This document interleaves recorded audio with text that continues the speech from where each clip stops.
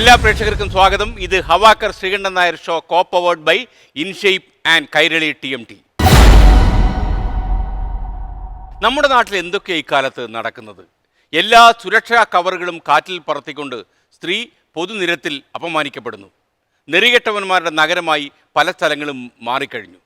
സ്ത്രീ സുരക്ഷയെക്കുറിച്ച് കൂടുതൽ ആഴത്തിൽ ചിന്തിക്കാൻ ഇതൊക്കെ നമ്മെ പ്രേരിപ്പിക്കുന്നു. നമ്മുടെ നാട്ടിലെ സ്ത്രീകൾക്ക് മാന്യമായി ഇറങ്ങി നടക്കാൻ കഴിയാത്ത സാഹചര്യമായോ ഈ നാട്ടിൽ? ഈ ചർച്ച അതാണ് പരിശോധിക്കുന്നത്.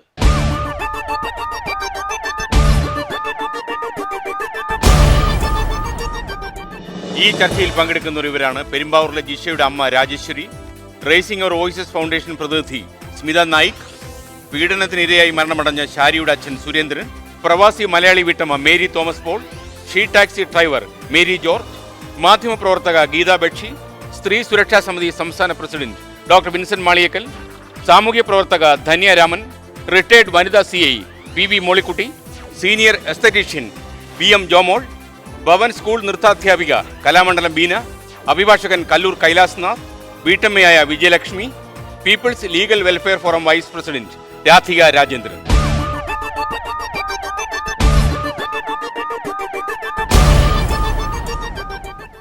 ഇഷ മരിച്ചിട്ട് ഇപ്പോൾ എത്ര ദിവസങ്ങളായി? 7 മാസം ആയോ? ആ കേസൊക്കെ നിങ്ങൾ പ്രതീക്ഷ രീതിയിൽ തന്നെയാണോ പോയത് മുന്നോട്ട്?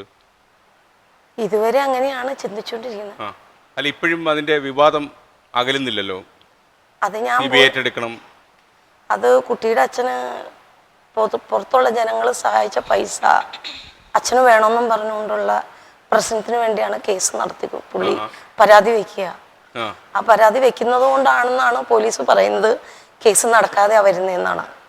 അതിന്റെ പേരിൽ ഞാനൊരു പരാതി വെച്ചിട്ടുണ്ട്. എൻ്റെ കുട്ടിയുടെ കേസ് എത്രയും നേരത്തെ നല്ല രീതിയിൽ നടത്തി, കൊലപാതകനെ ഒരുപാട് നേരം ജയിലിലിട്ട് സംരക്ഷിക്കാതെ എത്രയും നേരത്തെ അവനെ തൂക്കിക്കൊല്ലാൻ എന്ന് ഞാൻ ആവശ്യപ്പെട്ടിട്ടുണ്ട്. അല്ല, ഇപ്പോഴും പുറത്ത് നടക്കുന്ന സംസാരങ്ങൾ അത് അന്വേഷണത്തിന്റെ ഭാഗമൊന്നുമല്ല. ആൾക്കാർ ഈ അന്വേഷണത്തെക്കുറിച്ച് കൂടുതൽ വിശദാംശങ്ങൾ അറിയാത്ത പല ആൾക്കാരും അഭിപ്രായ പ്രകടനങ്ങൾ നടത്തുകയാണ്. എന്നിൽ പോലും ഞാൻ ചോദിക്കുക, അവരുടെയൊക്കെ ഒരു സമാധാനത്തിന് വേണ്ടി, ഈ കേസിൽ വേറെ ആളുകൾ ഉൾപ്പെട്ടിട്ടുണ്ട് എന്ന് സംശയമുണ്ടോ അമ്മയ്ക്ക്? പുറത്ത് ഉൾപ്പെട്ടിരുന്നു പറഞ്ഞാൽ എൻ്റെ ഭർത്താവായിട്ട് മുഖേന ഉണ്ടാക്കിയേക്കുന്നതാണ്. ഞാനായിട്ട് പറഞ്ഞിട്ടൊന്നും ബന്ധമില്ല. അല്ല, ഇപ്പൊ അതേ ഒരു CBI അന്വേഷണം തന്നെ ആവശ്യപ്പെട്ടിരിക്കുക. കാരണം ഒരാളിൽ മാത്രം ഈ അന്വേഷണം ഒതുക്കി എന്നൊക്കെ പറഞ്ഞിട്ട്. അതൊന്നും ചോദിച്ചാൽ എനിക്ക് അറിയില്ല. ഞാൻ അമ്മയെന്നുള്ള നിലയിൽ ഇനി ആരെങ്കിലും സംശയം ഉണ്ടോ എന്ന് ചോദിക്കാം. അത് പറഞ്ഞ അങ്ങനെ സംശയം പറയാൻ പറ്റില്ല. കാരണം പറഞ്ഞാൽ കുട്ടിയുടെ കുട്ടി അവന്റെ കൈയെ പിടിച്ച് കടിച്ചിട്ടുണ്ട്. പിന്നെ കുട്ടിയുടെ പുറത്ത് പിടിച്ച് അവൻ കടിച്ച പല്ലിന്റെ അടയാളം, DNA തെളിവ്, അങ്ങനെ പിന്നെ വീടിന്റെ കുറ്റി തുറന്നപ്പോൾ അവന്റെ വിരലിന്ന് കുറ്റിയിലെ ബ്ലഡ് വാതിലുമേലായത് ചെരുപ്പയില്, അങ്ങനെ DNA തെളിവുകളെല്ലാം അവൻ്റെതായിട്ട് തന്നെയാണ് പറഞ്ഞിരിക്കുന്നത്. അപ്പൊ അതുകൊണ്ട് സന്ധ്യ മേഡം സാറും DIGമാരും പോലീസ് സൂപ്രണ്ട് ഓഫീസർമാരെല്ലാവരും അവന്റെ തെളിവാണ് എല്ലാം സത്യസന്ധത്തോടെ പറഞ്ഞ് പൂർണ്ണ വിശ്വാസത്തോടെ കാത്തിരിക്കുന്ന ആളാണ്. അവന് ഒരു ദിവസം ഇത്രയും നേരത്തെ അവന് തൂക്കിക്കൊല്ലണമെന്ന് ആഗ്രഹിച്ചിരിക്കുന്ന അമ്മയാണ്. അമ്മയ്ക്ക് തോന്നുന്നുണ്ടോ നമ്മുടെ പലപ്പോഴും ഇങ്ങനെയുള്ള കേസുകളിൽ അകപ്പെടുന്ന പ്രതികൾക്ക് അർഹമായ ശിക്ഷ കിട്ടാത്തത് കൊണ്ടാണ് പിന്നെയും ഈ സംഭവങ്ങൾ ആവർത്തിക്കപ്പെടുന്നത്? ഉറപ്പായിട്ടും. ഇപ്പോൾ ഏറ്റവും അവസാനം ബാംഗ്ലൂരിലൊരു പെൺകുട്ടി പുതുവത്സര ആഘോഷമൊക്കെ കഴിഞ്ഞ് പോകുമ്പോൾ ആ കുട്ടിയെ കയറി പിടിക്കാൻ 2 പേർ ധൈര്യം കാണിച്ചു. അപ്പോൾ അതുപോലെ നമ്മുടെ നാട്ടിൽ തന്നെ ആലപ്പുഴയും ചില നിലമ്പൂരിലും ഒക്കെ ഇങ്ങനെയുള്ള ചില പരാതികൾ ഉയരുന്നുണ്ട്. ഇതൊന്നും ആരോപണങ്ങൾ മാത്രമല്ല, ഇതൊക്കെ സംഭവിച്ചിട്ടുള്ള കാര്യങ്ങളാണ്. പിന്നെ ഗോവിന്ദസ്വാമി ആണെന്നുണ്ടെങ്കിൽ അദ്ദേഹം വധശിക്ഷയിൽ നിന്ന് ഊരി അദ്ദേഹം ഇപ്പോൾ അപ്പീലും കാത്ത് കഴിയുകയാണ്. അതിൽ എന്താന്ന് വെച്ച് കഴിഞ്ഞാൽ നമ്മൾക്ക് വിദ്യാഭ്യാസം ഉള്ളവരും വിദ്യാഭ്യാസം ഇല്ലാത്തവരും സാധാരണക്കാരും ഇതിൻ്റെ ഇടയിലുണ്ട്.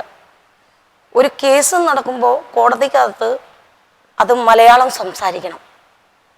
പുറത്തുനിന്നുള്ളവരും ഉണ്ടാകും, വിദ്യാഭ്യാസം ഉള്ളവരും വിദ്യാഭ്യാസം കുറഞ്ഞുള്ളവരും പുറത്തുനിന്ന് കേൾക്കാനുള്ള ആളുകളും വരെയും കോടതിക്ക് പരിസരത്തുണ്ടാവും.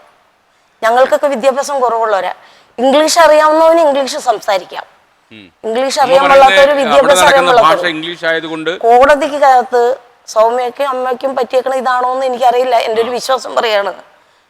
കോടതിക്കകത്ത് കാലത്ത് തന്നെ വിളിച്ച് യാത്രയൊക്കെ കൊണ്ടുപോയി ചെന്നു, കോടതിക്കകത്തിരുന്നു.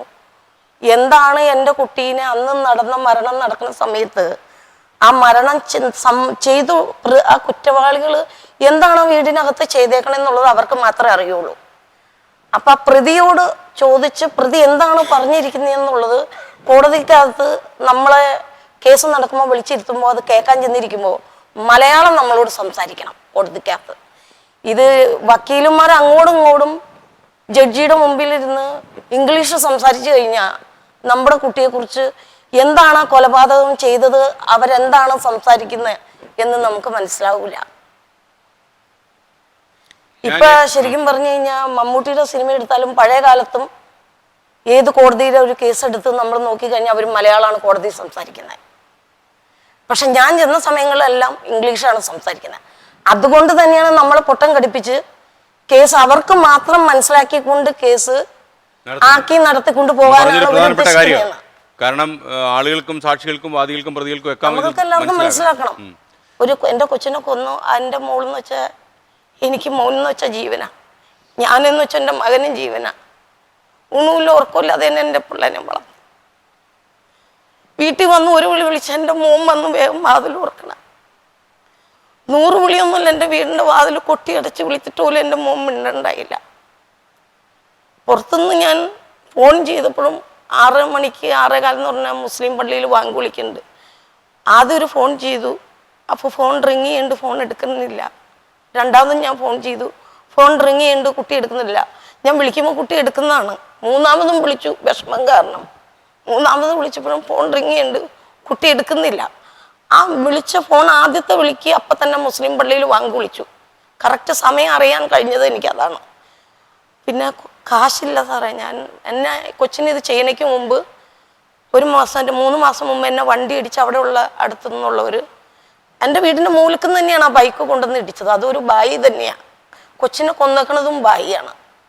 എന്നെ വണ്ടി ഇടിച്ച് 2 കാലിലും പ്ലാസ്റ്റർ ഇട്ട് തലയിലൊക്കെ തയ്യലിട്ട് പെരുമ്പാവൂർ ഗവൺമെൻറ് ആശുപത്രിയിൽ എടുക്കില്ലാണ്ട് എറണാകുളത്ത് കൊണ്ടുപോയി ICUലായിരുന്നു. പിന്നെ എൻ്റെ കുട്ടീനെ വളർത്താനും അവളെ എൻട്രൻസിന് പരീക്ഷയ്ക്കൊക്കെ പഠിക്കാൻ പോകണ്ടായിരുന്നു ആലുവയിൽ. ഇവിടുന്ന് പെരുമ്പാവൂരിൽ നിന്ന് എൻ്റെ വീട്ടിൽ നിന്ന് 7 രൂപ, പെരുമ്പാവൂരിൽ നിന്ന് 15 രൂപ. അങ്ങോട്ടും ഇങ്ങോട്ടും ഡെയിലി പോയി അല്ലെങ്കിൽ പഠിക്കാൻ പോയി അല്ലെങ്കിൽ 50 രൂപ വേണം. കാശില്ലാത്തതുകൊണ്ട് ശരിക്കും പറഞ്ഞാൽ അത്ര കഷ്ടപ്പെട്ട് ആരും കൈ നീട്ടാതെയാണ് ഇത്രയും നാളെ എൻ്റെ മക്കളെ ഞാൻ വളർത്തി. ഈ അവസാന നിമിഷം വന്നപ്പോൾ എനിക്ക് പണിക്കൊന്നും പോകാൻ പറ്റാത്തതുണ്ട് മുസ്ലിംസിൻ്റെ പള്ളി വാതൊക്കെ പോയി കൈ നീട്ടി എൻ്റെ കൊച്ചിനെ പഠിക്കാനും ഒരു നേരത്തെ ആഹാരം കൊടുക്കാനും. നമ്മുടെയൊക്കെ കാശും സ്വാധീനമുള്ളവൻ്റെയൊക്കെ വീട്ടിലെ മക്കൾ 2-3 നേരം ആഹാരം കഴിക്കുമ്പോൾ നമ്മുടെ കൊച്ചിന് ഒരു നേരത്തെ ആഹാരം കൊടുക്കണമെന്നുള്ള ആഗ്രഹിച്ചു. പക്ഷെ മോളോട് പറയും, അമ്മ ആരോടും കൈ നീട്ടരുത്, എന്ത് വിഷമം വന്നാലും നമ്മൾ സഹിച്ച് ജീവിക്കണം, മാനം വലുതാണെന്ന് ഓർത്തെല്ലാം ഉള്ളിലൊതുക്കി ഇടവില്ല എൻ്റെ നെഞ്ചിനകത്ത് ഒതുക്കാൻ അത്ര കഷ്ടപ്പെട്ട് എൻ്റെ 2 മക്കളെ ഞാൻ വളർത്തി. മൂത്ത കൊച്ചിനെ സ്വന്തം അമ്മയുടെ ചേട്ടത്തിയുടെ മകളുടെ കയ്യിൽ കുട്ടി വീണ് സുഖമില്ലാണ്ട് BA പഠിക്കുമ്പോൾ നട്ടല് പൊട്ടി കിടന്നപ്പോൾ ഞാനൊന്ന് നോക്കാൻ ഏൽപ്പിച്ചതാണ്. എൻ്റെ അനുവാദം ഇല്ലാണ്ട് കുറച്ച് ആൾക്കാർക്ക് കല്യാണം കഴിച്ചു, ഒരുത്തന്നെ കല്യാണം കഴിച്ചു കൊടുത്തു. ഈ 10 മാസം പ്രസവിച്ച് ഇത്രയും വളർത്തി എൻ്റെ മക്കളെ എൻ്റെ അനുവാദം ഇല്ലാതെയാണ് മൂത്ത കുട്ടീനെ കല്യാണം കഴിപ്പിച്ചു കൊടുത്തത്. അതേ തുടർന്ന് ഓരോന്ന് പ്രശ്നം ഞങ്ങൾ ഉള്ളിൽ ഒതുക്കി ഈ കുട്ടിക്ക് അത് ബാധിക്കുന്നോർത്ത് മാറ്റി കൊണ്ടുവരുന്ന ഹോസ്റ്റലിൽ താമസിച്ച് പഠിപ്പിച്ചുകൊണ്ടിരുന്നു. എനിക്കുണ്ടായ വിഷമങ്ങൾ എന്താണെന്ന് ഈ ലോകം അറിയണമെന്ന് തന്നെയാണ്. നാളെ ഈ ലോകത്ത് ഒരുപാട് പെൺകുട്ടികളും പെണ്ണുങ്ങളും ജീവിക്കുന്നുണ്ട്. ഇനി നാളെ ഇവർക്കൊന്നത് ബാധിക്കരുത്. ഇത് മനസ്സിലാക്കി തന്നെ ബുദ്ധിപൂർവ്വം ഈ ലോകത്ത് പെണ്ണുങ്ങൾ ജീവിക്കണമെന്ന് മനസ്സിലാക്കി പെൺകുട്ടികളാണെങ്കിലും ധീരതയോടും ധൈര്യത്തോടും ഈ ഭൂമി ലോകത്ത് നമ്മൾ വീട്ടിൽ നിന്ന് ഇറങ്ങുമ്പോൾ നല്ല ധീരതയോടെ തന്നെ ജീവിക്കണം എന്നുള്ളതാണ് ഞാൻ പറഞ്ഞത്. കാരണം പറഞ്ഞാൽ കാശില്ലാത്തതുകൊണ്ട് പള്ളിയിൽ പോയി കൈ നീട്ടിയാണ്. അരി മേടിച്ചുകൊണ്ടെന്നും പുള്ളിക്ക് പാപ്പം മേടിച്ചുകൊണ്ട് അമ്മ എന്ന് പറയും, അമ്മ കടം മേടിച്ചുകൊണ്ടെന്നാന്നും പറഞ്ഞാൽ എനിക്ക് പറയാൻ പറ്റുമോ എൻ്റെ മോനോട് ഞത്ത് പള്ളി വാതൊക്കെ മുസ്ലിംസിൻ്റെ പള്ളി വാതൊക്കെ പോയി കൈ നീട്ടിയിട്ടാണ് എൻ്റെ കുഞ്ഞിന് ആഹാരം കൊടുക്കണേന്ന് പഠിക്കാൻ പോകാൻ വണ്ടി കാശിനെന്ന് എനിക്ക് പറയാൻ പറ്റില്ല. ഞാൻ എൻ്റെ ഉള്ളിലെല്ലാ വേദനകളും ഒതുക്കി ചിലപ്പോൾ നല്ല സ്നേഹമായിട്ടൊക്കെ ഇരിക്കുമ്പോൾ പറയും എനിക്ക് കള്ളത്തരം അറിയില്ല, നോണം ഒളിച്ചു വെച്ച് ജീവിച്ചിട്ടില്ല. എൻ്റെ മക്കളെ ഭർത്താവിനെ മറച്ചു പിടിച്ച് ഇന്ന് വരെ ഞാൻ ഒരു തെറ്റും ചെയ്ത് ജീവിച്ചിട്ടില്ല. സത്യസന്ധോടുകൂടി എന്ന് ഈ നിമിഷം വരെ ഞാൻ ജീവിച്ചിട്ടുള്ളൂ. എൻ്റെ മാനത്തിന് വേണ്ടി എൻ്റെ ഭർത്താവ് വില പറഞ്ഞു. കുറ്റിക്കാട്ടുപറമ്പിലെ കുറുമ്പയുടെ വെള്ളാനിയുടെ മകനാണ് പാപ്പു. പാപ്പുവിന് മാത്രമേ എനിക്ക് കൊച്ചുങ്ങളുള്ളൂ. ആ 2 മക്കൾ ഈ ലോകത്ത് നാട്ടിൽ നമ്മുടെ സ്പീക്കർ എന്ന് പറഞ്ഞ തങ്കച്ച സാറിൻ്റെ വീട്ടിലെ കുട്ടിയുടെ BA 10 വർഷം പഠിച്ചിട്ട് സർട്ടിഫിക്കറ്റ് കിട്ടാത്തതുകൊണ്ട് ഒരുപാട് ആളുകൾ കാണാൻ ചെന്ന കൂട്ടത്തിൽ ഞങ്ങളും എൻ്റെ മോളും ഞാനും പോയി നിന്നു. സാറേ 10 വർഷം ഈ സർട്ടിഫിക്കറ്റ് കിട്ടിയാലാണ് ഇനി ഡിഗ്രിക്ക് ചേർക്കുമ്പോൾ നമുക്ക് ആ പേപ്പർ കൊടുത്താലാണ് കുട്ടിക്ക് അവിടെ പഠിക്കാൻ അഡ്മിഷൻ ശരിയാവുള്ളൂ. ചോദിക്കുമ്പോൾ 6 മാസം വാല്യൂഷൻ പേപ്പറാണ് കോട്ടയം യൂണിവേഴ്സിറ്റി കോളേജിൽ തന്നെ. അവിടെ ഇത്തിരി ഫീസ് അടയ്ക്കും, ഇവിടെ ഇത്തിരി ഫീസ് അടയ്ക്കുന്ന പറയും. ഓരോ സ്ഥലത്തും പോയി തെണ്ടി കൊണ്ടെന്നാണ് യൂണിവേഴ്സിറ്റി കോളേജിൽ പല ഓഫീസുകളിലും എൻ്റെ കയ്യിൽ നിന്ന് കാശ് മേടിച്ചതായിട്ടുണ്ട്. പക്ഷെ 10 വർഷമായിട്ട് ഇതുവരെ എൻ്റെ കുട്ടിയുടെ BA സർട്ടിഫിക്കറ്റ് പാസ്സായത് ഇന്ന് വരെയും തന്നിട്ടില്ല. കോളേജിലെ പേപ്പർ കിട്ടിയിട്ടുണ്ട്. ഇപ്പോൾ കുട്ടിയെ കൊന്നു. ഇത്രയും ദിവസം കൊച്ച് പറയണെന്താണെന്ന് വെച്ച് കഴിഞ്ഞാൽ ഫസ്റ്റ് ഇയർ LLBക്ക് പഠിക്കാൻ പോയി, വലിയ കുഴപ്പമുണ്ടായില്ല അമ്മച്ചെന്ന് പറഞ്ഞു. സെക്കൻഡ് ഇയർ ആയപ്പോൾ എന്നും വരുമ്പോൾ അവിടുന്ന് എറണാകുളം ബസ്സിന് യാത്ര ചെയ്ത് പോയി കഴിയുമ്പോൾ തിരിച്ച് തന്നെ കുട്ടി താമസിക്കാതെ ആ ബസ്സിന് തന്നെ വീട്ടിലേക്ക് തിരിച്ചു വരികയാണ്. ബസ്സുകാർ ചോദിച്ചു, ജിഷ മോൾ എങ്ങോട്ടാണ് എന്നും പോയി വരണേന്ന് ചോദിച്ചപ്പോൾ പറഞ്ഞു, ഞാൻ എറണാകുളം ലോ കോളേജിൽ പഠിക്കണതാണ്, പഠിത്തമില്ല എന്ന് പറഞ്ഞു. 1 കൊല്ലത്തോളം മാക്സിമം കുട്ടിക്ക് ശരിക്കും പഠിത്തം കിട്ടിയിട്ടില്ല. എന്താണ് അവിടെ നടക്കണേന്നും പുറത്തുനിന്ന് ആരാണ് ഇത് ചെയ്യണേന്നും ഒന്നും നമുക്കറിയില്ല. കൊച്ചു വീട്ടിൽ വരുമ്പോൾ പറയും പഠിത്തമില്ല അമ്മേ, അല്ലെങ്കിൽ ബാത്റൂം ഇല്ല, ബാത്റൂം കോളേജിനെ തല്ലി പൊട്ടിച്ചു, അല്ലെങ്കിൽ വേറെ എന്തെങ്കിലുമാണ്. ഒരു ദിവസം കൊച്ചു ക്ലാസ് ചെന്ന് കഴിഞ്ഞപ്പോൾ പഠിത്തമില്ല എന്ന് പറഞ്ഞ് ലോ കോളേജിലെ പിള്ളേരൊക്കെ പുറത്ത് മുറ്റത്ത് ഇറങ്ങിക്കാന്ന് പറഞ്ഞു. അത് കഴിഞ്ഞ് കുറച്ചു നേരം കഴിഞ്ഞപ്പോൾ പിള്ളേരെല്ലാം ക്ലാസ്സിനകത്ത് കയറി. കൊച്ചിൻ്റെ കുട അവിടെ താഴെ വെച്ചിരുന്നു. കുട എടുക്കാൻ മറന്നു. ക്ലാസ്സിൽ പഠിത്തമില്ല എന്ന് പറഞ്ഞാൽ എല്ലാവരും പോയി മുറ്റത്തേക്ക് ഇറങ്ങി. വീണ്ടും ഇറങ്ങി കഴിഞ്ഞ് കൊച്ചു പറഞ്ഞു വന്നാൽ ഞാൻ പോകാമെന്ന് പറഞ്ഞ് കൂട്ടുകാരോട് പറഞ്ഞ് കൊച്ച് കല്ലൂരിൽ നിന്ന് ബസ് കയറി. കല്ലൂരിൽ ചെന്നെത്തിയപ്പോഴാണ് കൊച്ചു പറഞ്ഞത് എൻ്റെ കുട എടുക്കാൻ മറന്നു പോയില്ലോ എന്ന് പറഞ്ഞ് തിരിച്ച് കൊച്ചു കുട എടുക്കാനായിട്ട് കോളേജിലേക്ക് ചെന്നു. കോളേജിൽ ചെന്ന സമയത്ത് അവിടെ ക്ലാസ് നടക്കുകയാണ്. പഠിത്തം ഇല്ലയെന്നും പറഞ്ഞ് എല്ലാ പിള്ളേരും പോവുകയെന്നും പറഞ്ഞ് ഇറങ്ങിയ പിള്ളേരാണ്. അവിടെ ക്ലാസ് നടക്കണു. അതെങ്ങനെയാണ്, അതെന്താണ്, അത് ചെയ്യുന്നത് എനിക്ക് അറിഞ്ഞുകൂടാ. ആ 1 വർഷം ഫുള്ളും എൻ്റെ കൊച്ചിൻ്റെ വിദ്യാഭ്യാസം നഷ്ടപ്പെട്ടു. പോണുണ്ട്, പക്ഷെ അവിടെ ചെല്ലുമ്പോൾ പഠിത്തമില്ല. തിരിച്ച് ബസ്സിന് തന്നെ മടങ്ങി വീട്ടിൽ വരും. പക്ഷെ കുട്ടി പഠിക്കും. നല്ല അധ്യാപകരാണ്. എത്ര ഒരുവിധം പഠിക്കുന്ന കുട്ടികളാണെങ്കിലും പഠിപ്പിക്കാൻ നല്ല കഴിവുള്ള അധ്യാപകരാണ്. ആ കുട്ടികൾ തീർച്ചയായിട്ടും പഠിക്കും. അവർ പഠിച്ച് കരകയറും. ഈ ലോകത്തിൽ ഇന്ന് ഒരുപാട് കുഞ്ഞുങ്ങൾ, പെൺകുട്ടികളും മക്കളും ജനിക്കുന്നുണ്ട്. ഈ നാടിനും ഈ ലോകത്തിനും നല്ല നിലയും വിലയുള്ള കുഞ്ഞുങ്ങളായിരിക്കും ആ കുഞ്ഞുങ്ങൾ വരുന്നത്. അവരുടെ ഭാവി തന്നെ തകർത്തുന്ന ഒരുപാട് അധ്യാപകർ തന്നെ ഇതിൻ്റെ ഇടയിലുണ്ട്. ആർക്കൊക്കെ എന്താവശ്യത്തിന് വേണ്ടിയാണ് എൻ്റെ കുഞ്ഞിനെ കൊന്നതെന്ന് എനിക്കറിയില്ല. ഓക്കെ, ഞാൻ കൊണ്ടുവരാം. ഈ നമ്മുടെ ഇപ്പോൾ ഈ ജിഷയുടെ അമ്മ പോലെ ഒരുപാട് അമ്മമാരിങ്ങനെ കണ്ണീരിലാവുന്നുണ്ട്. മാത്രമല്ല ഒരുപക്ഷെ ഈ മാധ്യമ എക്സ്പോഷർ കൂടിയ ഒരു കാലത്ത് കുറച്ചൊക്കെ മാധ്യമത്തിൻ്റെ ഒരു സംഭവമായിരിക്കും. എന്നാൽ പോലും ഒരുപാട് കേസുകൾ വരുന്നുണ്ട്. ഇപ്പോൾ കഴിഞ്ഞ 4-5 ദിവസങ്ങൾ, പ്രത്യേകിച്ച് ജനുവരി 1 പിറന്നതിന് ശേഷം കുറേ അധികം കേസുകൾ വരുന്നുണ്ട്. ചിലതൊക്കെ വീഡിയോ ആയിട്ട് വരുന്നു, അല്ലാതെ വാർത്തകളായിട്ട് വരുന്നു. അപ്പോൾ നിങ്ങളുടെ സംഘടന എന്താണ് ഈ കാര്യത്തിൽ ചെയ്യാൻ പോകുന്നത്? ഞങ്ങളുടെ ഒരു സംഘടന എന്ന് പറയുന്നത് ഒരു NGO ആണ്. ഞങ്ങൾ ജെൻഡർ റൈറ്റ്സ് എന്നാണ് അതിന് വെച്ചാൽ ഈക്വൽ ജെൻഡർ റൈറ്റ്സ്, അതിനുവേണ്ടി വാദിക്കുന്ന ഒരു സംഘടനയാണ്. അതുകൂടാതെ ഞങ്ങൾ കൂടുതൽ അവയർനെസ് കൊടുത്തു. ഇങ്ങനത്തെ സിറ്റുവേഷൻസ് വരുമ്പോൾ അല്ലെങ്കിൽ ഇങ്ങനത്തെ അവസരങ്ങൾ വരുമ്പോൾ നമ്മൾ കൂടുതൽ ആൾക്കാർ ഇതിനെപ്പറ്റി അറിയണമെന്നും അതിനെ എങ്ങനെ ഡീൽ ചെയ്യണം എന്നുള്ളതും അതിലോട്ട് വർക്ക് ചെയ്യുന്നൊരു ഓർഗനൈസേഷനാണ്. അതല്ലാതെ നമ്മൾ വിക്ടിംസ്, ഇപ്പം റേപ്പ് ആവാം, ഡൊമസ്റ്റിക് അബ്യൂസ് ആവാം, ചൈൽഡ് മൊളസ്റ്റേഷൻ ആവാം, അങ്ങനെ പല കാര്യങ്ങളിലും നമ്മൾ അവർക്ക് സപ്പോർട്ട്, അതെങ്ങനെ അത് മറികടക്കണം. ഇപ്പോൾ ഈ ഇവൻ്റ് എന്ന് പറയുന്നത് ഒരു കാര്യം മാത്രമല്ല, ഒരു ദിവസത്തെ കാര്യം മാത്രമല്ല, അത് ഒരു ലൈഫ് ടൈമിൽ അനുഭവിക്കുന്ന ഒരു ഇതാണ്. അവർ മാത്രമല്ല, അവരുടെ അംഗങ്ങളായാലും അവരുടെ സൊസൈറ്റിയിലുള്ള ബാക്കിയുള്ളവരായാലും അവരൊക്കെ അപ്പോൾ ഇതെല്ലാവരും ബാധിക്കുന്ന ഒരു കാര്യമാണ്.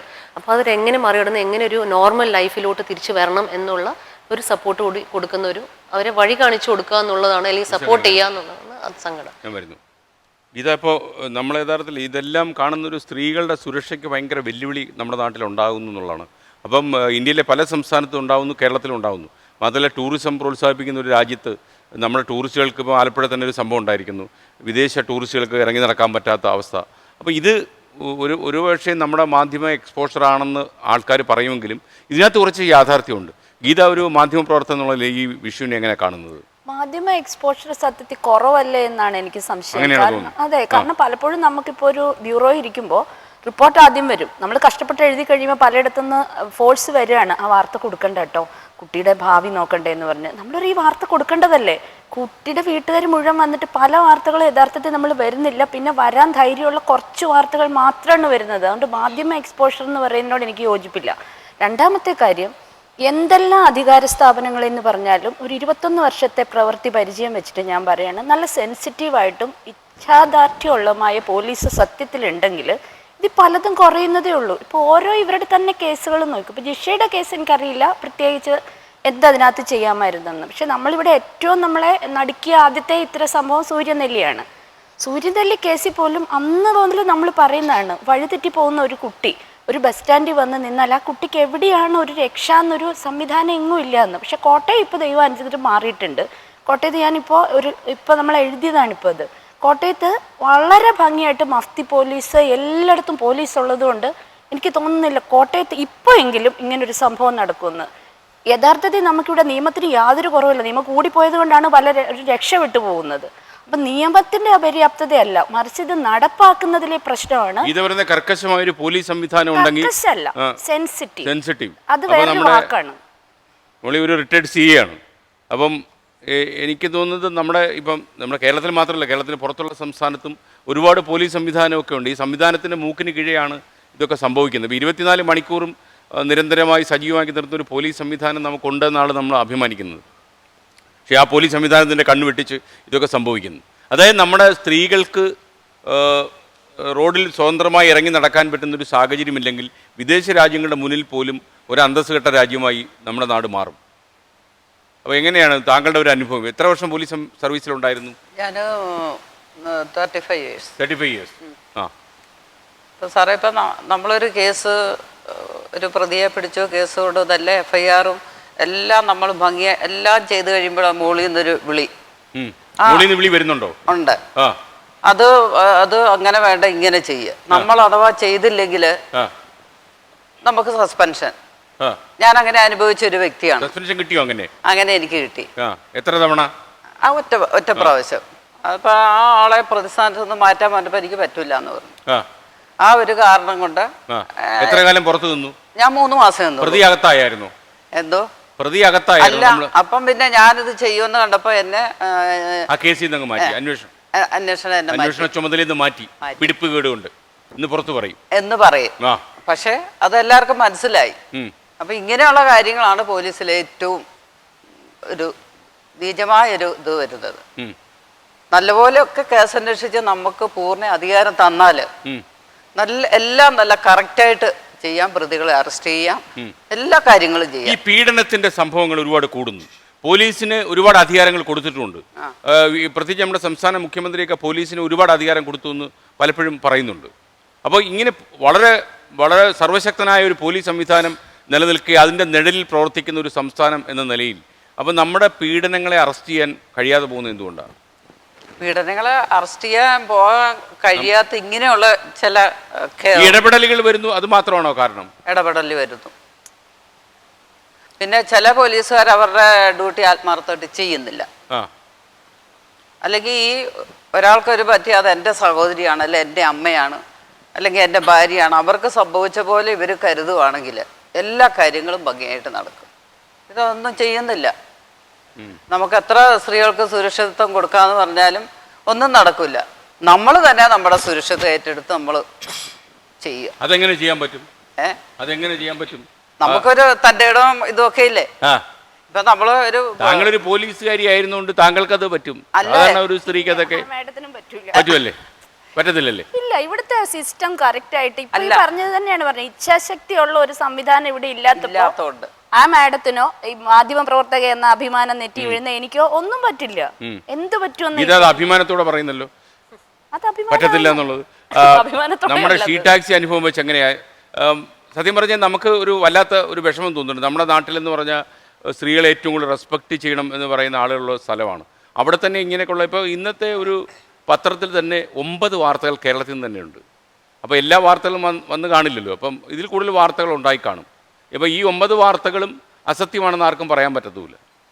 അപ്പോൾ നിങ്ങളുടെയൊക്കെ ഒരു അനുഭവം എങ്ങനെയാണ്? പൊതുവേ ഈ നമ്മുടെ ഇപ്പോൾ പ്രത്യേകത എന്താണെന്ന് ചോദിച്ചു കഴിഞ്ഞാൽ നഗരത്തിലും നാട്ടും പുറത്തും ഇത് ഒരുപോലെ സംഭവിക്കുന്നുള്ളതാണ്. നാട്ടും പുറം ഇപ്പോൾ ഇല്ല എന്നുള്ളത് വേറെ പ്രശ്നം.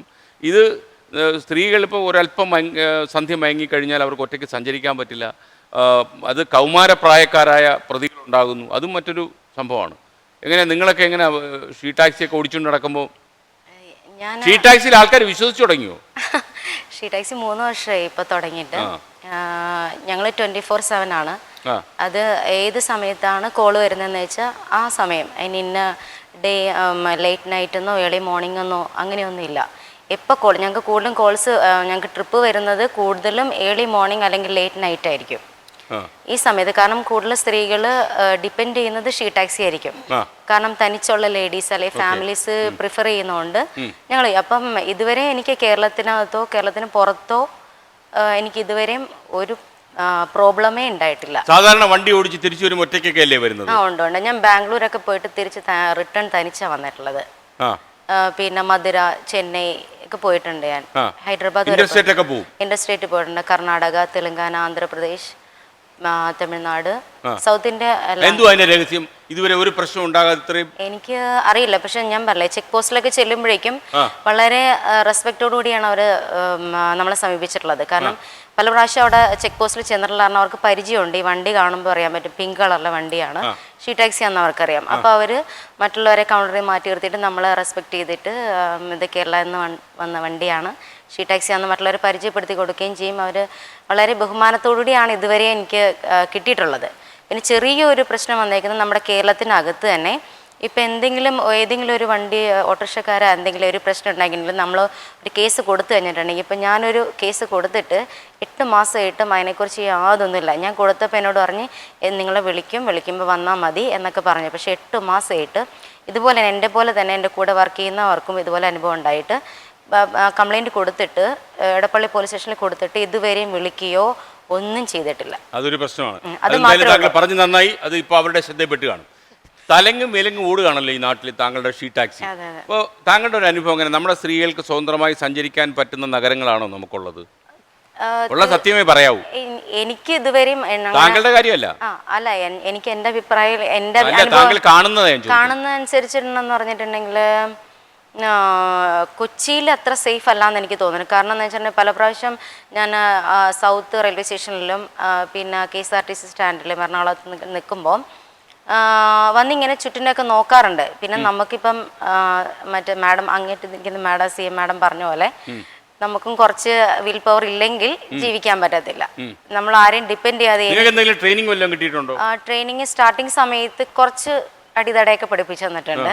എന്നാൽ അതൊന്നും അങ്ങനെ അറിയാൻ പറ്റത്തില്ല. ഞങ്ങൾക്ക് കുരുമുളക് പെപ്പർ സ്പ്രേ ഒക്കെ തന്നിട്ടുണ്ട്. പിന്നെ എൻ്റെ ഫാദർ എനിക്കൊരു ചെറിയൊരു കത്തി തന്നിട്ടുണ്ട്. ഇല്ല. അപ്പം ഇതൊക്കെ ഉണ്ട്. അതൊക്കെ കൊടുക്കാൻ പറ്റും. എന്ന് വെച്ചാൽ നമ്മളെ ഇപ്പം വെറുതെ ഒരാൾക്ക് ഹരാസ് ചെയ്യാനായിട്ട് നിന്ന് കൊടുക്കേണ്ട ആവശ്യമില്ല. മാക്സിമം പ്രതിരോധിക്കുക.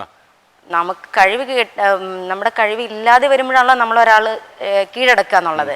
മാക്സിമം അത് ആദ്യമേ തന്നെ നമ്മൾ പേടിച്ചറിഞ്ഞിരിക്കേണ്ട ആവശ്യമില്ല. നമുക്കും ഈ ലോകത്ത് ജീവിക്കാനുള്ള അവകാശമുണ്ട് സ്ത്രീകൾക്കും.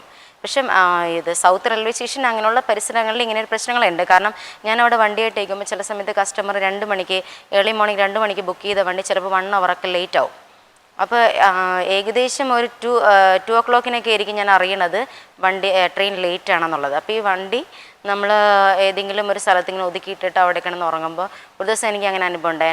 എന്നിട്ട് പോലീസ് വന്നിട്ട് എന്നോട് പറഞ്ഞു ഇതിവിടെ സേഫ് അല്ല, അപ്പം ആൾക്കാരുള്ളടത്ത് പോയി വണ്ടി ഇടാൻ പറഞ്ഞു. ഞാൻ അതുപോലെ ചെയ്തു. പിന്നെ ഇപ്പോൾ പറഞ്ഞ പോലെ ചില സമയത്ത് എൻ്റെ ഫാദർ ഇപ്പോൾ 1-ാം തീയതി എനിക്ക് ട്രിപ്പ് വന്നായിരുന്നു. അപ്പോൾ എൻ്റെ പാരൻസ് പറഞ്ഞു മോളെ 1-ാം തീയതി നീ വണ്ടി എടുക്കണ്ട, കാരണം ഇപ്പോൾ എല്ലാവരും ഡ്രിങ്കൊക്കെ ചെയ്ത് അബോധാവസ്ഥയിലായിരിക്കും, അവരെങ്ങനെ പെരുമാറണേന്നറിയില്ല, അത് കാരണം മോളിൽ നിന്ന് പോകണ്ടെന്ന് പറഞ്ഞാൽ ഞാൻ പോയില്ല. നമ്മൾ കുറച്ച് കാര്യങ്ങൾ നമ്മൾ ശ്രദ്ധിക്കാനാണ്. ഈ മേരി നമ്മുടെ അമേരിക്കയിലെ കുറെ കാലം ജീവിച്ച ആളാണല്ലോ. എത്ര വർഷം ജീവിച്ചു അമേരിക്കയിൽ? 17 വർഷം ജീവിച്ചു. അവിടെ നല്ല ചെറുപ്പത്തിലല്ലേ അവിടെ പോയി താമസിച്ച്? നമ്മുടെ നാട്ടിലെ പ്രശ്നങ്ങളല്ലോ അവിടെ ഉണ്ടോ? അവിടെ ഞാൻ നേഴ്സായിട്ട് വർക്ക് ചെയ്തിരുന്നു. അപ്പം evening shift, night shift, morning shift ഒക്കെ ചെയ്യണം. 1 അവറൊക്കെ ഞാൻ ഡ്രൈവ് ചെയ്ത് പാതിരാക്കും 1 മണിക്കൊക്കെ വീട്ടിൽ വന്നിട്ടുണ്ട്. അതിന് ഇവിടെയാണ് ഞാനിപ്പോൾ വണ്ടി എടുത്ത് പോകുന്നത് വെച്ചാൽ ഇന്ന് ഇവിടെ വന്നത് ഒരാളെ കൂട്ടി വന്നപ്പോൾ തിരിച്ച് റിട്ടേൺ നൈറ്റ് ആണല്ലോ എന്നോർത്ത്. അവിടെ അങ്ങനെ ഒരു പേടിയില്ല. അല്ല ഇവിടെ പേടിക്കേണ്ട സാഹചര്യം ഇവിടെ ഉണ്ടോ എന്ന് പേടിക്കേണ്ട സാഹചര്യമുണ്ട്. വണ്ടി എന്തെങ്കിലും പ്രശ്നം പറ്റി എവിടെയെങ്കിലും ഒന്ന് വണ്ടി നിന്ന് പോയാൽ പിന്നെ സഹായിക്കാൻ വരുന്നവർ എന്നാ ചെയ്യണമെന്ന് നമുക്കിപ്പോൾ മനസ്സിലായില്ലേ. സഹായിക്കാൻ വരുന്നവർ അവർ ശിക്ഷകരാണ്. ഇവിടെ ഒരു പെണ്ണിന് ഒരാണ് രക്ഷകനായി മാറുന്ന ഒരു സ്വപ്നം മാത്രം എന്നും സാക്ഷാത്കരിക്കപ്പെടാത്തൊരു സ്വപ്നമായിട്ടാണ് കണ്ടിന്യൂ ചെയ്യുന്നത്. അവിടെയാണെങ്കിൽ നമുക്ക് എപ്പോൾ വേണമെങ്കിലും പോകാം വരാം. അതിന് ഒരു പെണ്ണാണോ ഓടിക്കുന്നത് അന്ന് അവളെ പിടിച്ചു നിർത്താം, അല്ലെങ്കിൽ ഒരു പെണ്ണാണോ നടന്നു പോകുന്നത്, ഇതൊന്നും ആരും കിള്ളി നോക്കാൻ വരത്തില്ല. മേരിയുടെ അഭിപ്രായത്തിൽ ഇപ്പൊ യഥാർത്ഥത്തിൽ നമ്മുടെ പുരുഷന്മാരാണല്ലോ ഇപ്പം ഈ സ്ത്രീകളെ കണ്ട ഈ പ്രശ്നങ്ങൾ ഉണ്ടാക്കുന്നത്. അതെ. എന്തുവാ നമ്മുടെ പുരുഷന്മാർ ഒരു സ്ത്രീ ആംഗിളിൽ ചോദിച്ചാൽ? അതായത് നമ്മുടെ നാട്ടിൽ അമ്മ പെങ്ങന്മാരൊക്കെ ഉള്ളവർ തന്നെയാണല്ലോ ഇവരൊക്കെ തന്നെ ഇങ്ങനെയുള്ള ഈ പ്രവർത്തനങ്ങളിലൊക്കെ പോകുന്ന ആൾക്കാർ. മാത്രമല്ല നമ്മുടെ നാട്ടിലാണെങ്കിൽ ഇഷ്ടംപോലെ നിയമങ്ങളുണ്ട്. ഇത്രയും കൂടുതൽ നിയമങ്ങൾ ലോകത്തെവിടെയെങ്കിലും ഉണ്ടോ? നമ്മുടെ ഭരണഘടന നിയമങ്ങളുടെ ഘോഷയാത്രയാ. പക്ഷെ ഒന്നും നടപ്പിലാക്കുന്നില്ലല്ലോ. ഇഷ്ടംപോലെ വകുപ്പുകൾ ഒത്തിരി ഉണ്ട്, ഒന്നും നടപ്പിലാക്കുന്നില്ല. അവിടെയാണെങ്കിൽ ഇപ്പൊ ഞാൻ പറഞ്ഞില്ല, ഇപ്പൊ നമ്മളിവിടെ ഉപയോഗിക്കുന്ന അണ്ടർവെയർ ഇട്ടിട്ടാണ് അവർ അവിടെ ബീച്ചിൽ അവിടുത്തെ പെണ്ണുങ്ങളൊക്കെ പോകുന്നത്. ഒരു മനുഷ്യൻ അവരെ സ്റ്റെയർ ചെയ്യാൻ പോലും നമുക്ക് പേടിയാവും. കാരണം ആ പേടി ഒരു പെണ്ണായ അപ്പൊ മലയാളികൾ ചെല്ലുമ്പോ തന്നെ പറഞ്ഞു കൊടുക്കുന്നത് നോക്കല്ലേ, തുറച്ച് നോക്കല്ലേ എന്ന് പറയും. ആദ്യം പറഞ്ഞു കൊടുക്കുന്ന ഒരു പാഠം പറഞ്ഞു കൊടുക്കും. കാരണം അവരിത് കാണുമ്പോൾ ആദ്യമായി കാണുന്ന എന്തോ സംഭവമായി. കാരണം ഇവിടെ ഇങ്ങനെയല്ല പഠിച്ചു തന്നിരിക്കുന്നത്. എന്തെങ്കിലും ഒരു വസ്ത്രം ഇച്ചിരി ഒന്ന് മാറിക്കിടുന്ന അപ്പം നോക്കിയിരിക്കുന്നവരല്ല അവര്. അപ്പം അവിടെ അങ്ങനെ സ്റ്റെയർ ചെയ്യാൻ പോലും പേടിക്കുന്നു. ഇവരിങ്ങനെ ബീച്ചിലൂടെ കിടക്കുക നടക്കുകയോ ഒക്കെ ചെയ്യുമ്പം ഒരാളും ഒരു ശല്യത്തിന് ചെയ്യുന്നില്ല, ഒന്ന് തുറിച്ചു നോക്കുന്നു പോലും ഇല്ല എങ്കിൽ അതിൻ്റെ പിറകിൽ പേടിയാണ് മനുഷ്യർക്ക്. ആ പേടി എന്തുകൊണ്ട് ഇവിടെ ആർക്കുമില്ല? ഒരൊറ്റ ആണുങ്ങൾക്ക് ആ പേടി ഇവിടെ ഇല്ല. കാരണം എന്തെങ്കിലും ഒരു പ്രശ്നം ഉണ്ടായി, ഒരു കേസായി കഴിഞ്ഞാൽ ഈ പോലീസിനെ ഞാൻ മൊത്തമായിട്ട് പറയല്ല, പക്ഷെ മെജോറിറ്റി ഓഫ് ദ ആണുങ്ങൾ ഒരു റേപ്പ് കേസ് എന്നാൽ അവർ ആ മൊമെൻ്റ് ഓർത്ത് എൻജോയ് ചെയ്യുന്ന ആണുങ്ങളെ കണ്ട് ആ ക്വസ്റ്റ്യൻ ചെയ്യുമ്പം ഓരോന്ന് കേൾക്കാനും എൻജോയ് ചെയ്യാനുള്ള മൊത്തമല്ല ഞാൻ പറയുന്നത്, മെജോറിറ്റി ഓഫ് ദ ആണുങ്ങൾ പോലീസ് ചെയ്യുന്നത്. അതുപോലെ കോടതിയിലും ഇവർ ആ കൊച്ചിന് ഇപ്പോൾ റേപ്പ് ചെയ്യപ്പെട്ട കൊച്ചു അവിടെ ചെല്ലുമ്പം അവർ ക്വസ്റ്റ്യൻ ചെയ്യുമ്പം ലോയേഴ്സ് അടക്കം ജഡ്ജി അടക്കം മെജോറിറ്റി ഓഫ് ദ ആണുങ്ങൾ ദേ എൻജോയ് ദ മൊമെന്റ്. ഒരു വക്കീലിരിപ്പുണ്ട്. പറയും വക്കീല് കൈലാസനാഥ്. അല്ല ആ പറഞ്ഞത് മൈക്കോണ പറഞ്ഞത് അടിസ്ഥാനരഹിതമാണ്. കാരണം ഈ നമ്മൾ we should not generalise some bad incidents. ഞാൻ പറഞ്ഞു മൊത്തമല്ല, അതാണ് അത് പറയണം. ഇപ്പം ഞാൻ അഭിഭാഷകനാണ്. ഇതുപോലുള്ള ഒരുപാട് കേസുകൾ ഞാൻ ചെയ്തിട്ടുണ്ട്. ഇപ്പം ഈ പറയുന്ന പോലെ ഒരു പെൺകുട്ടി അവിടെ കയറി നിൽക്കുമ്പോൾ നമ്മുടെ നിയമം അനുശാസിക്കുന്ന വിധത്തിൽ അവർക്കൊരു കേസുണ്ട്, ഒരു പ്രോസിക്യൂഷൻ കേസുണ്ട്. അപ്പോൾ ആ കേസ് എന്താണ്? അപ്പം സ്വാഭാവികമായി നമ്മളെ അപ്രോച്ച് ചെയ്യുന്ന പ്രതിക്ക് ഒരു ഡിഫൻസ് ഉണ്ടാകും. അപ്പം ആ ഡിഫൻസിനനുസൃതമായിട്ട് നമ്മൾ കാര്യങ്ങൾ ചോദിച്ച് മനസ്സിലാക്കണം. അങ്ങനെ ചോദിച്ചേ പറ്റൂ. കാരണം അവിടെ ഇരിക്കുന്ന ജഡ്ജി, ഇപ്പം ഞാൻ ഡിഫൻസ് ലോയറാണ്, ഡിഫൻസിന് വേണ്ടിയിട്ട് അപ്പിയർ ചെയ്യുന്ന വക്കീലാണ്, അതുപോലെ പ്രോസിക്യൂഷന് വേണ്ടിയിട്ട് പ്രോസിക്യൂട്ടർ ഉണ്ടാവും. ഞങ്ങളാരും ഈ വിഷയം കണ്ടിട്ടില്ല, ഈ സംഭവം എന്താണെന്ന് ഞങ്ങൾക്ക് നേരിട്ട് അറിവില്ല. അപ്പോൾ ഈ അവൈലബിൾ എവിഡൻസ് വെച്ചിട്ട് കോടതിക്ക് ക്യാൻ റീച്ച് എ കൺക്ലൂഷൻ, എന്താണ് സംഭവിച്ചതെന്ന് എത്തിച്ചേരാൻ പറ്റും. അപ്പോൾ സ്വാഭാവികമായിട്ടും ഒരു ലോയറെ സംബന്ധിച്ചിടത്തോളം അല്ലെങ്കിൽ ഒരു ജഡ്ജിയെ സംബന്ധിച്ചിടത്തോളം ഒരു കുട്ടി വിക്ടിമൈസ് ചെയ്യപ്പെടുകയാണെങ്കിൽ അത് കൂട്ടിക്കയറി നിൽക്കുമ്പോൾ വിവരങ്ങൾ ചോദിച്ച് മനസ്സിലാക്കിയേ പറ്റൂ. പക്ഷേ അതാണ് ഞാൻ അങ്ങോട്ട് വരിക. മേഡം അങ്ങനെ ജനറലൈസ് പറയുന്നത് തെറ്റാണ്. കാരണം ഞങ്ങൾക്ക് കുടുംബമുണ്ട്. ഈ പറയുന്ന കുട്ടി പലപ്പോഴും ചില ചോദ്യങ്ങൾ ചോദിക്കുമ്പോൾ ഈ പഠിപ്പിച്ചൊക്കെ വിടുന്നതാണ് പല കേസുകളും. കാരണം അങ്ങനെ ജനറലൈസ് പറയാൻ പറ്റില്ല. പറഞ്ഞോളൂ. നമ്മൾ കേരളത്തിൽ കൊണ്ടാടപ്പെട്ട കേസുകൾ സൗമ്യ ഏറ്റവും അവസാനം ഇപ്പൊ വിധി വന്ന് നിൽക്കുന്നത് എന്തുകൊണ്ടാണ്? ചോദ്യം ചെയ്ത് അവസാനം പെൺകുട്ടി ബാലവേശിയായിരുന്നു എന്ന് വരെ കണ്ടെത്തുന്നിടം വരെ മാത്രം വിജയിക്കുന്നത്. മാഡം ഗീതാ ബക്ഷി മാഡം അങ്ങനെ ഒരു ഇത് ജനറലൈസ് ചെയ്തല്ല. ഒരു കേസ് പറ നിങ്ങൾ വൃത്തിയായിട്ട് തെളിയിച്ചിട്ട് അവർക്ക് ശിക്ഷ വാങ്ങിച്ചു കൊടുത്തിട്ടുള്ളത്. സൂര്യനെല്ലി വന്നു കഴിഞ്ഞപ്പോ എല്ലാം പോവാ. അവസാനം ഒരു പെൺകുട്ടിക്ക് ഒരു പീഡനം ഉണ്ടായാൽ ആ കുട്ടിയെ കോർട്ടിൽ കയറിയിട്ട് നിങ്ങളുടെ എവിടെ തൊട്ടു, നിങ്ങൾ എവിടെ പിടിച്ചു, അതാണ് മര്യാദ. അദ്ദേഹത്തിന്റെ ഭാഷയിൽ അദ്ദേഹം പറയുന്നത് എന്റെ ഭാഷ എന്റെ ഭാഷയല്ല, സാറിന് അനുഭവം. സാറ് ചോദിക്കല്ലേ ഒരു പെൺകുട്ടി കോർട്ടിൽ കയറി സാറ് ചോദിക്കല്ലേ കുട്ടിയുടെ എവിടെ തൊട്ടാ പീഡനം നടത്തിയെന്ന് ചോദിക്കല്ലേ? ആ കുട്ടി പറയൂ. ചേട്ടാ ഞാൻ പറഞ്ഞോട്ടെ. ചേട്ടൻ പറയുന്നത് ചേട്ടന്റെ ആ വികാരം ഞാൻ ഉൾക്കൊള്ളുന്നു. കാരണം ഒരു പെൺകുട്ടിയെ പോയി. സംബന്ധിച്ചിടത്തോളം പോട്ടെ, ഈ ഇരിക്കുന്ന കുഞ്ഞുങ്ങളെ നമ്മൾ നോക്കാം. ലോകത്തെല്ലാവരുടെയും കാര്യങ്ങൾ അത് നമ്മളും അത് ഉൾക്കൊള്ളുന്ന ഞാൻ ആളാണ്. ആരുടെ നേരെ നമുക്ക് കയറിയാലും അമ്മയുണ്ട്, അതുണ്ടാവില്ല. പെങ്ങളുണ്ട്. ഈ ഇരിക്കുന്ന കുഞ്ഞുങ്ങളെ നമ്മൾ നോക്കാം. ഞാൻ വാങ്ങ കഴിച്ചിട്ടില്ല, കൈലാസ് അതുകൊണ്ട് ഭാര്യയില്ല, വൈകാരികമായി പെങ്ങളുണ്ട്. സംസാരിക്കുന്നത് വിടൂ, വൈകാരികമായല്ല, ഞാൻ പറയൂ. യാഥാർത്ഥ്യങ്ങളാണ് ചോദിക്കുന്നത്. ആദ്യ ഒരു സെക്കൻഡ്, ജിഷയുടെ അമ്മ എന്തോ ചോദിക്കും. ഗൾഫ് രാജ്യത്ത് കൊല ചെയ്താൽ അവൻ അപ്പൊ കൊല്ലും, കളവ് നടത്തി അവന്റെ കൈ അപ്പൊ വെട്ടും. അവിടെ ഒരു പേടിക്കണ്ട, അവിടെ ഇതുപോലെ ഒരു നമ്മുടെ രാജ്യത്ത് മാത്രം എന്തുകൊണ്ട് ഇങ്ങനൊരു നടപടി വളരെ വിചിത്രമായിട്ട് തോന്നുന്ന ഒരു കാര്യം, ഇത്രയും വളരെ വിഭിന്നതയുള്ള വൈജാത്യമുള്ള നമ്മുടെ നാട്ടിൽ സംസാര ഭാഷ, അതുപോലെ തന്നെ വസ്ത്രധാരണ രീതി, ഓരോന്നിനും ഇത്രയും വൈജാത്യമുള്ള ലോകത്തൊരു രാജ്യവുമില്ല. ഈ രാജ്യത്തിൽ ഈ ഒറ്റപ്പെട്ട സംഭവങ്ങൾ എടുത്തു കാണിച്ചുകൊണ്ട് ഇവിടെ വലിയ പ്രശ്നങ്ങളാണ്, അതുപോലെ തന്നെ സ്ത്രീ സംരക്ഷിക്കപ്പെടേണ്ടവളാണ് എന്നൊരു മെസ്സേജ് കൊടുക്കുന്നത് ശരിയല്ല.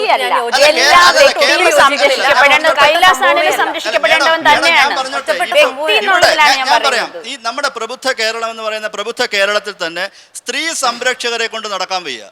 എല്ലാ ചർച്ചയും വരുമ്പോ നിങ്ങളുടെ സ്ഥിരം പരിപാടി ആംഗ്ലൈസ് ചെയ്യാം. ഞാൻ ചോദിച്ച ചോദ്യം ഇത്രേ ഉള്ളൂ.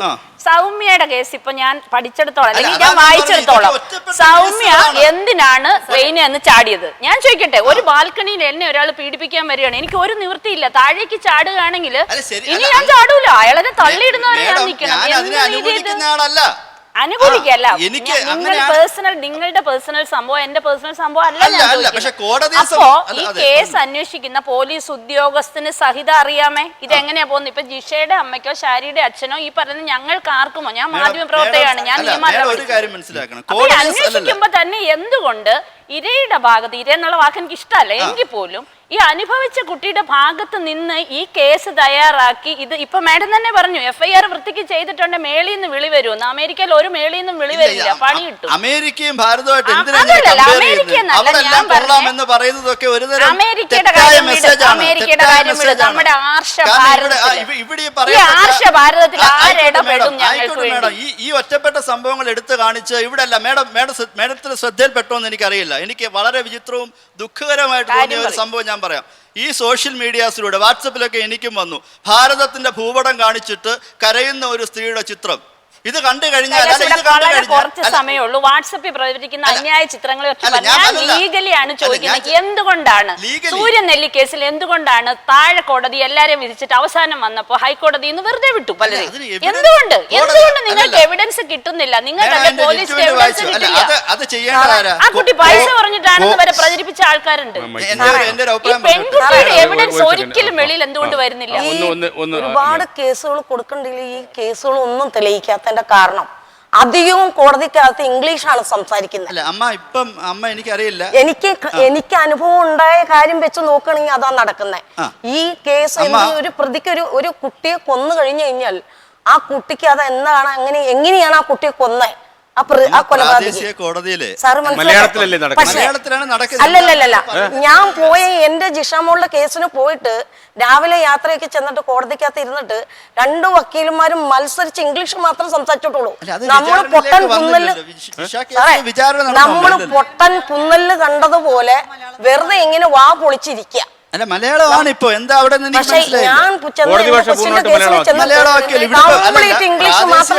വിചാരണ നടക്കുന്ന മലയാളത്താണ്. ക്രോസ് ചെയ്യാൻ ശരിക്കും സാറേ ഈ കേസുകൾ മുഴുവനും കൊല ചെയ്തിട്ട് ഇങ്ങനെ ചെയ്ത് തീർത്തിട്ട് ഇങ്ങനെയാണ് കേസ് നടത്തുന്നത്.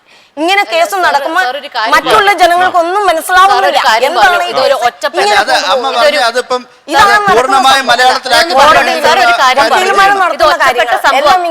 സംഭവം എന്ന് പറഞ്ഞു. അത് എന്ത് സാർ ഒരു അഭിഭാഷണമാണ്? എങ്ങനെയാണ് സാർ ഇത് ഒറ്റപ്പെട്ട സംഭവം എന്ന് പറയണു? എല്ലാം ഈ ഇന്ത്യ മഹാരാജ്യത്തില് എല്ലാ 20 മിനിറ്റിൽ ഒരു റേപ്പ് നടക്കുന്നതാണ്, 5 or 6 മൊളസ്റ്റേഷൻസ് നടക്കുന്നതാണ്. ഇത് റിപ്പോർട്ട് ഞാൻ പറഞ്ഞോട്ടെ, റിപ്പോർട്ട് ചെയ്യപ്പെടുന്ന ഫിഗേഴ്സ് ആണിത്. സാർ ഏത് ബേസിലാണ് ഈ ഒറ്റപ്പെട്ട സംഭവം എന്ന് പറഞ്ഞു എനിക്ക് ഞാനൊന്ന് പറഞ്ഞു തീർത്തോട്ടെ. ഈ എന്ന് വെച്ചാൽ നമ്മൾ ഇരിക്കുന്ന എല്ലാവരും ഒരു അറ്റ്ലീസ്റ്റ് ഒരു 80% സ്ത്രീകൾ ഏതെങ്കിലും രീതിയിൽ ഒരു പീഡനം അനുഭവിച്ചിട്ടുണ്ടോ, എന്തെങ്കിലും ചിലപ്പോൾ അറിഞ്ഞിട്ടുണ്ടാവും, ചിലപ്പോൾ അറിഞ്ഞിട്ടുണ്ടാവില്ല. എന്ന് വെച്ചാൽ ഞങ്ങൾ അല്ലല്ല എന്ന് വെച്ചാൽ ഞങ്ങൾ അല്ലല്ല എനിക്കത് ക്ലിയർ ആയില്ല. സാർ പറഞ്ഞ എനിക്ക് മനസ്സിലായില്ല. സ്ത്രീകൾ ആണുങ്ങളെ പീഡിപ്പിക്കുന്നു എന്നാണോ ഉദ്ദേശിച്ചത്? അല്ല, പീഡനം രണ്ടും ആവാം. അല്ലല്ല, രണ്ടും ഉണ്ടാവാം. അല്ല, ഞാൻ ഒന്ന് പറഞ്ഞോട്ടെ, ഞാൻ ഒന്ന് പറഞ്ഞോട്ടെ. അല്ല, അതല്ല ഇവിടെ ക്വസ്റ്റ്യൻ. സാർ പറഞ്ഞു പീഡനം. കഴിഞ്ഞ 4 മാസത്തിനിടയിൽ ഞാൻ 38 റേപ്പ് കേസാണ് രജിസ്റ്റർ ചെയ്തത്. അതിനകത്ത് 38 എണ്ണം ഇവിടുത്തെ ഏറ്റവും അല്ല, ഞാൻ സാമൂഹ്യ പ്രവർത്തക ധന്യരാമനാണ്. ഈ 38 കേസിൽ 17 പേര് 15 വയസ്സിൽ താഴെയുള്ള കുട്ടികളാണ്. ഈ കുട്ടികൾ ദളിതാദിവാസി മേഖലയിൽ നിന്നുള്ളവരാണ്. ഈ ജിഷയെ പോലെ പുറംപോക്കിലിരിക്കുന്ന ഒരു കുട്ടിക്ക് ഈ മരണത്തിന്റെ അവസാന നിമിഷം ഒരു കൊലവിളി വിളിച്ചു കഴിഞ്ഞാൽ അവളോട് എങ്ങനെ പെരുമാറണം എന്നുള്ളത് അവളുടെ അയൽവാസികൾക്കറിയാം. പ്രബുദ്ധ കേരളം അല്ലെങ്കിൽ ആർഷഭാരത സംസ്കാരം എന്നൊന്നും ഞങ്ങളോട് പറഞ്ഞാൽ ഞങ്ങൾ അംഗീകരിക്കില്ല. ഈ ആരോഗ്യ കേരളം എന്ന് പറയുമ്പോൾ ഞങ്ങളുടെ ആയിരക്കണക്കിന് കുഞ്ഞുങ്ങൾ ആഹാരമില്ലാതെ മരിച്ചു വീണ ആരോഗ്യ കേരളമാണ്. ഞങ്ങളുടെ പെൺകുട്ടികളെ റേപ്പ് ചെയ്തത് നടന്നു പോകുന്ന വഴിയല്ല. ഞങ്ങളുടെ പെൺകുട്ടികളെ റേപ്പ് ചെയ്യുന്നത് വീട്ടിൽ കയറി വന്നാണ്. അതെല്ലാം കൂട്ടബലാത്സംഗങ്ങളാണ്. ഈ തിരുവോണ നാളിൽ 2016 തിരുവോണ നാളിൽ കൊച്ചിയിൽ ഒരു കുഞ്ഞിനെ തിരുവോണത്തിൻ്റെ അന്ന് 3 പേര് കയറി റേപ്പ് ചെയ്തു. ചേരിയിൽ 2 ദിവസമായിട്ട് ആ കുഞ്ഞിന് പനിയായിരുന്നു. അവൾ 9ാം ക്ലാസ് പഠിക്കുന്നു. അവളുടെ അമ്മ തലേന്ന് ആശുപത്രി കൊണ്ടുപോയി. തിരുവോണത്തിൻ്റെ അന്ന് കുറയാത്തതുകൊണ്ട് വീണ്ടും ഹോസ്പിറ്റലിൽ കൊണ്ടുപോയി അവളെ കൊണ്ടുവന്ന് കിടത്തി. ഭക്ഷണമില്ല ആ വീട്ടിൽ. ജോലി ചെയ്യുന്ന വീട്ടിൽ ഭക്ഷണം എടുക്കാൻ പോയ സമയത്താണ് 3 പേര് അകത്ത് കയറി ഈ കുട്ടിയെ റേപ്പ് ചെയ്യുന്നത്. അപ്പം ആ ചേരിയിലെ കുഞ്ഞിനെ അവരെന്തുമാത്രം നിരീക്ഷിച്ചിരിക്കണം എന്നുള്ളതാണ് സത്യമാണ്. ആ നിരീക്ഷണം. മാഡം, പ്രതികരണ ശേഷി നഷ്ടപ്പെടുന്നു എന്നുള്ള ഒരു ഒരു കാര്യമാണ്. സത്യമാണ്. എനിക്കിപ്പം ഞാൻ ഈ ഒരു പ്രശ്നത്തിന്റെ സൊല്യൂഷനെ കുറിച്ചാണ് ചിന്തിക്കുന്നത്. ഞാൻ പറഞ്ഞത് അല്ലല്ല എനിക്ക് ഇപ്പോഴും മനസ്സിലാകത്ത്. ഇപ്പം മാഡം ഒക്കെ ഇരിക്കുന്നുള്ളൂ. എനിക്ക് വിചിത്രമായിട്ട് തോന്നുന്നത് ഒരർത്ഥത്തിൽ ഇപ്പം നോർമലായിട്ടുള്ള ഒരാള് ഇപ്പം നമുക്കൊരിക്കലും അങ്ങനെ ചിന്തിക്കാനോ ഓർക്കാനോ പോലും കഴിയില്ല. ഞാൻ പറഞ്ഞോട്ടെ. അപ്പൊ അതുകൊണ്ട് അല്ല, ഇവിടുത്തെ ആ ഒരു സോഷ്യൽ ആക്ടിവിസ്റ്റുകൾ അല്ലെങ്കിൽ ആ സാമൂഹ്യ ശാസ്ത്രജ്ഞന്മാര് മനഃശാസ്ത്രവും കൂടെ കലർത്തിയിട്ട് ഈ വിഷയത്തെക്കുറിച്ച് ഈ വിക്ടിമൈസ് ചെയ്യപ്പെടുന്ന കുട്ടിയെ മാത്രമല്ല ഈ അക്യൂസ്ഡ് ആയിട്ട് വരുന്നവരെ ഉൾപ്പെടെ ഇവരെ പഠിക്കണം. എൻ്റെ ഒരു സജഷനാണ് അത്. ഇവരെ പഠിച്ചിട്ട് എന്തുകൊണ്ട് ഇങ്ങനെ സംഭവിക്കുന്നു. കാരണം ഈ പ്രതിയാക്കപ്പെടുന്നവർക്കും അച്ഛനും അമ്മയും സഹോദരിയൊക്കെ ഉണ്ട്. അല്ല, ശാശ്വത പരിഹാരത്തെ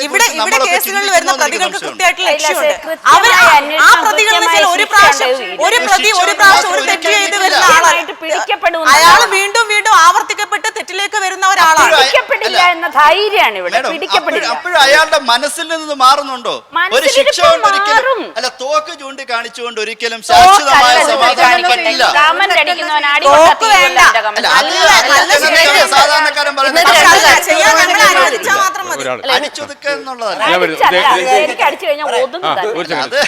വേറൊരു വശം. സാറ് പെൺകുട്ടികളെ എല്ലാം തെറ്റുകാരികളാണ്. പെൺകുട്ടികളെ ബഹുമാനിക്കുന്ന ആളാണ്, സ്നേഹിക്കുന്ന ആളാ. നിങ്ങൾ വക്കീലന്മാര് കോടതി കയറുമ്പോ പെൺകുട്ടികളുടെ ഭാഗം തെറ്റാന്ന് പറഞ്ഞു.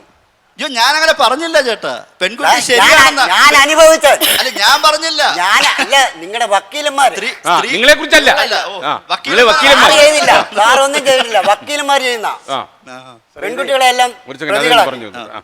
ആൺകുട്ടികളെ ഈ ചെയ്തിട്ട് വരുന്നവന്മാർ നിരപരാധിയാണെന്ന് എങ്ങനെ നിങ്ങൾ കണ്ടുപിടിക്കുന്നു? അയ്യോ, അതാ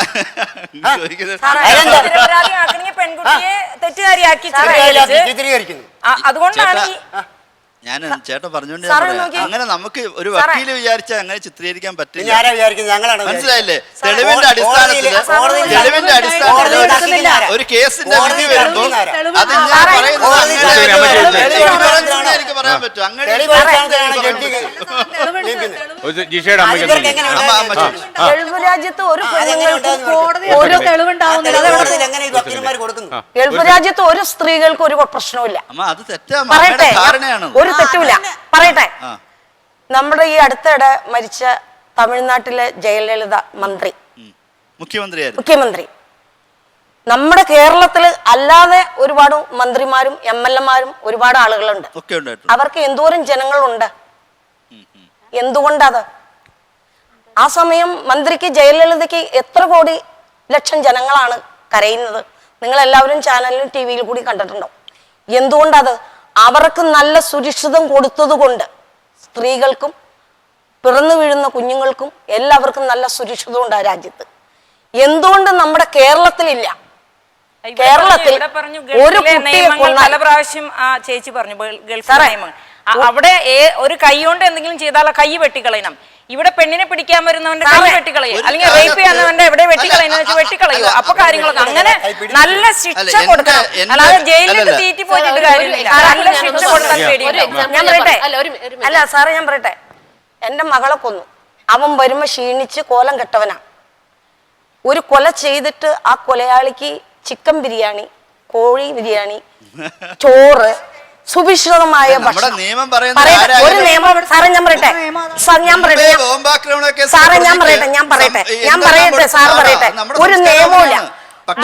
അവൻ കുറ്റവാളിയാണെന്ന് തെളിയിക്കപ്പെട്ടാൽ ശിക്ഷ വാങ്ങിക്കൊടുക്കും. സാറേ ഞാൻ പറയട്ടെ, ശിക്ഷ എന്ന് പറഞ്ഞ വായും കൊണ്ട് പറഞ്ഞോ, പേനയും കൊണ്ട് പേപ്പറിൽ എഴുതി വെച്ചോ. അമ്മയുടെ മാനസികാവസ്ഥ എനിക്കറിയാം. മാനസികാവസ്ഥ അല്ലേ ഞങ്ങൾക്ക് വന്നോലെ സാറിന്റെ കാവിലെ പാട്ട് മത്സരം പോലെയാണ്. അല്ല സാറേ ഞാൻ പറയട്ടെ, കോഴിക്കോട്ട് അതിഥി എന്ന് പറഞ്ഞ 4 വയസ്സുള്ള കുഞ്ഞിനെ അതിന്റെ അമ്മയും അച്ഛനും രണ്ടാനമ്മയും കൂടി കൊന്നിട്ട് ആ കുഞ്ഞ് എവിടെയും പോയില്ല. ആ നാളിനിടയ്ക്ക് ആ മാസങ്ങളായ കുട്ടി ആ വീട്ടിൽ തന്നെ ആയിരുന്നു. ആ അച്ഛന്റെ അമ്മയുടെ കൈ കൊണ്ട് തന്നെയാണ് ആ കുഞ്ഞ് മരിച്ചത്. എന്നിട്ട് അതിന് പോലും തോറ്റു വന്ന പ്രോസിക്യൂഷനാണ് കേരളത്തിൽ ഇരിക്കുന്നത്. ഇതെല്ലാം കാവിലെ പാട്ട് മത്സരം പഠിക്കേണ്ട വിഷയം.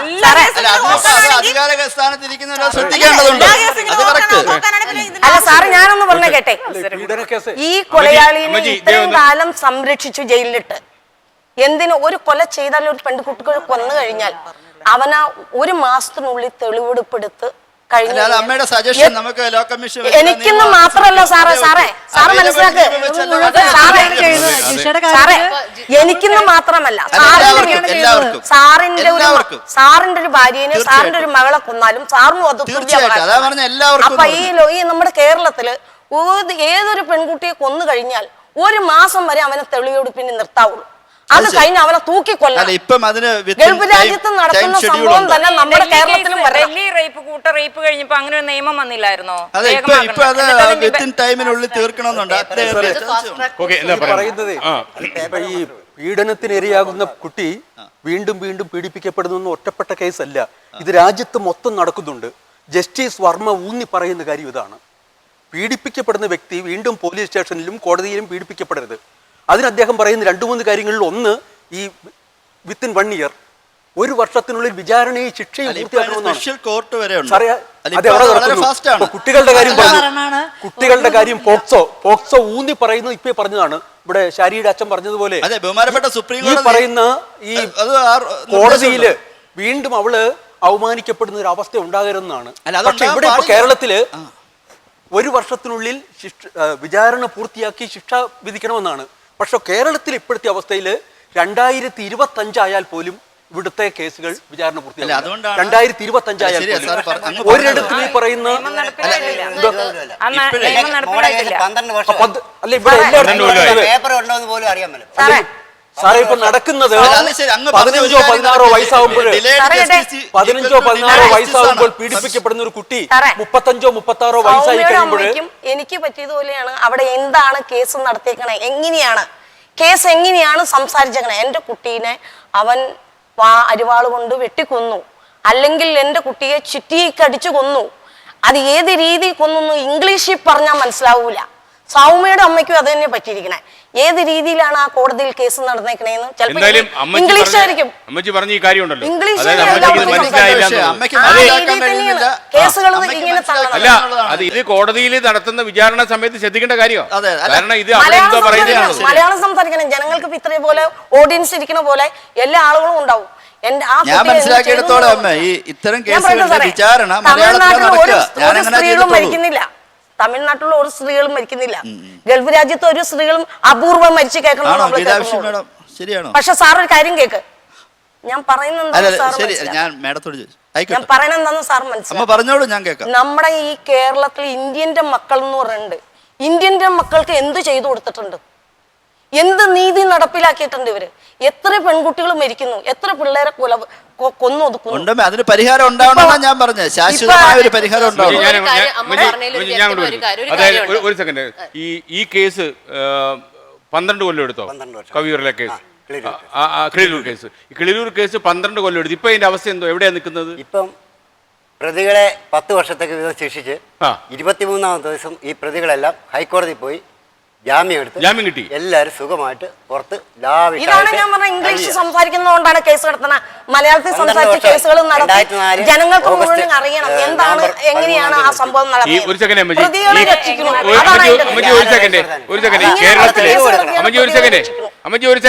സെക്കൻഡ് കേരളത്തിലെ പലപ്പോഴും ഈ ഒരു ജഡ്ജിയുടെ മുമ്പിൽ കൈലാസനാഥൻ പറഞ്ഞൊരു കാര്യമുണ്ട്.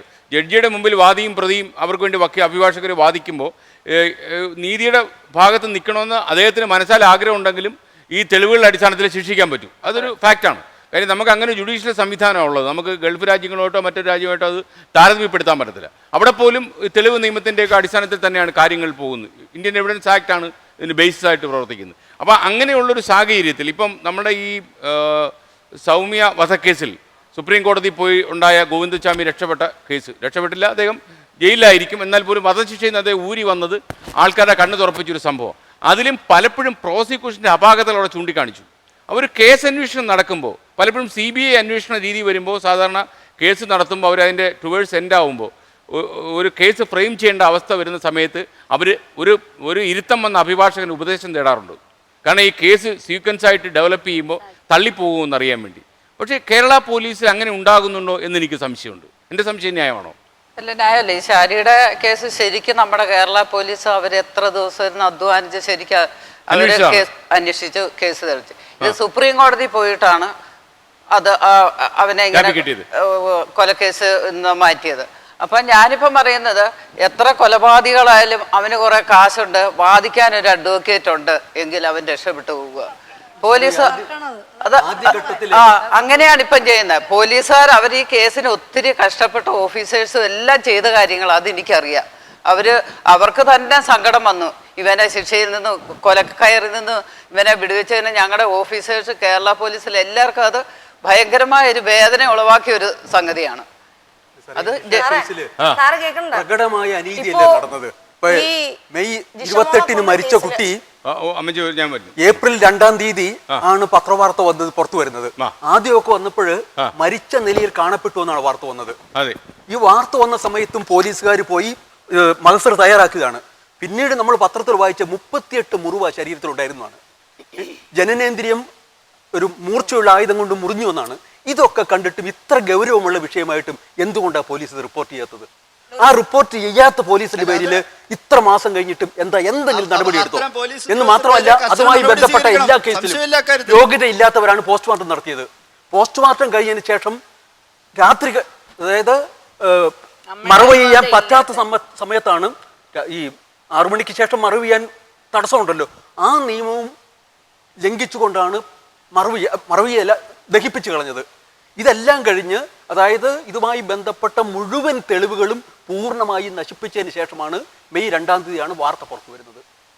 അപ്പം അടുത്ത സ്റ്റേജിലേക്ക് പിന്നെ താല്പര്യം ഉണ്ടെങ്കിൽ പോലും പിന്നീട് അന്വേഷണം ചുമതലയേൽക്കുന്ന പോലീസിനും ബന്ധപ്പെട്ട പ്രോസിക്യൂഷൻ ആളുകൾക്കും ഒക്കെ താല്പര്യമുണ്ടെങ്കിൽ പോലും കേസുമായി ബന്ധപ്പെട്ട പ്രധാനപ്പെട്ട തെളിവുകളെല്ലാം നശിപ്പിച്ചു കളഞ്ഞില്ലേ? ആ നശിപ്പിച്ച് കളഞ്ഞ ആളുടെ പേരിൽ ഇതുവരെയും ഒരു നടപടി എടുക്കാത്ത. അമ്മജി, ഞാൻ ഒരു ചോദ്യം ചോദിച്ചു. അതായത് ഈ മഹസർ തയ്യാറാക്കാൻ വന്ന ആദ്യത്തെ മഹസറിന് വന്ന പോലീസുകാര്, അതായത് ജിഷയുടെ ശരീരത്തുണ്ടായിരുന്ന മുറിവുകളൊന്നും ശ്രദ്ധിക്കപ്പെടാതെ മഹസർ തയ്യാറാക്കി കൊടുക്കുകയായിരുന്നു? അല്ല, കുട്ടിയുടെ പുറത്ത് പിടിച്ച് കടിച്ച പാടും കുട്ടിയെ എന്തൊക്കെ ചെയ്തെന്ന് എനിക്കറിയില്ല. സന്ധ്യമ്മേനും DIG സാറുമാരും എല്ലാവരും എന്നോട് പറഞ്ഞത് എങ്ങനെയാണെന്ന് വെച്ചാൽ, ഞാൻ അകത്ത് കയറി കണ്ടില്ല. കുട്ടി വാതിൽ തുറന്ന് മുട്ടി ഇടിച്ച് വിളിച്ചു. ഇപ്പൊ കൊച്ചെനിച്ച് ഒരു വിളി വിളിച്ച ഓടി വന്ന 10 വിളി 100 വിളി വിളിച്ചിട്ടും കരഞ്ഞുകൊണ്ട് വാതിൽക്കൊന്ന് വിളിച്ചിട്ടും കുട്ടി വാതിൽ തുറക്കണമില്ല, അകത്തുനിന്ന് കുറ്റിയിട്ടിരിക്കുക. ഞാൻ പുറത്തുനിന്ന് വിളിച്ചിട്ട് കൊച്ചു വിളിക്കണമില്ല, വാതിൽ തുറക്കണമില്ല, അകത്തുനിന്ന് കുറ്റിയിട്ടിരിക്കുക. പിന്നെ ബാക്കിലേക്ക് പോകാന്ന് പറഞ്ഞാൽ ഇരുട്ടാ, കൂന ഇരുട്ട. എനിക്ക് പേടിയായതുകൊണ്ടാണ് പിന്നെ ഞാൻ ബാക്കിലേക്ക് പോകാൻ. ജിഷ വധക്കേസിന്റെ കേസ് ഡയറി ഞാൻ ഫുള്ള് വായിച്ചിട്ടില്ല, എനിക്കറിയില്ല. ജിഷ വധക്കേസ് അതിൻ്റെ കേസ് ഡയറി ഞാൻ നോക്കിയിട്ടില്ല. അപ്പം ഞാൻ ചോദിക്കുന്നത്, ആദ്യം പത്രദ്വാര മനസ്സിലാക്കിയ അനുസരിച്ചിട്ട് ആദ്യം പറഞ്ഞ കാര്യങ്ങളിൽ നിന്ന് തുലവും വ്യത്യസ്തമാണ് പോലീസ് കുറ്റപത്രം സമർപ്പിച്ചപ്പോൾ എന്നാണ് ഞാൻ മനസ്സിലാക്കുന്നത്. ഞാൻ അറിയാൻ ആഗ്രഹിക്കുന്നു, ഇപ്പോൾ അമ്മയെ കണ്ടപ്പോൾ യഥാർത്ഥത്തിൽ ഇതിൻ്റെ നിജസ്ഥിതി എന്താണെന്ന് നമുക്കറിയാമോ? ജനം ആഗ്രഹിക്കുന്നുണ്ട്. എന്റെ അറിവില് ഞാൻ പറഞ്ഞല്ലോ, ഞാൻ വീട് പണിയാൻ കാശില്ലാത്തതുകൊണ്ട് ഒരു അപേക്ഷയും കൊണ്ട് കിടന്ന് CPM-ന്റെ പാർട്ടി ഓഫീസിൽ പോയി അതിൽ ഒപ്പിടിക്കാൻ വേണ്ടിയാണ് പോയത്. ആ രാവിലെ പോയിട്ട് ആ ഒപ്പിടിക്കാൻ ചെന്ന് കഴിയുമ്പോൾ 3 ദിവസം വെച്ചിരുന്ന പേപ്പർ അയാൾ എന്ത് ചെയ്ത് ഒപ്പിട്ട് തരില്ല എന്ന് പറഞ്ഞു എന്നോട്. ഒപ്പിട്ട് തരില്ല എന്ന് പറഞ്ഞാ എന്റെ കൊച്ചിന് പരാതി കൊടുക്കാൻ ചെന്നിട്ട് ചെയ്തില്ല. എന്റെ കൊച്ചിന് വെച്ചെഴുതിയിരുന്ന് പഠിക്കാൻ ഒരു മേശയില്ല, ഇരിക്കാൻ ഒരു കസേരയില്ല, നിലത്തും മണ്ണാണ്. വീടെന്തും മാത്രം പറയാനുള്ളൂ. പള്ളിക്കാരൊക്കെ കൂടി പണിത് തന്ന കനാല് വണ്ടയിലാണ് കിടക്കുന്നത്.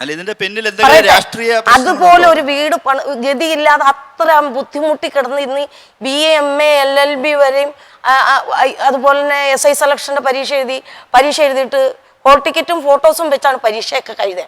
പരീക്ഷ കഴിഞ്ഞ് റിസൾട്ട് വരാറായപ്പോൾ കുട്ടിയുടെ ഒരു കാർഡ് പോസ്റ്റ്മാൻ കൊണ്ടുവന്നു. കുട്ടിയുടെ പരീക്ഷ എഴുതിയ പേപ്പറിനകത്ത് ഫോട്ടോസ് ഇല്ല. കാരണം മനസ്സിലാവണം. അപ്പൊ കൊച്ച് ജോലി കിട്ടും, ജയിക്കും എന്നുള്ള ഉറപ്പുള്ളത് കൊണ്ടാണ് കൊച്ചിന്റെ ഫോട്ടോ വലിച്ചു. അമ്മ പറയുന്നത് ഈ ദീർഘകാലമായിട്ട് പീഡിപ്പിക്കുന്നുണ്ടോ എന്നുള്ള എന്റെ ചോദ്യം, വേദനിപ്പിക്കുന്നോന്നാ എന്റെ ചോദ്യം. അതല്ല ഞാൻ പറഞ്ഞത്. പക്ഷെ ഇത് ചെയ്തത് അമീർ തന്നെയാണ്. ഇതിനൊരു മാറ്റമില്ലെന്ന് പറയാൻ കാരണം നടന്നു വരുന്ന സംഭവം അമീറിന്റെ വർഷമായിട്ട് ബന്ധമില്ല. അല്ല, അത് ഞാൻ സമ്മതിച്ചു. പക്ഷെ ഇത് ചെയ്തത് അമീറാ. കാരണം പറഞ്ഞ അവൻ ഞാനില്ലാത്ത നേരം നോക്കി തക്കം നോക്കി തന്നെ നടന്നാണ് അത് ചെയ്തിരിക്കുന്നത്. അല്ല, ആ കുട്ടിയോട് നേരത്തെ വിരോധം ഉണ്ടായിരുന്നു? ഇല്ല, ഇയാളെ ഞങ്ങൾ ഒരു വിരോധമില്ല. അമ്മയോടുള്ള വിരോധം കൊണ്ട് കുട്ടിയോട് ചെയ്തു എന്നാണ് കേസ് അല്ലേ? ഇല്ല, അല്ലല്ല, ഞാൻ അയാളെ കണ്ടിട്ടില്ല, എന്റെ കുട്ടി കണ്ടിട്ടില്ല, ഞങ്ങൾ ആരും തന്നെ കണ്ടിട്ടില്ല. ഞാൻ അറിഞ്ഞത് അമ്മ അവിടെ ഇല്ല, ഞങ്ങള് കാണാത്ത ഒരു പരിചയമില്ലാത്തൊരു മനുഷ്യൻ. ഇല്ല, അമ്മയോട് അവമര്യാദ എന്തോ ആ ദേഷ്യത്തിലാണ്. അങ്ങനല്ല. അല്ല, ശരിക്കും പറഞ്ഞ ഞാൻ വരുമ്പോ കുട്ടിക്ക് അനക്കമില്ല, മിണ്ടാട്ടമില്ല, വാതിൽ തുറക്കുന്നില്ല. ഞാൻ കുറെ നേരമൊക്കെ ഇടിച്ചു നുരൊളിച്ച് കഴിഞ്ഞപ്പോൾ അയൽക്കത്തുനിന്ന് ആരും വരുന്നില്ല. എല്ലാ വീടിനും ചുറ്റിനും ലൈറ്റ് ഉണ്ട്, എൻ്റെ വീടിനും മാത്രം ലൈറ്റ് ഇല്ല. കൂനി ഇരുട്ടാണ്. എനിക്ക് പുറകേക്ക് പോകാൻ പേടിയായതുകൊണ്ട് കുറെ നേരം നുരൊളിച്ചിട്ട് പോലും ഒരാൾ പോലും അവിടെ പരിസരത്ത് വന്നില്ല. ഇല്ല, ഞാൻ രാവിലെ പുറത്ത് പോയതാ. വീട് വയ്ക്കാൻ കാശ് തയ്യാത്തത് കൊണ്ട്, സർക്കാർ തന്ന കാശ് തയ്യാത്തതുകൊണ്ട്, കാശുണ്ടാക്കി തയ്ച്ച ഒരു മുറിയെങ്കിലും എന്നെ വണ്ടി ഇടിച്ചതുകൊണ്ട് കൊച്ചിന് പേടി. നമ്മളെ കൊല്ലും എന്ന് പറയണതുകൊണ്ട് കൊച്ചിന് പേടിയായതുകൊണ്ട് ഒരു മുറിയെങ്കിലും ഉണ്ടാക്കിയിട്ട് പൊതുസമൂഹം ഒരു മുറിയെങ്കിലും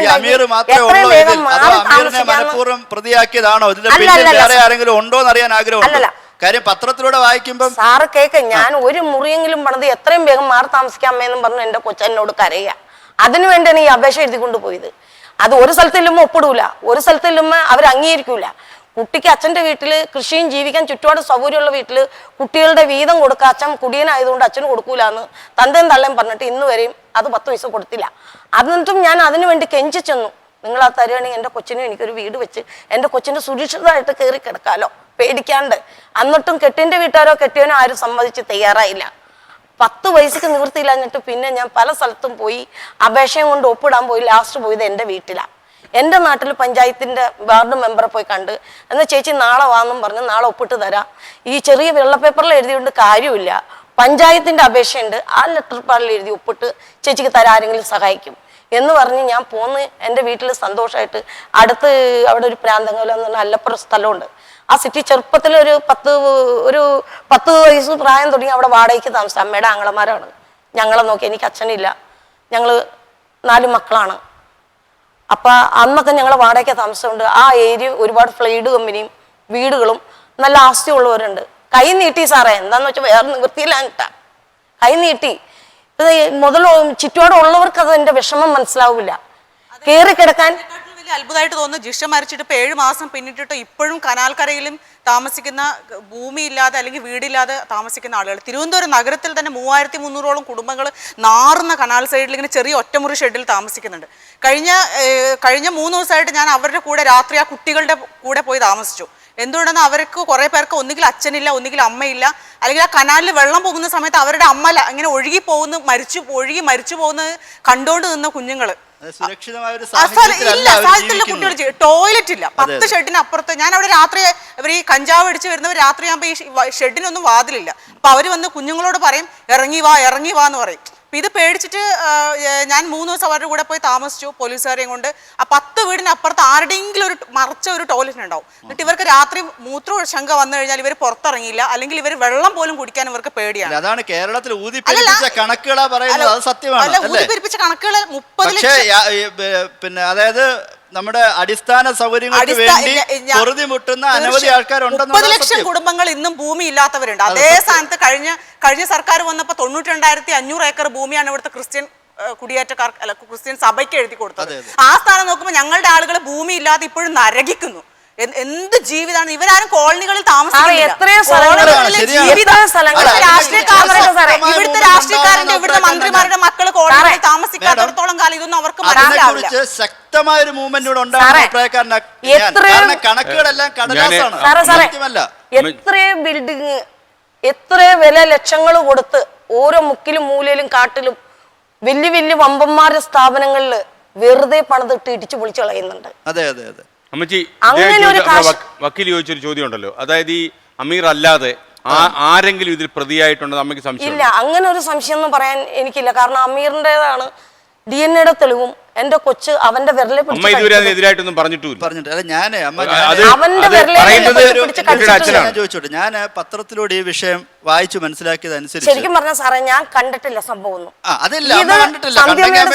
ഞാൻ പറയട്ടെ, സന്ധ്യമേടെ സാറും ഡെപ്യൂട്ടി പോലീസ് സൂപ്രണ്ട് ഓഫീസർമാരും ഇതിൽ ഇറങ്ങിയിരുന്ന എല്ലാ പോലീസ് ഓഫീസർമാരും അവര് പോയി എടുത്തിട്ടുള്ള തെളിവെടുപ്പുകളിൽ സത്യസന്ധോട് വിശ്വസിച്ചാണ് ഞാൻ ഇപ്പോഴും നിൽക്കുന്നത്. അവര് എടുത്ത തെളിവാണ് അവർ പറയുന്ന കുട്ടിയെ അക്രമം നടന്നുകൊണ്ടിരുന്ന സമയത്ത് അവന്റെ വിരലെ പിടിച്ച് കൊച്ചു കടിച്ചിട്ടുണ്ട്. ജിഷ മരണം അല്ലെ വധക്കേസ് നടക്കുന്ന അവസരത്തിലാണ് ഇവിടെ ഇലക്ഷൻ വരുന്നത്. സ്വാഭാവികമായിട്ടും ഇവിടുത്തെ എല്ലാ രാഷ്ട്രീയക്കാരും അതിനെ അവർക്ക് വേണ്ടിയിട്ട് ഉപയോഗപ്പെടുത്തിയിട്ടുണ്ട്. അതൊരു സത്യമാണല്ലോ അമ്മ, ഞാൻ പറഞ്ഞു ശരിയല്ലേ? അല്ല, എനിക്കത് ഞാൻ ചോദിക്കുന്നത് എനിക്കത് അങ്ങനെ പറയാൻ പറ്റില്ല. അല്ല, ഞാൻ ചോദിച്ചത് അതുകൊണ്ടാണ് കേരളത്തിന്റെ പൊതുസമൂഹം അമ്മ ഒരു മിനിറ്റ് സാറേ സത്യസന്ധതയോടെ തന്നെ വേണം ഒരു കേസ് നടത്താൻ. അതെ അതെ അതെ, അതിനകത്ത് ഒരു കള്ളത്തരം പറയാൻ പാടില്ല. അവിടെ രാഷ്ട്രീയമായി ദുരുപയോഗം ചെയ്തിട്ടുണ്ടോന്നാണ് ഞാൻ ചോദിക്കുന്നത്. കാരണം ഇടയ്ക്ക് ഇതിനകത്ത് പാടില്ല. അല്ല, ആദ്യം ഞാൻ പത്രത്തിൽ വായിച്ചു ഇങ്ങനെ PP തങ്കച്ചനെതിരെ ആരോപണം ഉണ്ടായിരുന്നു. അതാ ഞാൻ പറഞ്ഞത്. അതിനുശേഷം അവിടുത്തെ ഞാൻ കനാലുവണ്ടിയില് 2ാം ക്ലാസ്സിൽ 3ാം ക്ലാസ്സിൽ പഠിക്കുമ്പോൾ എന്റെ ഭർത്താവ് എന്റെ കുട്ടികളെ തന്നിട്ട് പോയതാ. എന്താന്ന് വെച്ച് കഴിഞ്ഞാൽ ഭർത്താവിന് ശരിക്കും ഭക്ഷണം വേണം. 1 കിലോ അരി ഇല്ലെങ്കിൽ 2 കിലോ അരി തരുള്ളൂ. 50 രൂപയോ 100 രൂപ തന്നാൽ 2 കിലോ അരി മേടിച്ച് ബാക്കി കാശ് പുള്ളിക്ക് കൊടുക്കണം എന്ന് പറയും. ബാക്കി അതിന് ഉപ്പ് വേണം, മുളക് വേണം. ഒരു കൂടി മുളക് കൂടി മേടിച്ചാൽ വീട്ടിൽ 1 മാസം ഇരിക്കും. എൻ്റെ ഭർത്താവും ഞങ്ങൾക്കും കുഞ്ഞുങ്ങൾക്കും ആഹാരം തരുന്ന എങ്ങനെയെന്ന് നിങ്ങൾ മനസ്സിലാക്കാനാണ് പൊതുജനം. അത്രയും കഷ്ടപ്പെട്ട് ചീഞ്ഞു പുഴുത്ത മീൻ രാത്രി 12 മണിക്ക് തള്ളിക്കളയുന്ന സമയത്താണ് ഈ കുട്ടിയുടെ അച്ഛൻ മീൻ. ആർക്കോ വേണ്ടി, ആരെയോ രക്ഷിക്കാൻ വേണ്ടി അമീർ എന്ന ഒരാളെ പ്രതിയാക്കുകയാണെന്നൊരു ആരോപണം, അതിനെന്തെങ്കിലും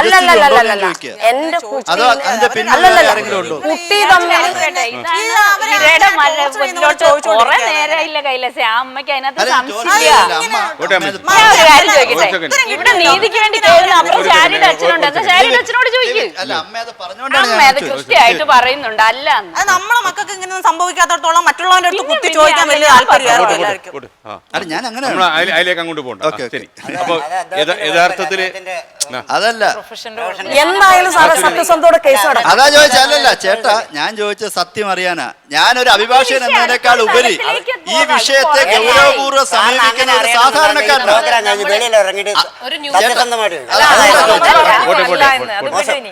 അതായത് നമ്മുടെ എല്ലാ ആഗ്രഹം നമ്മുടെ നാട്ടില് ഒരു സെക്കൻഡ്, നമ്മുടെ നാട്ടിലെ ആഗ്രഹം എന്ന് പറഞ്ഞാൽ നമ്മുടെ നാട്ടിലെ സ്ത്രീകൾക്കും കുട്ടികൾക്കും ചെറുപ്പക്കാരികൾക്കും എല്ലാം സ്വതന്ത്രമായി ഇറങ്ങി നടക്കാൻ പറ്റണം. രാത്രിയോ പകലോ വ്യത്യാസമില്ലാതെ നടക്കാൻ പറ്റുന്നൊരു സാഹചര്യം നമ്മുടെ നാട്ടിലുണ്ടാകണം. ഈ ഷോ പോലും നമ്മൾ അതിനുവേണ്ടി ചെയ്യുന്നത്. കാര്യം ഇതുപോലുള്ള ജിഷയുടെ അമ്മയെ പോലുള്ള ആൾക്കാർ ഇനിയും ഉണ്ടാകരുത്. ഇവരുടെ കണ്ണീരായിരിക്കും ഈ നാട്ടിൻ്റെ ഏറ്റവും വലിയ ശാപം. അപ്പോൾ എന്നാൽ ഇത് കൂടിക്കൂടി വരികയാണോ എന്ന് സംശയം തോന്നാനുള്ള സാഹചര്യം ഉണ്ട് താനും ഇപ്പോൾ സംസ്ഥാനത്ത്. ഈ കേരളത്തിൽ മാത്രമല്ല, കേരളത്തിന് പുറത്തും. എങ്ങനെയാണ് ഇതിനെ നോക്കിക്കാണുന്നത്? ഒരു കുട്ടിയുടെ ഒരു അമ്മയുടെ വേദന നമുക്ക് മനസ്സിലാവുന്നുണ്ട്, അല്ലെ ഒരു പിതാവിൻ്റെ വേദന നമുക്ക് മനസ്സിലാവുന്നുണ്ട്. പിന്നെ പണ്ട് എന്ന് പറയുന്നത് പെൺകുട്ടികളെ നമ്മൾ അമ്മമാർ ഒറ്റയ്ക്ക് വിടാറില്ല. നമ്മൾ കുറച്ചും കൂടെ ശ്രദ്ധിക്കും. കുഞ്ഞുങ്ങളെ ഒരിക്കലും ഒറ്റയ്ക്ക് വിടില്ല, അമ്മമാർ കൂടെ പോവും, അല്ലെ വീട്ടിൽ ആരെങ്കിലും കൂടെ വിടും. അപ്പം ഇപ്പോഴത്തെ പഴയ തലമുറയിലും ഇപ്പോഴത്തെ കുട്ടികളെന്ന് പറയണത് ഇപ്പം ഈ ഒരു കുഞ്ഞുങ്ങളുടെ കാര്യമല്ല പറയണേ, കുറേ മോഡേൺ ആയിട്ടുള്ള കുട്ടികൾ രാത്രി ആൺകുട്ടികളോട് ഇങ്ങനെ നടക്കുകയും അതൊക്കെ ചെയ്യുന്നത് ന്യായീകരിക്കാൻ പറ്റുന്നില്ല. കാരണം ഇത്രയും മാധ്യമങ്ങളിലും ചാനലുകളിലും ഒക്കെ എല്ലാം ഇപ്പം സൗമ്യയുടെ കാര്യമായാലും നിഷയുടെ കാര്യം ഇതൊക്കെ അറിഞ്ഞിട്ടും ഇപ്പോഴും കുഞ്ഞുങ്ങൾ ഇതൊന്നുമില്ലാതെ രാത്രിയിൽ ന്യൂ ഇയർ ആഘോഷിക്കാനും അതിനും ഇതിനും ഒക്കെ രാപകലെന്ന് പറഞ്ഞ പോലെ ബോയ്സിന്റെ കൂടെ നടക്കുന്നുണ്ട് കുട്ടികൾ. വീട്ടുകാർ അല്ല, അതുകൊണ്ട് നിയമം ശക്തമാക്കണം. ഇപ്പൊ ഒരു തെറ്റ് ചെയ്തെങ്കിൽ അവനെ ശിക്ഷിക്കണം. പിന്നെ അവനെ വെച്ചോണ്ടിരിക്കരുത്. ഇനി അവനത് ആവർത്തിക്കരുത്. അതിന് ജാമ്യം, പ്രതിയെ വാദിയെ പ്രതിയാക്കുവോ അതല്ല ചെയ്യേണ്ടത്. നിയമം ശക്തമാക്കണം. അതോടൊപ്പം തന്നെ കുട്ടികളെ നിയമം ശക്തമാക്കുന്നതിനോടൊപ്പം തന്നെ കുഞ്ഞുങ്ങളെ ഒരിക്കലും അല്ല, ഞാൻ സാർ ഒരു കാര്യം ചോദിച്ചിരുന്നു. അത് ഉത്തരം എനിക്കൊന്ന് പറയാൻ പറ്റുമോ? ഞാൻ കുറെ നേരം സാർ എന്നോട് ചോദിക്കുന്നു വിചാരിച്ചുകൊണ്ടിരിക്കുന്നു. സാറ് പറഞ്ഞു ഇപ്പോഴാണ് കൂടുതൽ റിപ്പോർട്ടുകൾ പുറത്തു വരുന്നു, കൂടുതൽ ഇങ്ങനെ സംഭവങ്ങൾ നടക്കണമെന്ന് പറയണത്. പണ്ട് നടന്നിട്ടുണ്ടായിരുന്നില്ല എന്നല്ല, പണ്ട് നടന്നിട്ടുണ്ട്. പക്ഷെ അത് വരാത്തത് എന്താണെന്ന് വെച്ചാൽ, ഒന്ന് മീഡിയയിലായിരുന്നു, ഇത്രയും ഓപ്പൺ ആയിട്ട് നമുക്ക് ഫ്രീഡം ഓഫ് സ്പീച്ച് ഇല്ലായിരുന്നു. നമ്മൾ മാക്സിമം പറയുന്ന ഒരുപക്ഷെ അതും പേടിച്ചിട്ടൊക്കെ ആയിരിക്കും അച്ഛനോടും അമ്മയോടൊക്കെ പറയുന്നത്. ഇപ്പോഴത്തെ കാലഘട്ടത്തിൽ ഞങ്ങൾ സ്കൂളുകളിലും കോളേജസിലൊക്കെ നമ്മൾ അവയർനെസ് പ്രോഗ്രാം നടത്തുന്നു. നിങ്ങൾ തുറന്ന് സംസാരിക്കണം എന്ന് പറയുന്നു. ഇപ്പം ഏറ്റവും വലിയൊരു എക്സാമ്പിൾ എന്ന് പറയുമ്പോൾ 2012 ഡൽഹിയിൽ റേപ്പ് കേസ് നടന്നപ്പോൾ നമ്മുടെ ലോ തന്നെ മാറി. അത് എല്ലാവരും പുറത്ത് വന്ന് സംസാരിച്ചുകൊണ്ടും അതിനെ എതിർത്തുകൊണ്ടോ ആണ് ഇങ്ങനത്തെ ലോസ് വന്നത്. അപ്പോൾ അങ്ങനെ അത് വന്ന ശേഷം നമ്മുടെ കേസസിൽ റിപ്പോർട്ടിങ് അത് തന്നെ തെറ്റാണെങ്കിൽ നിങ്ങൾക്ക് പറയാം. ആ റിപ്പോർട്ട് ചെയ്ത കേസസ് പെട്ടെന്ന് കൂടി. ഇപ്പൊ സാറ് പറഞ്ഞു January 1 തൊട്ട് എന്താന്ന് വെച്ചാൽ ഇതിന്റെ അഗെയിൻസ്റ്റ് ആൾക്കാർ റിയാക്ട് ചെയ്യുന്നുണ്ട്. ഇപ്പൊ ഇന്നത്തെ 2 കാര്യങ്ങൾ നമ്മൾ സംസാരിച്ചു. എല്ലാം മിക്ക ഡിസ്കഷൻ ഞാൻ കേട്ടോണ്ടിരിക്കുവായിരുന്നു. ഇത് നടന്നു കഴിഞ്ഞിട്ട് എന്താണ്, ഇതിന്റെ കേസിന്റെ ഉള്ളിൽ കയറിയിട്ട് എന്താണ്, അതിന് എന്തുകൊണ്ട് നടന്നില്ല എന്നല്ല ഞാൻ പറയണത്. ഇപ്പം 10 ഒരുപാട് കേസുകൾ നടന്നിട്ടുണ്ട്. പക്ഷെ ഇനി ഒരുപാട് ആൾക്കാർ. ഇപ്പൊ എനിക്കൊരു മോള് പുറത്ത് ഇറങ്ങി നടക്കുമ്പോൾ നമുക്ക് പേടിയാണ് ഇത് എന്താണ് നടക്കാൻ പോണേന്നുള്ളത്. എന്ന് വെച്ചാൽ ഞാൻ പറയാൻ ഉദ്ദേശിക്കുന്ന ഇത്രയേ ഉള്ളൂ, നമ്മൾ നടന്നിട്ടില്ല എന്ന് ഒരിക്കലും വിചാരിക്കരുത്. നടന്നിട്ടുണ്ട്, അന്ന് മിണ്ടിയിട്ടില്ല എന്ന് മാത്രമേ ഉള്ളൂ. ഇപ്പൊ ആൾക്കാർ മിണ്ടാൻ തുടങ്ങി, അതും പൂർണ്ണമായിട്ടും മിണ്ടുന്നില്ല. പകുതി. ഇപ്പൊ ഞാൻ പറയുന്നത് ഞങ്ങളുടെ കയ്യിൽ വരുന്ന കേസസ് കുറെയൊക്കെ വരുന്ന കേസസിൽ ആദ്യം വരുന്ന എന്തുകൊണ്ട് റിപ്പോർട്ട് ചെയ്യാതെ പോകുന്ന കേസുകളുണ്ട്. ആദ്യം വരുന്ന എന്താ, നമ്മളിങ്ങനെ ഒരു ഇഷ്യൂ വന്ന് വിക്ടിം സർവൈവ് ചെയ്തിട്ടുണ്ടെങ്കിൽ വരുന്ന വെച്ചാൽ അവർക്ക് നാണമാണ്. അത് പറയണോ വേണ്ടയോ, അത് ഉള്ളിൽ ഒതുക്കണോ, എന്തായിരിക്കും ഭാവി. 2 എന്ന് പറയുന്നത് പേടിയാണ്. പേടി എന്ന് പറയുമ്പോഴത്തേക്ക് അച്ഛൻ തല്ലുവോ അമ്മ തല്ലുവോ നാട്ടുകാർ വല്ലതും പറയുമോ, അമ്മയെ കുറ്റപ്പെടുത്തുവോ അച്ഛനെ കുറ്റപ്പെടുത്തുവോ എന്നുള്ളതാണ് അടുത്തവരുടെ പേടി. 3 ഇത് ആരോട് പോയി പറയണമെങ്കിൽ ഇപ്പൊ ചിലപ്പോൾ ഒരുപക്ഷെ ഞങ്ങൾ കേട്ടിരിക്കുന്ന കേസസിൽ അച്ഛൻ തന്നെ മകളെ പീഡിപ്പിച്ച കേസുകളുണ്ട്. അമ്മൂമ്മേനെ ഗ്രാൻഡ്സൺ 19 വയസ്സ്, ഇന്നാള് കേട്ടേ ഉള്ളൂ, 88 വയസ്സുള്ള അമ്മൂമ്മേനെ 19 വയസ്സുള്ള മകൻ അങ്ങോട്ട് പീഡിപ്പിച്ചു. മനസ്സിലായി? ഇത് താഴോട്ട് മാത്രമല്ല, ഈ അപ്പൊ അങ്ങനെ അത് ഒരു കാര്യമുണ്ട്. പേടിയാണ്. ഞാൻ ഒന്ന് പറഞ്ഞോട്ടെ അമ്മ, പേടിയാണ്. ഇത് ആരോട് പോയി പറയും, ഇത് പറഞ്ഞാൽ എന്താണ് സംഭവിക്കുന്നത്. 4 പോലീസിനോട് എങ്ങനെയാണ് ഞങ്ങൾ അപ്രോച്ച് ചെയ്യേണ്ടത്, എന്താണ് അടുത്ത ലൈൻ, ഇതൊന്നും നമ്മൾ ഈ സമൂഹത്തിൽ സംസാരിക്കുന്നില്ല. ഇതൊക്കെ ഇനിയും വരണം. ഞാൻ പറഞ്ഞ റിയാക്ട് ചെയ്യണം. പെൺകുട്ടികൾ പുറത്തിറങ്ങി അവർ നേരിട്ട് കഴിയുമ്പോഴാണ് ഇങ്ങനത്തെ സംഭവങ്ങളിൽ നമ്മൾ എങ്ങനെ നേരിടും എന്നുള്ള 10 വേറെ പെണ്ണുങ്ങൾ പഠിക്കുന്നത്. ഞാൻ നാളെ വീട്ടിലിരിക്കും. ഇപ്പൊ മാഡം പറഞ്ഞു, നമ്മൾ ആദ്യമൊക്കെ എങ്ങനെയായിരുന്നു, ബസ്സിൽ പോകുമ്പോഴോ ട്രെയിനിൽ പോകുമ്പോഴൊക്കെ ആയിരുന്നു, പിന്നെ നമ്മൾ കളിക്കാൻ പോകുമ്പോൾ ആയിരുന്നു, പിന്നെ നമ്മൾ ഈ പറഞ്ഞ ന്യൂ ഇയേഴ്സിന്റെ അന്ന് അതൊരു കാരണം പറഞ്ഞു. ഇതൊന്നുമല്ല, 88 അല്ലെങ്കിൽ 90% റേപ്പ് കേസ് എന്ന വീട്ടിന്റെ ഉള്ളിലാണ് ചെയ്യുന്നത്. ഞങ്ങൾ ഒരുപാട് സ്ഥാപനങ്ങളായിട്ട് വർക്ക് ചെയ്യുന്ന ആൾക്കാരാണ്. ഈ സ്കൂളിൽ നിന്നൊക്കെ പിഞ്ചു കുഞ്ഞുങ്ങൾ വന്ന് പറയണ കേൾക്കാം. പുറത്തുനിന്നുള്ള ഒരു മഹാനും അല്ല ഈ ചെയ്യുന്നത്, അകത്തിരിക്കുന്ന ആള് തന്നെയാണ്. ഒരുപക്ഷെ അമ്മാവനാവാം, ചേട്ടനാവാം, അങ്ങനെ പല ആൾക്കാരുണ്ട്. അപ്പോൾ നമുക്ക് ഈ തെറ്റിദ്ധാരണകൾ നമ്മൾ മാറ്റണം. ഒരിക്കലും നമ്മൾ പുറത്ത് വഴി കൂടി നടന്നുകൊണ്ടോ അല്ലെങ്കിൽ ഞങ്ങളുടെ ഡ്രസ്സ് ചെറുതായതുകൊണ്ടോ അല്ലെങ്കിൽ സാരിയുടെ പല്ല് കുറച്ച് അങ്ങോട്ട് ഇറങ്ങിയതുകൊണ്ടോ അല്ല നമ്മൾ റേപ്പ് ചെയ്യുന്നത്. ഒരു മെയിൻ സൈക്കോളജി ഉണ്ട് സാർ. ഞങ്ങൾ മനസ്സിലാക്കിയിരിക്കുന്ന ഒരു കാര്യം എന്താണെന്ന് വെച്ചാൽ, ഈ റേപ്പ് എന്ന് പറയുന്ന ഒരു സെക്ഷുവൽ ആക്ട് മാത്രമല്ല. റേപ്പ് എന്ന് പറയുന്നത് it's an act of violence എന്ന് പറയുമ്പോൾ എനിക്കല്ല, ആ ചെയ്യുന്ന ആൾ ആരോടാ ചെയ്യുന്നത്, അയാളെ കാട്ടി മറ്റൊരാളെ കാട്ടി കൂടുതൽ പവർ ഉണ്ടെന്ന് സ്ഥാപിക്കുന്നതാണ്. അതുകൊണ്ടാണ് ഇങ്ങനെ വളരെ റൂത്ത്ലെസ് ആയിട്ട് നമ്മൾ ഇപ്പം ജിഷയുടെ കേസ് തന്നെ എനിക്ക് സങ്കടമുണ്ട്. ഈ അമ്മയുടെ അടുത്തിരുന്നിട്ട് അത് സംസാരിക്കാൻ തന്നെ എനിക്ക് ആലോചിക്കാൻ പോലും പറ്റുന്നില്ല എന്തൊക്കെയായിരിക്കും. എന്നിട്ടാണ് നിങ്ങൾ ഈ ചോദ്യങ്ങൾ ചോദിച്ചത്.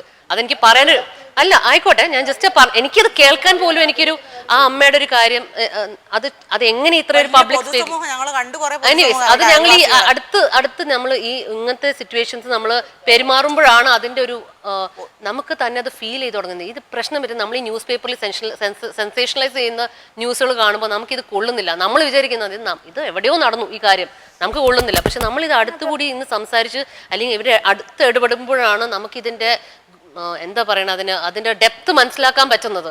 അപ്പൊ ഇങ്ങനെ ഈ കേസ് പറഞ്ഞു, ആ ആള് ചെയ്യുന്ന എന്താ, സെക്ഷുവൽ ആക്ട് അല്ലായിരുന്നു. അയാള് ഈവൻ ഡൽഹി കേസ് എടുത്താൽ പോലും ആ കുട്ടിയുടെ ഇൻട്രസ്റ്റൈൻ പുറത്തെടുത്തത് എന്ത് സന്തോഷം കിട്ടിയിട്ടാണ്. അപ്പൊ സാർ ഒരു കാര്യം പറഞ്ഞു, ഫെമിനിസ്റ്റ് പറഞ്ഞു, ഇങ്ങനത്തെ ഫെമിനിസ്റ്റുകളോ. ഞാൻ എൻ്റെ ഒരു അഭിപ്രായം പറയുന്നത്, ഇത്തരം സംഭവങ്ങൾ ഉണ്ടാകാൻ പാടില്ല, നിർഭാഗ്യകരമാണ്, തെറ്റാണ്. അതിനകത്ത് നമുക്ക് ആർക്കും അഭിപ്രായ വ്യത്യാസമില്ല. പക്ഷെ ഞാൻ ചോദിക്കുന്നുണ്ട്, നമ്മൾ ഇപ്പം സ്ത്രീ ആക്രമിക്കപ്പെടുന്നു, അത് പിഞ്ചു ബാലികയായാലും ശരി, മുതിർന്ന ആളായാലും ശരി, അവളുടെ സമ്മതമില്ലാതെ അവളെ ഉപദ്രവിക്കുന്നത് ശരിയല്ലെന്നുള്ള സംശയമില്ല. ഞാൻ പറഞ്ഞോട്ടെ അത് സത്യമാണ്. പക്ഷെ ഞാൻ ചോദിക്കുന്നത്, മറ്റൊരു വശവും കൂടെ നാം ചിന്തിക്കേണ്ട, ഒരു സോഷ്യൽ ബീയിങ് എന്ന രീതിക്ക്. ഒരിക്കലും ഞാൻ ഈ പ്രതിയെ അല്ലെ ചെയ്യുന്ന ആളെ സപ്പോർട്ട്, നിങ്ങൾ മിസ്ഇന്റർപ്രറ്റ് ചെയ്യരുത്. ഞാൻ ചോദിക്കുന്നത് എന്തുകൊണ്ട് ഇങ്ങനെ സംഭവിക്കുന്നു? കാര്യം ഇവർക്കും ഇല്ല അച്ഛൻ, അമ്മ, കുടുംബം എല്ലാം ഉണ്ടാവുമല്ലോ. അപ്പൊ ഇവരിങ്ങനെ വരുന്നെങ്കിൽ അവരുടെ എന്തുകൊണ്ട് എന്നതിനെ കുറിച്ച് നിർത്തിയിട്ട് പറഞ്ഞു ഒരു പഠനം നടത്തണമെന്നാണ് എൻ്റെ സജഷൻ. എന്നിട്ട് മനഃശാസ്ത്രപരമായി നമ്മൾ അവരെ പഠിക്കുകയാണെങ്കിൽ സ്വാഭാവികമായിട്ട് അവർ രോഗിയായിരിക്കും, അയാൾ രോഗിയായിരിക്കും എന്നാണ് എൻ്റെ അവനെ കൊല്ലുക. ഇവിടുത്തെ സ്റ്റേറ്റിന്റെ അധികാരമാണ് ഇവിടുത്തെ ആളുകളെ ഓരോ പൗരനെയും സംരക്ഷിക്കുന്നത്. ഇവിടെ റേപ്പ് ചെയ്യപ്പെട്ട കുട്ടികള് മഹാമന്ദിരത്തിൽ ഷെൽട്ടർ ഹോമിന്റെ മതിലിന്റെ അകത്ത് ഇങ്ങനെ ഇറിറ്റേറ്റഡ് ആയി ജീവിക്കുന്നു. അവരുടെ അച്ഛനെ ഒന്ന് കാണാതെ, അവരുടെ അമ്മയെ ഒന്ന് കാണാതെ, അവരെ വേണ്ടപ്പെട്ടവരെ കാണാതെ അവരിങ്ങനെ നരകിച്ച് ജീവിക്കുമ്പോൾ ഈ റേപ്പ് കേസിലെ പ്രതികൾ സുഖമായിട്ട് പുറത്തിറങ്ങി നടക്കുന്നത്.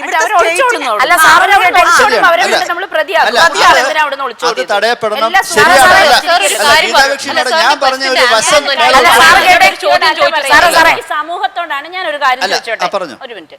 ഈ സൗമ്യ കേസിൽ ഞാൻ ഉൾപ്പെടെ എല്ലാവരും ഒരു ദിവസം മുഴുവൻ കറുത്ത ബാഡ്ജും കുത്തിയിട്ട് ട്രെയിനിൽ നടന്നിട്ടുണ്ട്. നിങ്ങൾ ആരെങ്കിലും മക്കൾ ഓർക്കുന്നുണ്ടോ? ഏതെങ്കിലും പാസഞ്ചർ ട്രെയിനിൽ നിങ്ങൾ സുരക്ഷിതരാണെന്ന് ഒരു പുല്ലും ഇവിടെ ചെയ്തില്ല. ഞാൻ പറയട്ടെ, ഞാൻ കൈലാസിനോടല്ല, ഞാൻ സമൂഹത്തോടാണ് പറയുന്നത്. എല്ലാം കയറി കൈലാസ് ഏറ്റെടുക്കാതിരിക്കും. ഞാനും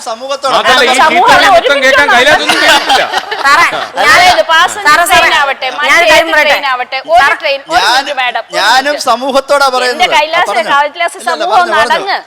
സാധാരണ ഈ സൗമ്യ കേസ് നടന്നിട്ട് ഇപ്പൊ ഈ വലിയ ബഹളം ഉണ്ടാക്കുന്ന അല്ലാതെ ഈ കുഞ്ഞുങ്ങൾ ഉൾപ്പെടെ ഞാൻ ഉൾപ്പെടെ ആരും ട്രെയിനിൽ കയറിയ ഒരു സംവിധാനവും ഇല്ല. നടുക്കോട്ട് ഏതാണ്ട് വിമൻ ഇതുണ്ടാക്കും എന്ന് പറഞ്ഞു, ഒന്നും ഉണ്ടായിട്ടില്ല. എവിടെയോ കിടക്കുന്നു. ഓരോ ട്രെയിൻ വരുമ്പോ ഞാൻ ഒരുപാട് യാത്ര ചെയ്യുന്നയാളാ, അതുപോലെ സുരക്ഷ നോക്കുന്നയാളാ. ദൈവമേ, നാളെ എന്താണോ അവിടെ ചെന്ന് ചോദിക്കാറുണ്ട്, ഇതിന്റെ വിമൻസിന്റെ കമ്പാർട്ട്മെന്റ് എവിടെയാ? അത് 8ലോ 11ലോ വരും കേട്ടോ. എത്ര മിനിറ്റ് നിർത്തും? 2 മിനിറ്റ്. എൻ്റെ ലഗേജ് കൂടി ഉണ്ടെങ്കിൽ 8ലോ 11ലോ കിടന്നോടുകയാണ്. ഞാൻ പോട്ടെ, ഇത് സ്ഥിര യാത്ര ചെയ്യുന്നയാൾക്ക് ഇത് ഊഹിക്കാം 8നും 11നും എവിടെ വരുന്നു. വരാത്ത ഒരാൾ അനുഭവിച്ചേ. അപ്പൊ സൗമ്യ വധക്കേസ് നമ്മൾ അന്ന് പറഞ്ഞതാണ് ട്രെയിനിൽ സ്ത്രീകളുടെ സുരക്ഷ ഉറപ്പാക്കും. ഗോപി ഒന്നും ഉറപ്പാക്കിയിട്ടില്ല. ഇപ്പൊ ജിഷ വധക്കേസ് വന്നപ്പോ ഇപ്പൊ തന്നെ ഇവർ പറഞ്ഞ കണക്ക് നോക്കൂ, പുറമ്പോക്കി നടക്കുന്ന എല്ലാ ബാല്യങ്ങൾക്കും സ്ത്രീകൾക്കും സംരക്ഷണം. എന്ത് സംരക്ഷണം? പുറമ്പോക്ക് പോയിട്ട് അല്ലാത്ത പോക്കിലുള്ളവർക്ക് ഒരു സംരക്ഷണവും ഇവിടെ ഉറപ്പാക്കുന്നില്ല. എന്നിട്ട് നമ്മളാരും ഒഴിവാക്കാം.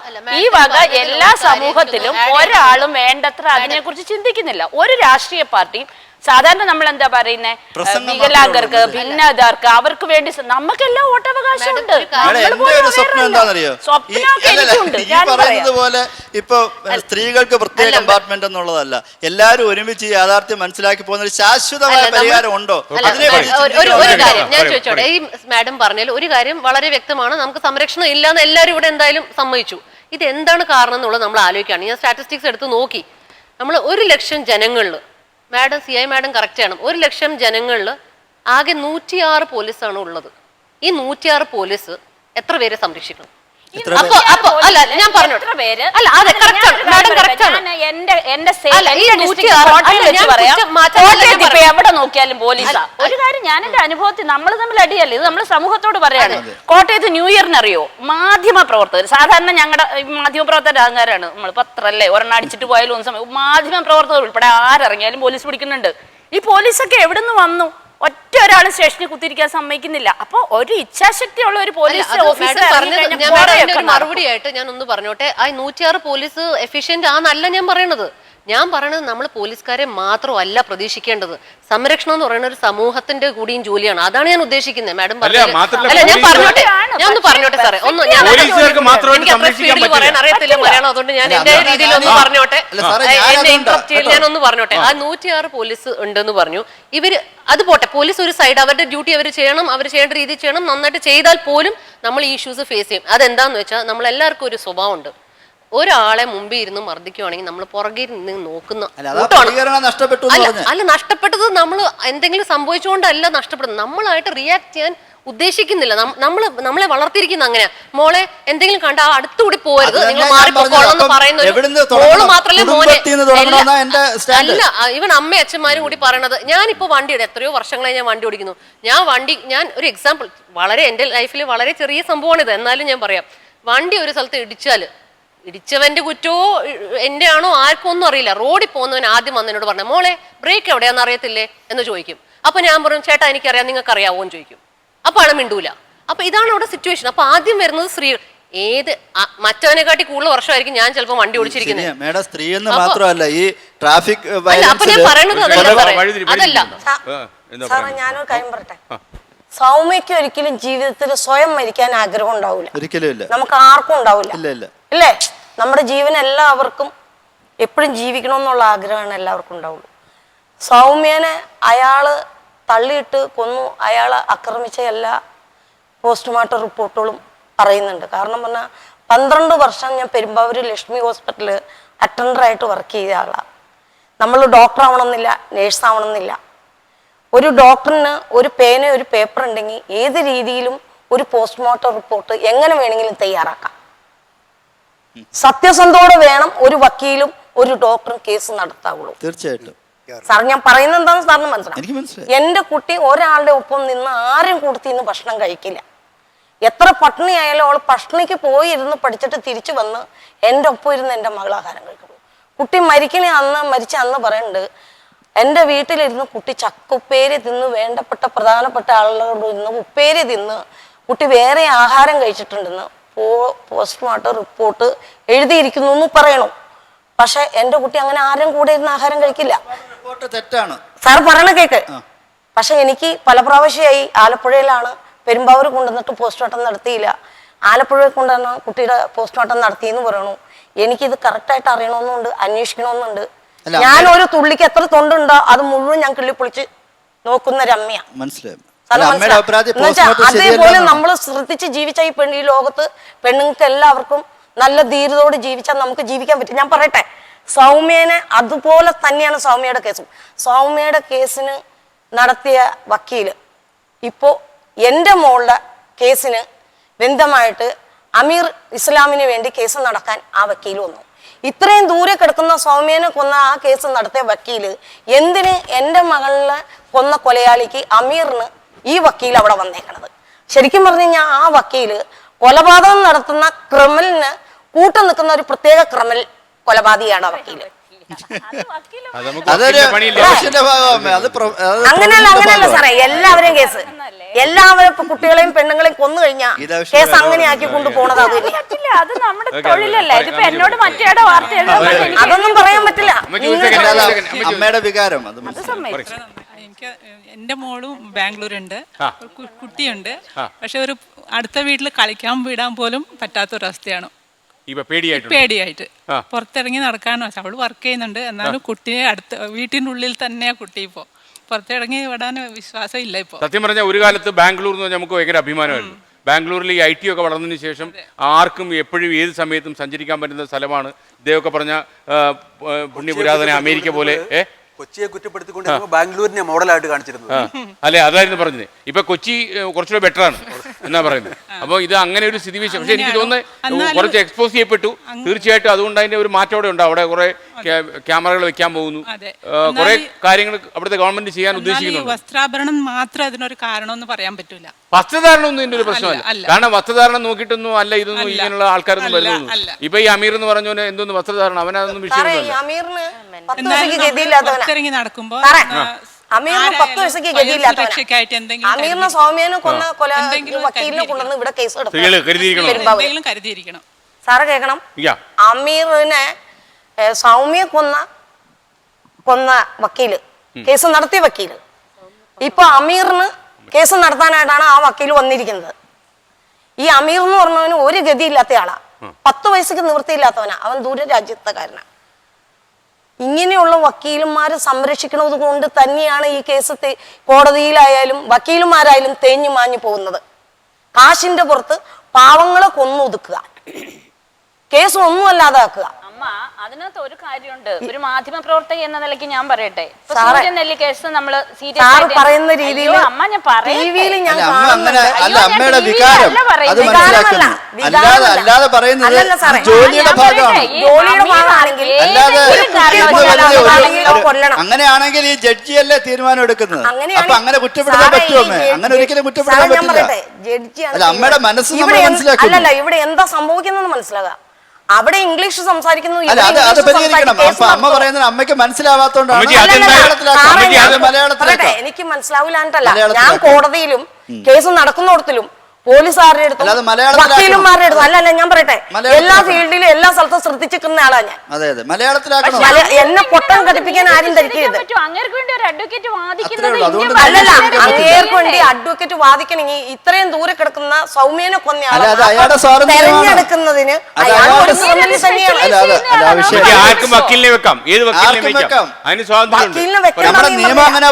പക്ഷെ ഇതിപ്പോ ഇങ്ങനെ സാറന്മാരിങ്ങനെ ഈ പ്രതികളെ രക്ഷപ്പെടുന്നത്. സാറേ ഞാൻ പറയട്ടെ, പ്രതികൾ രക്ഷപ്പെടുന്നത് ഇത് തന്നെയാണ്. കൊലപാതകം നടത്തിയിട്ട് നിങ്ങൾ ഇന്നീ പറയുന്ന ഭാഷയിൽ കൂടെയാണ് പ്രതികൾ രക്ഷപ്പെടുന്നത്. അമ്മ അത് അങ്ങനെയല്ല. അമ്മ പറഞ്ഞ കറക്റ്റാ. മലയാളത്തിലേക്ക് അപ്പൊ അമ്മയ്ക്ക് മനസ്സിലാക്കാൻ കഴിഞ്ഞില്ല കോടതിയിൽ എന്തൊക്കെയാ നടക്കുന്ന, ആരൊക്കെ എന്തൊക്കെയാ പറയുന്നത്. 16 വർഷമായിട്ട് എറണാകുളത്ത് ബിസിനസ് ചെയ്യുന്ന ഒരു ബിസിനസ്സുകാരിയാണ്. അതുകൂടാതെ ഞാൻ പല സംഘടനയിലും വർക്ക് ചെയ്യുന്നുണ്ട്. ഇതേപോലെ പല വിഷയങ്ങളും വരാറുണ്ട്. ഞങ്ങൾ അതിന് ചെയ്യാൻ പറ്റുന്ന ഹെൽപ്പ് ചെയ്തു കൊടുക്കുന്നുണ്ട്. അതേപോലെ എൻ്റെ മകൾ LICയിൽ ഡെവലപ്മെൻറ്റ് ഓഫീസറാണ്. എനിക്ക് ഇതേപോലെ അവൾ തിരിച്ച് 9 മണിക്ക് വീട്ടിലെത്തുമ്പോൾ ചില കസ്റ്റമറെ കണ്ട് തിരിച്ച് വീട്ടിലെത്തുന്നവരെ എനിക്ക് ടെൻഷനാണ്. പക്ഷേ ഞാൻ തന്നെ ഇതിനകത്ത് ഇടപെട്ട് പല കേസും കാര്യങ്ങളും എനിക്കറിയാം. 10-15 വർഷമായിട്ട് ഇതേപോലെ കേസ് നടന്നുകൊണ്ടിരിക്കുന്ന വ്യക്തികളെ എനിക്കറിയാം. ഞങ്ങൾ ഇടപെടാറുണ്ട്. ഫ്രീ ആയിട്ട് ലീഗൽ സർവീസ് ചെയ്യുന്നുണ്ട്. അങ്ങനെ പല കാര്യങ്ങളും നമ്മൾ അനുഭവത്തിൽ അറിയാവുന്നതുകൊണ്ട്. ഒരു കാര്യം പറഞ്ഞു മാഡം, ഒരു വളരെ ഇമ്പോർട്ടൻ്റ് ആയിട്ടുള്ള ഒരു കാര്യം പറഞ്ഞു. പക്ഷെ ആ കാര്യത്തിൻ്റെ ഉള്ളിൽ വേറൊരു കാര്യം ഇരിപ്പുണ്ട്. അതെന്താണെന്ന് വെച്ചാൽ പേടിയാന്ന് പറഞ്ഞു കുട്ടികളെ. നമ്മൾ ഈ സോഷ്യൽ മീഡിയ ആയാലും ഈ പറഞ്ഞ ചർച്ച ആയാലും ഏതൊരു കമ്മ്യൂണിക്കേഷൻ മീഡിയയുടെയും നമ്മൾ ഫിയർ പുലർത്തുവാണ്, എന്ന് വെച്ചാൽ ഇൻക്രീസ് ചെയ്യുകയാണ്. ഇങ്ങനെ വരുമ്പോൾ ഉള്ള കാര്യം എന്ന് വെച്ചാൽ നമ്മൾ ഇനി വരുന്ന ഒന്ന് ആലോചിച്ച് നോക്കുക. ഞാനൊക്കെ സ്കൂളിൽ സൈക്കിൾ ഓടിച്ച് പോയിരിക്കുന്ന കാലഘട്ടം, ഇപ്പോൾ മാഡം പറഞ്ഞു അടുത്ത വീട്ടിൽ വിടാൻ പറ്റുന്നില്ല. ഇത് നമ്മൾ ഇങ്ങനത്തെ കേസുകൾ നമ്മൾ ഇത്രയും കുത്തി കഴിഞ്ഞ് അന്നേരത്ത് കയറി അതിനൊരു പരിഹാരം ഇല്ലാതെ ആയി വരുമ്പോൾ ആൾക്കാർക്ക് പേടിയാണ് സ്വഭാവം. ഈ വരുന്ന തലമുറകൾ ഒരുപാട് ഇനി കഷ്ടപ്പെടാൻ കിടക്കുന്നു. അതെന്താന്ന് വെച്ചാൽ അവർക്ക് ധൈര്യം കൊടുക്കുന്ന പകരം നമ്മൾ ധൈര്യം കൊടുക്കാനുള്ള വാർത്തകൾ ഉണ്ടാക്കണം. ധൈര്യം കൊടുക്കുന്ന പകരം നമ്മൾ മറിച്ച് അവരെ പേടിപ്പിക്കാൻ അല്ല. അതുകൊണ്ടാണ് ഞാനൊരു ഇതേപോലെ ഒരു വിമൻസ് ഡേ എന്ന് പറഞ്ഞ ഒരു പരിപാടിക്ക് ഞാൻ പോയി. അവിടെ ഒരു ലേഡി, ഞാൻ ഓഡിയൻസിലാണ്, ഒരു പാനലിസ്റ്റ് പറഞ്ഞു 7 മണി കഴിയുമ്പോൾ ഞാൻ എൻ്റെ കുട്ടീനോട് തിരിച്ചു വരാൻ പറയും, അതുകൊണ്ട് അവൾ സേഫാന്ന് പറഞ്ഞു. ഞാൻ പറഞ്ഞു ഒരിക്കലും അല്ല.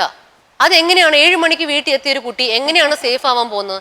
തൊട്ടടുത്തുള്ള ആള് പീഡിപ്പിക്കാൻ റെഡി ആയിട്ട് നിൽക്കുമ്പോൾ ഒരിക്കലും സേഫ് ആവത്തില്ല. നമ്മൾ എപ്പോഴും നമ്മുടെ കുട്ടികൾക്ക് ധൈര്യം കൊടുക്കണം, അവരെ പഠിപ്പിക്കണം. നമ്മൾ മാർഷ്യൽ ആർട്സോ ഏതാണ്, ഞാൻ പെൺകുട്ടികൾ മാത്രം എന്ന് പറയുന്നില്ല, ആൺകുട്ടികളായാലും. ഞാൻ ഇപ്പം നേരത്തെ പറഞ്ഞു എൽഡർലി പ്രായമുള്ള ആൾക്കാർ, പിഞ്ചു കുഞ്ഞുങ്ങൾ, ഈ കൗമാരപ്രായമുള്ള പെൺകുട്ടികൾ, ആൺകുട്ടികൾ, ചെറിയ ഇവര് എല്ലാരും. അപ്പൊ ഇപ്പം ഒരു കാര്യം പറയട്ടെ, ഒരു 18 വയസ്സുള്ള ഒരു മകൻ അമ്മയെ രാത്രി ലായനി കൊടുത്തിട്ടെ വരെ പീഡിപ്പിച്ച കേസ് നമുക്കറിയാം. പേപ്പറിലൊന്നും വലിയ വാർത്തയൊന്നും വന്നിട്ടില്ല. ആ അമ്മയ്ക്ക് ഉണ്ടായ പോലീസ് ന്യായം നീതി ഒരു ഭാഗം അത് നടക്കേണ്ട രീതി തന്നെ നടക്കണം. മാഡം അമ്മ പറഞ്ഞ പോലെ കൊല്ലണമെങ്കിൽ കൊല്ലണം, അല്ല അതിൻ്റെ രീതിയിൽ ഇപ്പം ഈ പറഞ്ഞ പോലെ നമുക്ക് ന്യായമായിട്ടുള്ളൊരു വഴിയുണ്ടെങ്കിൽ നമ്മൾ അതെടുക്കണം. പക്ഷെ ഇതൊന്നും അല്ല, നമ്മൾ ഈ റൂട്ട് കോസ് തന്നെ നമ്മൾ അവിടെ നിന്ന് തന്നെ തുടങ്ങണം. നമ്മുടെ വീടുകളിൽ നമ്മൾ ഒരിക്കലും ഇങ്ങനത്തെ നമ്മൾ മക്കളോട് സംസാരിച്ചാലും നമ്മൾ അവരെ അവർക്ക് അവയർനെസ് കൊടുക്കണം. പക്ഷെ ഒരിക്കലും അവരെ പേടിപ്പിക്കരുത്. മക്കളോട് സംസാരിക്കുന്ന കാര്യം പറഞ്ഞാൽ ഡൽഹി റേപ്പിന്റെ ഇത് കഴിഞ്ഞപ്പോൾ ഒരു ഡിസ്കഷൻ വന്നപ്പം, ഒരു ഗ്രൂപ്പിൽ ഡിസ്കഷൻ വന്നപ്പം അവിടുന്ന് കിട്ടിയൊരു കമന്റ്, അവളെന്തിനാ രാത്രി സിനിമയ്ക്ക് പോയേ, അല്ലെങ്കിൽ അവള് ഒരുപാട് പ്രതികരിച്ചതുകൊണ്ടാണ് ബ്രൂട്ടലി അവൾ റേപ്പ് ചെയ്യപ്പെട്ടെ.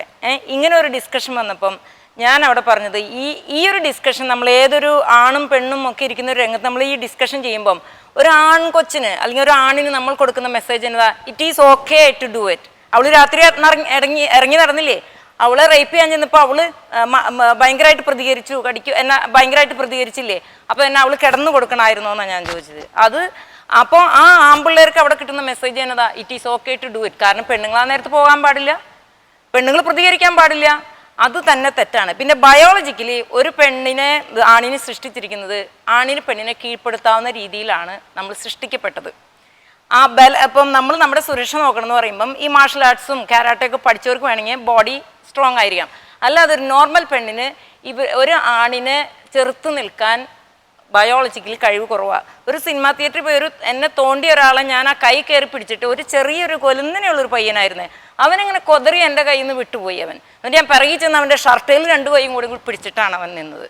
ആ ഒരു ചെറിയ ചെറുക്കനെ പോലും ചെറുത്ത് നിൽക്കാൻ പറ്റില്ല. അന്നാണ് എനിക്ക് മനസ്സിലായേ ബയോളജിക്കലി ഒരു സ്ത്രീ ആണുങ്ങളെക്കാൾ വീക്കാണ്. അതുകൊണ്ട്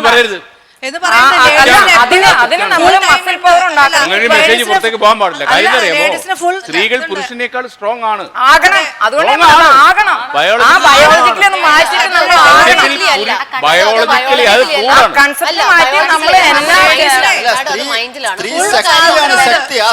കൂടാണ്. മെന്റലി പവർ നമ്മൾ നേടണം. അത് എപ്പോഴാണ് ലേഡീസ് എപ്പോഴാണ് ഇറങ്ങാം. രാത്രി ആയാലും ആരും പേടിക്കേണ്ട ആവശ്യമില്ല, ലേഡീസ് ഇറങ്ങി നടക്കണം. എൻ്റെ ഒരു അഭിപ്രായത്തില് ഈ ഓരോ സംഭവങ്ങൾ നടന്നതിന് ശേഷം നമ്മൾ പറയുന്നതിനോടല്ല, ഇതിന്റെ മൂല കാരണം ആ സാഹചര്യം എന്താണ് അതാണ് നമ്മൾ പ്ലക്ക് ഔട്ട് ചെയ്യേണ്ടത്. അതാണ്, അല്ലാതെ ഇത് അങ്ങനെ സംഭവിച്ചു അല്ലെങ്കിൽ ഇതിന്റെ റെമഡി അപ്പൊ അത് ശക്തമായ ഇപ്പൊ ഒരാള് അങ്ങനെ ചെയ്യുന്ന സമയത്ത് നമുക്ക് അവരുടെ ഹിസ്റ്ററി തന്നെ എടുത്ത് നോക്കാം. അവരൊന്നില്ലെങ്കിൽ ഡ്രഗ് അഡിക്റ്റ് ആയിരിക്കും, അല്ലെങ്കിൽ അവരെന്തെങ്കിലും അത് അങ്ങനത്തെ എന്തെങ്കിലും മാരകമായിട്ട് യൂസ് ചെയ്തിട്ടുള്ളവരാണ്. ഉണ്ട് കൂടുതലും ഒരിക്കലും എല്ലാവരും. നമ്മൾ ബസ്സിക്ക് അല്ല, നിങ്ങൾ പറഞ്ഞത് കറക്റ്റ് ആണ്, ബേസ് കറക്റ്റ് ആണ്. പക്ഷെ അതൊരു ഒരു അങ്ങനെ ആയിരിക്കണം എന്നുള്ള നിർബന്ധമില്ല. ഞാൻ പറയട്ടെ, ബസ്സിൽ കയറിയാൽ ഒരു സ്കൂൾ കുട്ടി ബസ്സിൽ കയറി, ഞാൻ എത്രയോ തവണ ബസ്സിൽ കയറിയിട്ടുണ്ട്. ബസ്സിൽ കയറിയാൽ അവിടെ ഇരിക്കുന്ന ആൾക്കാർ ഡ്രഗ് അഡിക്റ്റ് ഒന്നുമില്ല, അവര് നേരെ വന്ന് നെഞ്ചിൽ കൈ വെക്കുന്ന ആൾക്കാരുണ്ട്. അത് ചെയ്യാൻ എന്താണെന്നറിയോ, അതെന്താ കണക്കുകൾ പറയുന്നുണ്ട് 3000 4000. ഇതിനകത്ത് മയക്കുമരുന്നിന്റെ ലഭ്യതയും മദ്യത്തിന്റെ ഈ എപ്പ വേണേ ആർക്ക് വേണേ കുടിക്കാവുന്നുള്ളതും കുറയുമ്പോ വലിയ കണക്കിന് നമുക്ക് എന്തായാലും കുറച്ച് ചെറുതാക്കി കൊണ്ടുവരാൻ പറ്റും. അതല്ലാതെ അത് ചെയ്യുന്നവരൊക്കെ ഡ്രഗ് അഡിക്റ്റ് ആണെന്നോ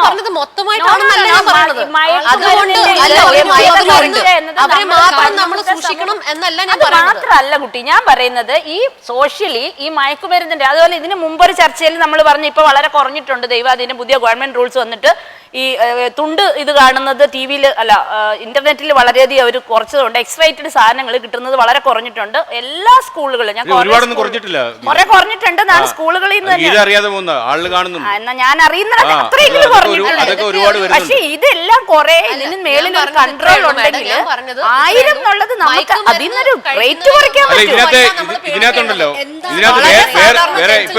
അല്ലാതെ ഒരാള് അമ്മയ്ക്ക് ലായനി കൊടുത്തു അല്ലെങ്കിൽ ഒരാൾ ജനിച്ചു വീഴുന്ന ഒരു കുട്ടികളും, അത് ഏത് കുട്ടിയായിക്കോട്ടെ, പാവപ്പെട്ടതായിക്കോട്ടെ പണമുള്ള വീട്ടിലായിക്കോട്ടെ, ഒരു കുട്ടികളും ജനിച്ചു വീഴുമ്പം കള്ളനോ കൊലപാതകയോ ആയിട്ട് അവൻ ജനിച്ചു വീഴുന്നില്ല. അവന്റെ സാഹചര്യങ്ങളാണ് അവനെ അങ്ങനെ ആക്കുന്നത്. അപ്പൊ ആ സാഹചര്യത്തെയാണ് നമ്മൾ പ്ലക്ക് ഔട്ട് ചെയ്യുന്നത്. ഈ സാഹചര്യം തന്നെ ഞാൻ പറയുന്നത് ഉറപ്പായിട്ട് ഒരു ചേരിയിലുള്ള കുട്ടി അല്ലെങ്കിൽ അടച്ചുറപ്പില്ലാത്ത ഒരു വീട്ടിലുള്ള അമ്മയുടെ അതേ പ്രശ്നം തന്നെ CCTV 4 സൈഡിലുള്ള ഫ്ലാറ്റിൽ കഴിയുന്ന 3 പെൺകുട്ടികളുള്ള അമ്മയായ ഞാനും പങ്കുവെക്കുന്നുണ്ട് എല്ലാവർക്കും. പക്ഷെ കുറച്ചും കൂടി ഈ പറഞ്ഞ പോലെ ഇവർ ആ ഒരു സാഹചര്യം അല്ലായിരിക്കും കുറച്ചുകൂടി ഉറപ്പാക്കാൻ ഒരു പോലീസ് സംവിധാനത്തിന്റെ ഒരു സുരക്ഷാ കവറിന്റെ കീഴിലോ സ്ത്രീകളെ നിർത്തി അവരെ സംരക്ഷിക്കാൻ പറ്റില്ല. ഒരു സംസ്ഥാനത്തും ഒരു ലോകത്തും നടക്കുന്നില്ല. പക്ഷെ ഇത് നമ്മുടെ സൊസൈറ്റിക്ക് ഒരു പ്രത്യേകത ഉണ്ടായിരുന്നു. എന്തായെന്ന് ചോദിച്ചാൽ ഒരു കരുതലുണ്ടായിരുന്നു. അതായത് ആര് റോഡിൽ പോയാലും അപരിചിതരെ കാണാൻ എന്തിനാണ് പോകുന്നത്, ഇങ്ങനെയൊക്കെ പറഞ്ഞൊരു കരുതലുണ്ടായിരുന്നു. ആ കരുതല് അപ്പാടെ പോയി. പക്ഷേ ഞാൻ ചോദിക്കട്ടെ, അടുത്ത വീട്ടിൽ പോകരുത് അല്ലെങ്കിൽ അടുത്ത വീട്ടുകാരുടെ അങ്ങനെ ബന്ധം വരരുത്. നമ്മൾ സംശയത്തോടെ നോക്കിക്കൊണ്ടിരിക്കും. നമ്മൾ വീണ്ടും വീണ്ടും ഈ ന്യൂക്ലിയസിലേക്ക് പോത്തേ ഉള്ളൂ. നമ്മൾ ഒരു സമൂഹം എന്ന് പറയുന്ന ആ ഒരു കൺസെപ്റ്റിലേക്ക് കുറെയെങ്കിലും തിരിച്ചു വരികയാണെങ്കിൽ ഈ പേടി, ഇപ്പൊ എനിക്ക് നിങ്ങളുടെ അടുത്ത് നിൽക്കാൻ പേടിച്ചിരിക്കും, നിങ്ങൾ ആരാന്നറിയില്ല. ഈ ഒരു അവസ്ഥയിലേക്ക് നമ്മൾ നമ്മുടെ ഒരു ഇതിനകത്ത് മാത്രം നിൽക്കുന്ന അവസ്ഥയിലേക്ക് പോയാൽ ഇനി ഈ പേടി കൂടുതൽ. നമ്മുടെ ഇതിനകത്തുള്ള പ്രശ്നം എന്താ അറിയാമോ, നമ്മളിപ്പോ ഈ പോലീസുകാരെ ചീത്ത പറയും. ഇപ്പൊ എന്തുണ്ടെങ്കിലും പോലീസുകാരെ, നമ്മുടെ ഒരു ഫാഷൻ അത്. ഈ പോലീസുകാർ ഇദ്ദേഹമൊക്കെ അനുഭവിച്ചിട്ടുണ്ടാവും. ഏതെങ്കിലും ഒരു ചെറിയ കേസിൽ ഒന്ന് പോലീസ് സ്റ്റേഷൻ വരെ ഒന്ന് സാക്ഷി പറഞ്ഞിട്ട് പോകും, ഒരാളും വരത്തില്ല. ഇത് കഴിഞ്ഞ 7 വർഷത്തിനിടയിൽ ഞാൻ 2570 കോളനികളിലാണ് ഒരു സെക്കൻഡ് അമ്മച്ചി ഇദ്ദേഹം ഒന്ന് പറഞ്ഞോട്ടെ. ഈ കഴിഞ്ഞ 7 വർഷത്തിനിടയിൽ 2570 70 കോളനികളിലാണ് ഞാൻ പോയത്. അപ്പോൾ അവിടെ കൃത്യമായിട്ടുള്ള ഞാൻ നോക്കിയപ്പോൾ പോയയിടത്തൊക്കെ ചിലയിടങ്ങളിലൊക്കെ റേപ്പ് നടന്നിട്ടുണ്ട്, കേസുകളൊക്കെ രജിസ്റ്റർ ചെയ്തു. അവരാദ്യം സംഘടിത ശക്തിയാക്കി. പുറത്തുനിന്ന് ഒരാൾ വരുമ്പം ആരെങ്കിലും തൊട്ട് അവനെ വെട്ടണമെങ്കിൽ വെട്ടണം, അത്രേ ഉള്ളൂ. അത് ഞങ്ങൾ കൃത്യമായിട്ട് ചെയ്യുന്നുണ്ട്. ഞങ്ങളുടെ ഒരു സെറ്റിൽമെൻറ്റിൽ വന്നിട്ട് അനാവശ്യമായിട്ട് ഒരു കുട്ടിയെ തൊട്ട് കഴിഞ്ഞാൽ അവ ഗുണ്ടയായിരുന്നു. അവൻ്റെ അടുത്ത് ആദ്യം അവൻ്റെ വീട്ടിൽ പോയി ഞാൻ വിലക്കി, വലിയ കുടുംബത്തിലെ ഗുണ്ടയാണ്. അപ്പോൾ അവൻ്റെ അമ്മയോട് ഞാൻ പറഞ്ഞു ഇങ്ങനെ ഒരു സംഭവമുണ്ട്, നീ സെറ്റിൽമെൻറ്റിലൊന്നും ഞങ്ങൾ കുട്ടികളെ ഉപദ്രവിക്കരുത്. അവൻ കേട്ടില്ല, പിന്നെയും വന്നു. പിന്നെ ഞങ്ങൾ ഒരു 10-20 പേര് കൂടി അവനെ അടിച്ചൊതുക്കി. ഒരു കേസ് അങ്ങോട്ടുമില്ല ഇങ്ങോട്ടുമില്ല. അതേപോലെ തന്നെ ഞങ്ങളുടെ കൊച്ചി യൂണിവേഴ്സിറ്റീൻ്റെ ഉദ്യോഗസ്ഥരുടെ കുസാറ്റിൻ്റെ ഉദ്യോഗസ്ഥർ താമസിക്കുന്നിടത്ത് ഞങ്ങളുടെ ഒരു പെൺകുട്ടിയെ അയൽവാസിയായിട്ടുള്ള ഒരാൾ യാതൊരു പ്രകോപനവും ഇല്ലാതെ ആ കുട്ടീനെ അടിച്ച് മൂക്കിൻ്റെ വാലം പൊട്ടിച്ചു. എന്ത് വേണമെങ്കിലും ചെയ്തിട്ട് പോകുന്നതാണ്. തിരിച്ച് ഞങ്ങൾ അതേപോലെ ചെയ്തു. ഞങ്ങൾ എപ്പോഴും സംഘടിത ശക്തിയല്ല, അല്ലെങ്കിൽ ഞങ്ങൾ തിരിച്ചൊന്നും ചെയ്യില്ല എന്ന് വിചാരിക്കുമ്പോഴാണ് കൂടുതൽ ആളുകൾ ഇങ്ങോട്ടേക്ക് വരുന്നത്. അപ്പോൾ ഞങ്ങൾ അതങ്ങ് മാറ്റി വെച്ചു. കൊടുക്കേണ്ടടുത്ത് കൊടുത്തും, അടി കൊടുക്കണമെങ്കിൽ അത് തന്നെ കൊടുത്തും തടഞ്ഞും. അതേ ഇപ്പം നിവൃത്തിയുള്ളൂ. നമ്മൾ നിയമത്തിന്റെ പുറകെ എല്ലാം നോക്കിയിരുന്നു കഴിഞ്ഞാൽ ഒന്നും നടക്കില്ല. പോലീസ് സംവിധാനം കാര്യക്ഷമല്ലാത്തോണ്ടല്ലേ പരിഷ്കൃത സമൂഹത്തിന് എന്നെ സംബന്ധിച്ച് ഞാൻ ഈ 7 കൊല്ലം എന്റെ കൂടെ ഉണ്ടായിരുന്ന പോലീസ് വകുപ്പ് മാത്രമാണ്.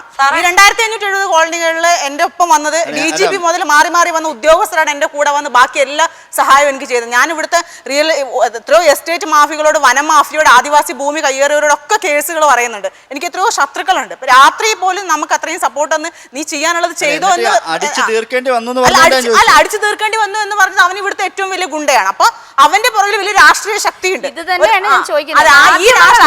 പോലീസുകാരാണേലും ആരെയൊക്കെ ഭയക്കുന്ന ഒരു സമൂഹത്തെ ഇവിടുത്തെ രാഷ്ട്രീയം അല്ലാതെ വേറെ നമ്മുടെ പോലീസ് ഓഫീസർ എന്ന് പറയട്ടെ. പറഞ്ഞ പോലെ ഇവരടിച്ചത് തീർത്ത അത് പ്രശ്നമില്ല. അതേ പക്ഷെ ഒരു പോലീസുകാരൻ അടിച്ചെങ്കിൽ ഉടനെ അവന്റെ പേര് കേസായി പോയി പരാതിപ്പെട്ടു.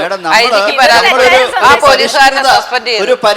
പോലീസുകാരെ അത് ഞാൻ പറയുന്നത് പോലീസുകാരെ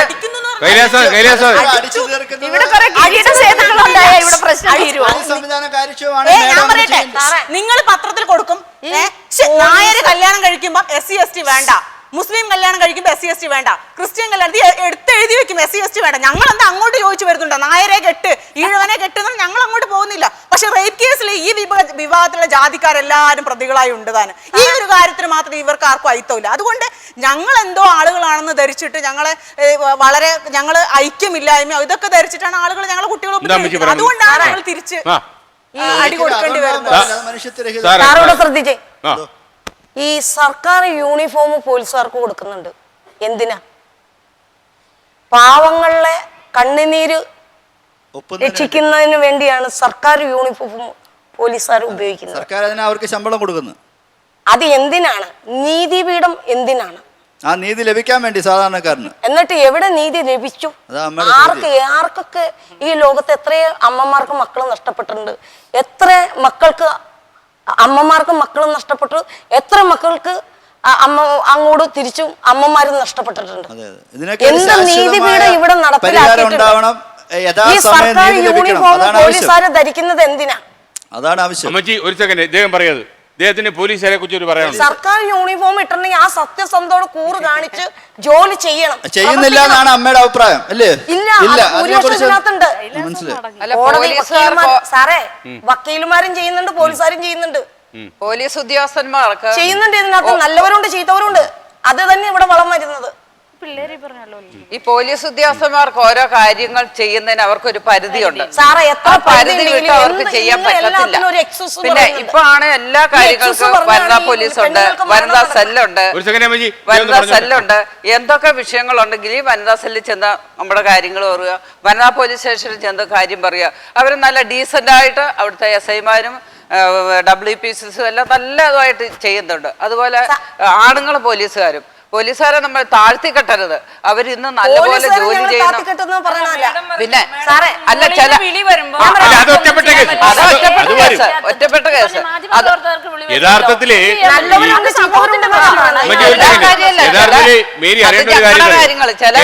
കാര്യങ്ങളൊക്കെ ഇങ്ങനെ പോകുന്നതില് നല്ല ഓഫീസേഴ്സിന്റെ പ്രോബ്ലം പറയാൻ പറ്റില്ല. നമുക്ക് പല പോലീസുകാരുടെയും കഷ്ടപ്പാടും ബുദ്ധിമുട്ടും ഒക്കെ അറിയാം. പക്ഷേ ഈ പോലീസ് സംവിധാനം വളരെ സുശക്തമായി നിൽക്കുന്നത് കൊണ്ടാണ് ഈ നാട്ടിൽ ഇങ്ങനെ കാര്യങ്ങൾ പോകുന്നത്. ഒരു ഇടപെടലും ഇല്ലാതെ ഇവരെ കുറച്ചുകൂടെ സ്ട്രെങ്ത് കൊടുക്കാൻ കണ്ടല്ലോ, ഇത് കുറച്ചുകൂടെ നീറ്റാവും. ഒരു കാര്യം സത്യമാണ്, ഈ കക്ഷികൾക്കെല്ലാം അടിയെ പേടിയുണ്ട്. അതുപോലെ ഒരു ഇങ്ങനെയുള്ളവർക്കെല്ലാം അടിയെ ആദ്യം പിടിയും. പോലെ പറഞ്ഞു. അത് അതാണ് അതിന്റെ പറ്റിയ ഒരു കാര്യം കൂടി ഞാൻ പറയട്ടെ ഒരു കാര്യം കൂടി ഞാൻ പറയട്ടെ നമ്മുടെ ഒരു മിനിറ്റ് ഞാൻ പറയട്ടെ, പോലീസുകാരും നല്ലവരും ഉണ്ട് ചീത്തവരും ഉണ്ട്. അത് പക്ഷെ ഞാൻ പറയട്ടെ, എന്റെ കൊച്ചിനും എനിക്ക് ഇത് പല പ്രാവശ്യം ബുദ്ധിമുട്ടുകളും ഞങ്ങൾക്ക് അവിടെ ജീവിക്കാൻ പറ്റില്ല എന്നും പറഞ്ഞ് പല വിഷമങ്ങളും പല പരാതികളും പല സ്റ്റേഷനിലും കൊടുത്തതായ ഒരു അമ്മയാണ്. ആരും അന്നേരം അംഗീകരിച്ചില്ല, ഞങ്ങൾ അന്വേഷിച്ചില്ല. ഇന്ന് വന്നത് എൻ്റെ കുട്ടീനെ കൊന്നു കഴിഞ്ഞു കഴിഞ്ഞപ്പോൾ സന്ധ്യമയുടെ സാറും കഴിഞ്ഞ ഇലക്ഷൻ പാസ്സായി ജയിച്ചു കഴിഞ്ഞപ്പോൾ ഇങ്ങനെ പ്രഖ്യാപിച്ചു എൻ്റെ കൊച്ചിൻ്റെ കേസ് നടത്താൻ വേണ്ടി പുതിയ പുതിയ പോലീസ് ഓഫീസർമാർ. അവർ സത്യസന്ധക്കാരാ, ഞാൻ അംഗീകരിച്ചു. കാരണം അവർ പറഞ്ഞിട്ടുള്ള മൊഴി അനുസരിച്ചാണ് ഞാൻ വിശ്വസിച്ച് ഇതുവരെ നിൽക്കുന്നത്. അവർ പറഞ്ഞ തെളിവെടുപ്പുകളെല്ലാം പറഞ്ഞ് തന്നതുകൊണ്ട് സത്യസന്ധമാണെന്ന് വിശ്വസിച്ച് ഞാൻ നിൽക്കുകയാണ്. പക്ഷെ ഇതിൻ്റെ ഉള്ളിൽ ഇതിനു മുമ്പ് ഞങ്ങൾക്ക് പല വിഷമങ്ങളും പല ബുദ്ധിമുട്ടുകളും ആലുവ വനിതാ പോലീസ് സ്റ്റേഷനിൽ, ആലുവ വനിതാ പോലീസ് സൂപ്രണ്ട് ഓഫീസിനകത്ത്, അതുപോലെ കുറുപ്പമ്പടി പോലീസ് സ്റ്റേഷനകത്ത് ഞാൻ കൊടുത്തിട്ടുള്ള ഓരോ കോപ്പിയും ഞാൻ സൂക്ഷിച്ചു വെച്ചിട്ടുണ്ട്. എന്തിനാണെന്നറിയാമോ? ആ പോലീസുകാരൊക്കെ അന്ന് ഞങ്ങളെ കുറിച്ച് അന്വേഷിക്കാൻ വന്നിരുന്നെങ്കിൽ ഇന്ന് എന്റെ കൊച്ചു മരിക്കില്ല. ജിഷയുടെ അമ്മ മൊത്തം 44 കേസുകളാണ് കൊടുത്തത്. അവർക്ക് കൃത്യമായിട്ടുള്ള പരിഗണന പോലീസിന്റെ ഭാഗത്ത് കിട്ടിയിട്ടില്ല. അതിനെ പക്ഷേ ഈ പോലീസുകാരുടെ ഉള്ളിൽ ചില പോലീസുകാരുടെ ഉള്ളിൽ ഒരു പൊതുബോധമുണ്ട്. ഈ ചേരി കിടക്കുന്ന ഇവൾ ഇത് അനുഭവിക്കേണ്ടതാണെന്നുള്ള ഒരു പൊതുബോധം ചില പോലീസുകാരിലെങ്കിലും ഉണ്ട്. ആ പോലീസുകാരാണ് മോശമുള്ളവരുണ്ട്, ജോലിയുടെ അമ്മയ്ക്ക് നീതി കൊടുക്കാത്ത പോലീസുകാരെന്ന് ഞാൻ അഭിപ്രായപ്പെടുന്നു. അതുകൊണ്ടാണ് ഈ പെണ്ണുങ്ങൾക്ക് എല്ലാവർക്കും ഇങ്ങനെ മരണം നടക്കുന്നത്, ഇങ്ങനെയുള്ള കൊലപാതകങ്ങൾ നമ്മുടെ കേരളത്തിൽ നടക്കുന്നത്. ഇത് സത്യസന്ധോടെ തന്നെ നീതി നടപ്പിലാക്കിയ ഒരു ഉണ്ടായിരുന്നെങ്കിൽ ഇത് നേരെ ഈ കേസൊക്കെ നേരെ തിരിഞ്ഞു വന്നേനെ. നേരെ വരാൻ തന്നെ സാറേ ഞാൻ ഒരു കാര്യം ചോദിക്കട്ടെ, ഇതിപ്പോ ജിഷ കേസ് നമ്മൾ പറഞ്ഞു, ഈ ജിഷ കേസിൽ ഞാനൊന്ന് പറഞ്ഞു, ജിഷ കേസിൽ ഇത് അകത്ത് വീടിന്റെ ഉള്ളിൽ നടന്ന സംഭവമാണ്. ബാംഗ്ലൂരിൽ ഇന്നാള് അതിലോട്ട് വരുവാണെങ്കിൽ ബാംഗ്ലൂരിൽ ഇന്നാള് പൊതുവഴിയിൽ വെച്ചിട്ടാണ് ഇങ്ങനെ ഒരു സംഭവം നടന്നത്. ഒരു കുട്ടി നടന്ന് 2:30 മണിക്ക് വന്നോണ്ട് വീട്ടിൽ വന്നോണ്ട് ഒരു സ്കൂട്ടർ വന്നു, കയറി പിടിച്ചു, ആ കുട്ടി ശരിക്കും ഫൈറ്റ് ചെയ്തു. ഇതിപ്പോ കാണുന്നത് നമ്മൾ എപ്പോഴും ഒരു റിയാക്റ്റീവ് സൊസൈറ്റിയാണ് എന്ന് പറഞ്ഞാൽ സംഭവം നടന്നു കഴിഞ്ഞ് നമ്മളൊക്കെ ചിന്തിക്കുന്നു, ഇതൊക്കെ കുറെ ചർച്ച ചെയ്യുന്നു. പക്ഷെ സംഭവം നടക്കുന്ന മുമ്പ് നമ്മൾ എങ്ങനെ റിയാക്ട് ചെയ്യണം എന്നാണ് ഞാൻ ചോദിക്കട്ടെ. ഇവിടെ ഇരിക്കുന്നില്ല എത്ര പേരാണ് ഇങ്ങനെ ഒരു സംഭവം കണ്ടിരുന്നെങ്കിൽ റിയാക്ട് ചെയ്താൽ? ഈ പാനലിൽ ഇരിക്കുന്ന ആൾക്കാർ ഉൾപ്പെടെ എത്ര പേര് റിയാക്ട് ചെയ്യും? ഞങ്ങളുടെ മുമ്പേ ഇരുന്നിട്ട് ഇങ്ങനെ സംഭവം നടന്നിട്ട് നമ്മൾ റിയാക്ട് ചെയ്യുന്നത്. ഞാൻ പറഞ്ഞു അവിടെയാണ് നമ്മൾ സംസാരിക്കേണ്ടത്. ആ ഒരു ടോപ്പിക്കാണ് നമ്മൾ ശരിക്കും പറഞ്ഞ ഈ ചർച്ചയിൽ കൂടി നമ്മൾ ബാക്കി മൊത്തം കേരളത്തിന് നമ്മൾ പറഞ്ഞു കൊടുക്കേണ്ടത്. റിയാക്ട്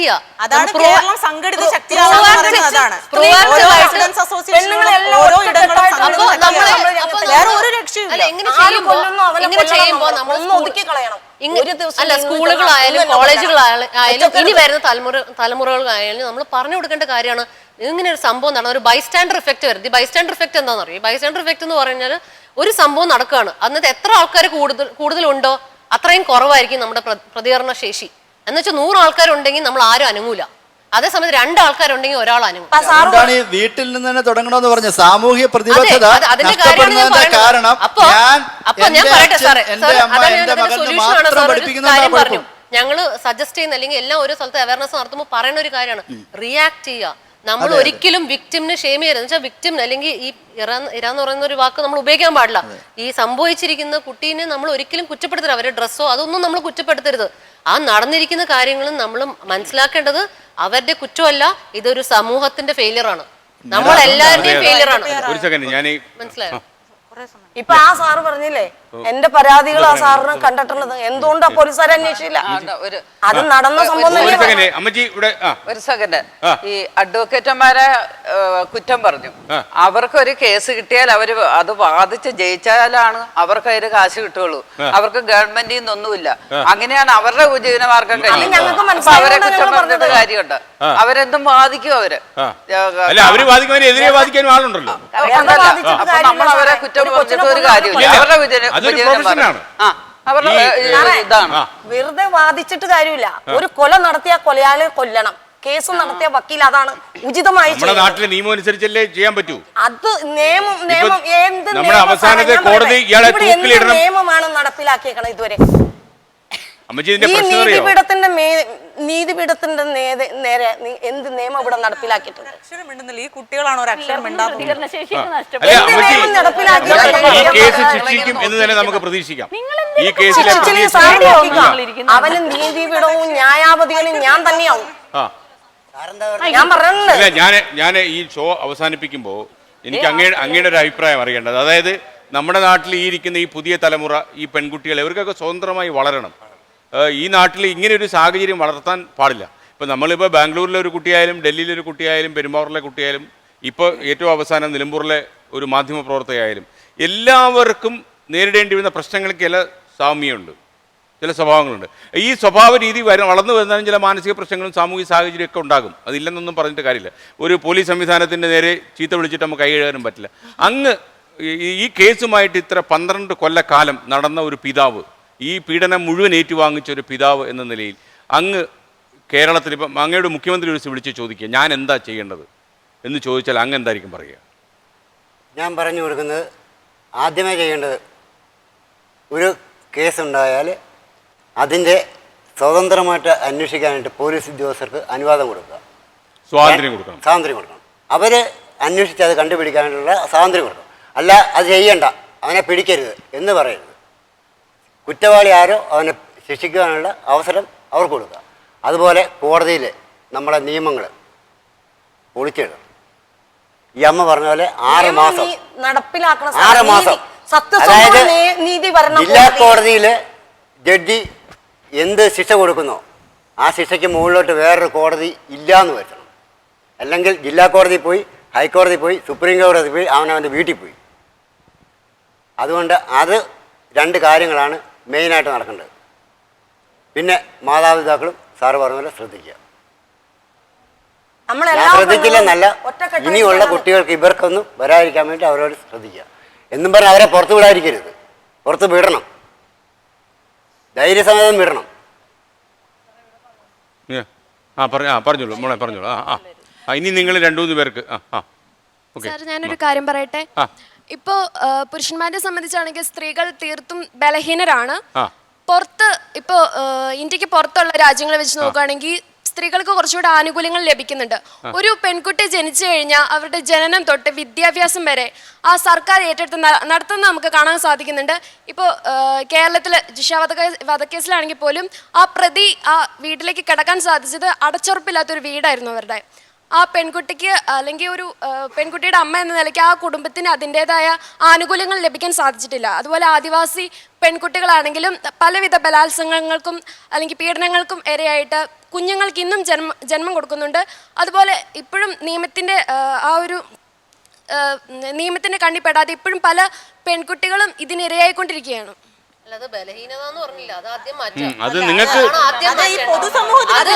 ശരിക്കും പെൺകുട്ടികൾ കരാട്ടൊക്കെ ഉള്ളുകൊണ്ട് നിങ്ങൾക്ക് നല്ല കരുത്ത് വേണം. നാട് മാത്രം വിശ്വസിച്ചാൽ പോകണം, നമ്മൾ തന്നെ വിചാരിക്കണം. നിങ്ങൾ ധൈര്യമായിട്ട് വിശ്വസിച്ചുള്ള ഒരു കാര്യം ഞാൻ എല്ലാ പുരുഷന്മാർക്കും വേണ്ടി പറയാം. കുറച്ച് പുരുഷന്മാരെ അത് വിട്ടേരെ, കുറേ മാന്യന്മാർ. അതായത് ഒരു സ്ത്രീയെ അപമാനിക്കുന്ന ഒരു പുരുഷന്റെ മുഖത്ത് നോക്കി നല്ലതുപോലെ ആട്ടുന്ന ഒരു പുരുഷനുണ്ടല്ലോ, ഒരു പെണ്ണ് ആട്ടിയാൽ പുരുഷന് പിടിച്ചിരിക്കാൻ പറ്റത്തില്ല. അത് തന്നെയാണ് സാർ. ഇപ്പൊ ഈ മാഡം പറഞ്ഞു പെണ്ണുങ്ങള് ബയോളജിക്കലി അവർ അത് ഈ മാഡം അമേരിക്ക നഴ്സിംഗ് പഠിച്ചതിന്റെ കുഴപ്പം. അമേരിക്ക പോയി നഴ്സിംഗ് വെരി സ്ട്രോങ്. അതായത് നിങ്ങളൊന്ന് ആലോചിച്ച് നോക്ക്, രാവിലെ മുതൽ ഒളിമ്പിക്സ് കണ്ടായിരുന്നു. ഒളിമ്പിക്സ് ഞാൻ ചോദിക്കട്ടെ, 1 കോടി അത്രല്ല, 1 ബില്യൺ ആൾക്കാരുണ്ട് നമ്മുടെ ഇന്ത്യയിൽ. അതിനകത്ത് ഒരു PV സിന്ധു ആണ് ഒളിമ്പിക്സ് ജയിച്ചത്. അത് ഒരിക്കലും നമ്മൾ ബയോളജിക്കലി വീക്കാന്ന് ഒരിക്കലും പറയരുത്. വീക്കാന്നല്ല പറഞ്ഞു. ഇപ്പൊ മാഡം പറഞ്ഞു അങ്ങനെ നിങ്ങളല്ല നിങ്ങൾ വിശ്വസിച്ചാലേ ഞാൻ സ്ട്രോങ് ആണ്. അതുകൊണ്ട്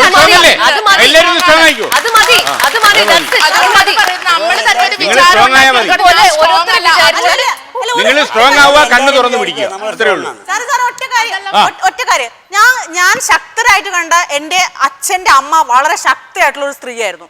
അത് കഴിഞ്ഞ് ഞാൻ കണ്ട സ്ത്രീ എൻ്റെ അമ്മയാണ്. എൻ്റെ അമ്മ അതിനെക്കാട്ടിലും ബോൾഡായ സ്ത്രീയായിരുന്നു. എനിക്ക് ഓർമ്മയുള്ളപ്പോൾ ഞാനൊരു പുല്ലിട്ട വീട്ടിലെ മണ്ണും ഭിത്തി. അപ്പോൾ 4 വയസ്സുള്ളപ്പോൾ എൻ്റെ ഈ വീടിൻ്റെ മുകളിൽ നിന്ന് ഇങ്ങനെ മൂർക്കം പാമ്പൊക്കെ വന്ന് താഴെ വീഴുമ്പോൾ അമ്മ എന്നെ ഒരു കൈ ഒക്കത്തെടുത്ത് ഇങ്ങനെ വെച്ചിട്ട് ആ പ്ലാന്റേഷനിൽ നിന്ന് കൊണ്ടുവന്ന ആ വടിയെടുത്ത് മൂർക്കം പാമ്പിനെ തല്ലിക്കൊള്ളു. ഞാൻ കണ്ട ശക്തിയായ സ്ത്രീ എൻ്റെ അമ്മയാണ്. അവരുടെ 3ാമത്തെ സ്ത്രീയാണ് ഞാൻ. എനിക്ക് അതിനെക്കാട്ടിലും ശക്തിയാണ്. അതിനെക്കാട്ടിലും വലിയ ശക്തിയാണ് ഞാൻ എൻ്റെ കുഞ്ഞിന് കൊടുക്കുന്നത്. എന്തുകൊണ്ട് മറ്റു സ്ത്രീകൾ അതുപോലെ ആകുന്നില്ല? ഈ പേടിച്ച് പുറകോട്ട് പോകുന്നതിന്റെ കാര്യം വളരെ കറക്റ്റ് ആണ്. ഈ പുരുഷനെ ഈ ശക്തനാന്ന് തോന്നിക്കുന്ന ഒരു കാര്യം എന്താണെന്നറിയാവോ? അല്ലല്ല, അവരുടെ ഒരു ധാരണയുണ്ട്, ഇവള് മിണ്ടൂല്ല കേട്ടോ, നമുക്ക് എന്തു ആകാമെന്ന്. തിരിഞ്ഞ് എന്തടേന്ന് ചോദിച്ചു കഴിഞ്ഞാൽ ഉണ്ടല്ലോ, ആദ്യം ഒരു വക പോയി. തിരിച്ചിത് പ്രതികരിക്കുന്നുണ്ടെന്ന് ആയി കഴിഞ്ഞു കഴിഞ്ഞാൽ കുറച്ചും കൂടെ പോയി. ശരിക്കും കൂടി പ്രതികരിക്കുന്നായി കഴിഞ്ഞാൽ ശരിക്കും പോയി. ഇതിപ്പോ ഒറ്റപ്പെട്ട കേസുകൾ അത് തിരിച്ചും ഉണ്ടാകാം. അത് കൊലപാതകത്തിൽ ഉണ്ടാവാം, അത് റേപ്പ് കേസിൽ മാത്രമല്ല മോഷണത്തിൽ ഉണ്ടാവാം. ഇപ്പൊ എന്റെ കയ്യിൽ നിന്ന് ഒരു ബാഗ് ഒരാൾ ഒന്ന് പിടിച്ചോണ്ട് പോയി. ഞാൻ കുറെ നേരം അയാളുടെ പുറകെ ഓടി ബഹളം വെച്ചു. അവസാനം അയാളെ ബാഗ് ഇട്ടിട്ട് പോകേണ്ടി വന്നു. ശരി, പക്ഷെ അയാൾ ബാഗ് എടുത്തോണ്ട് പോകാനായിട്ട് പറ്റും. എനിക്ക് ഈ വഴി നീളെ ഓടിപ്പോവാനും ആൾക്കാരെ കൂട്ടാനും പറ്റും. അപ്പൊ രണ്ടുപേരും ഇത് ഇത്രേ സംഭവിക്കാം അവിടെ. പക്ഷേ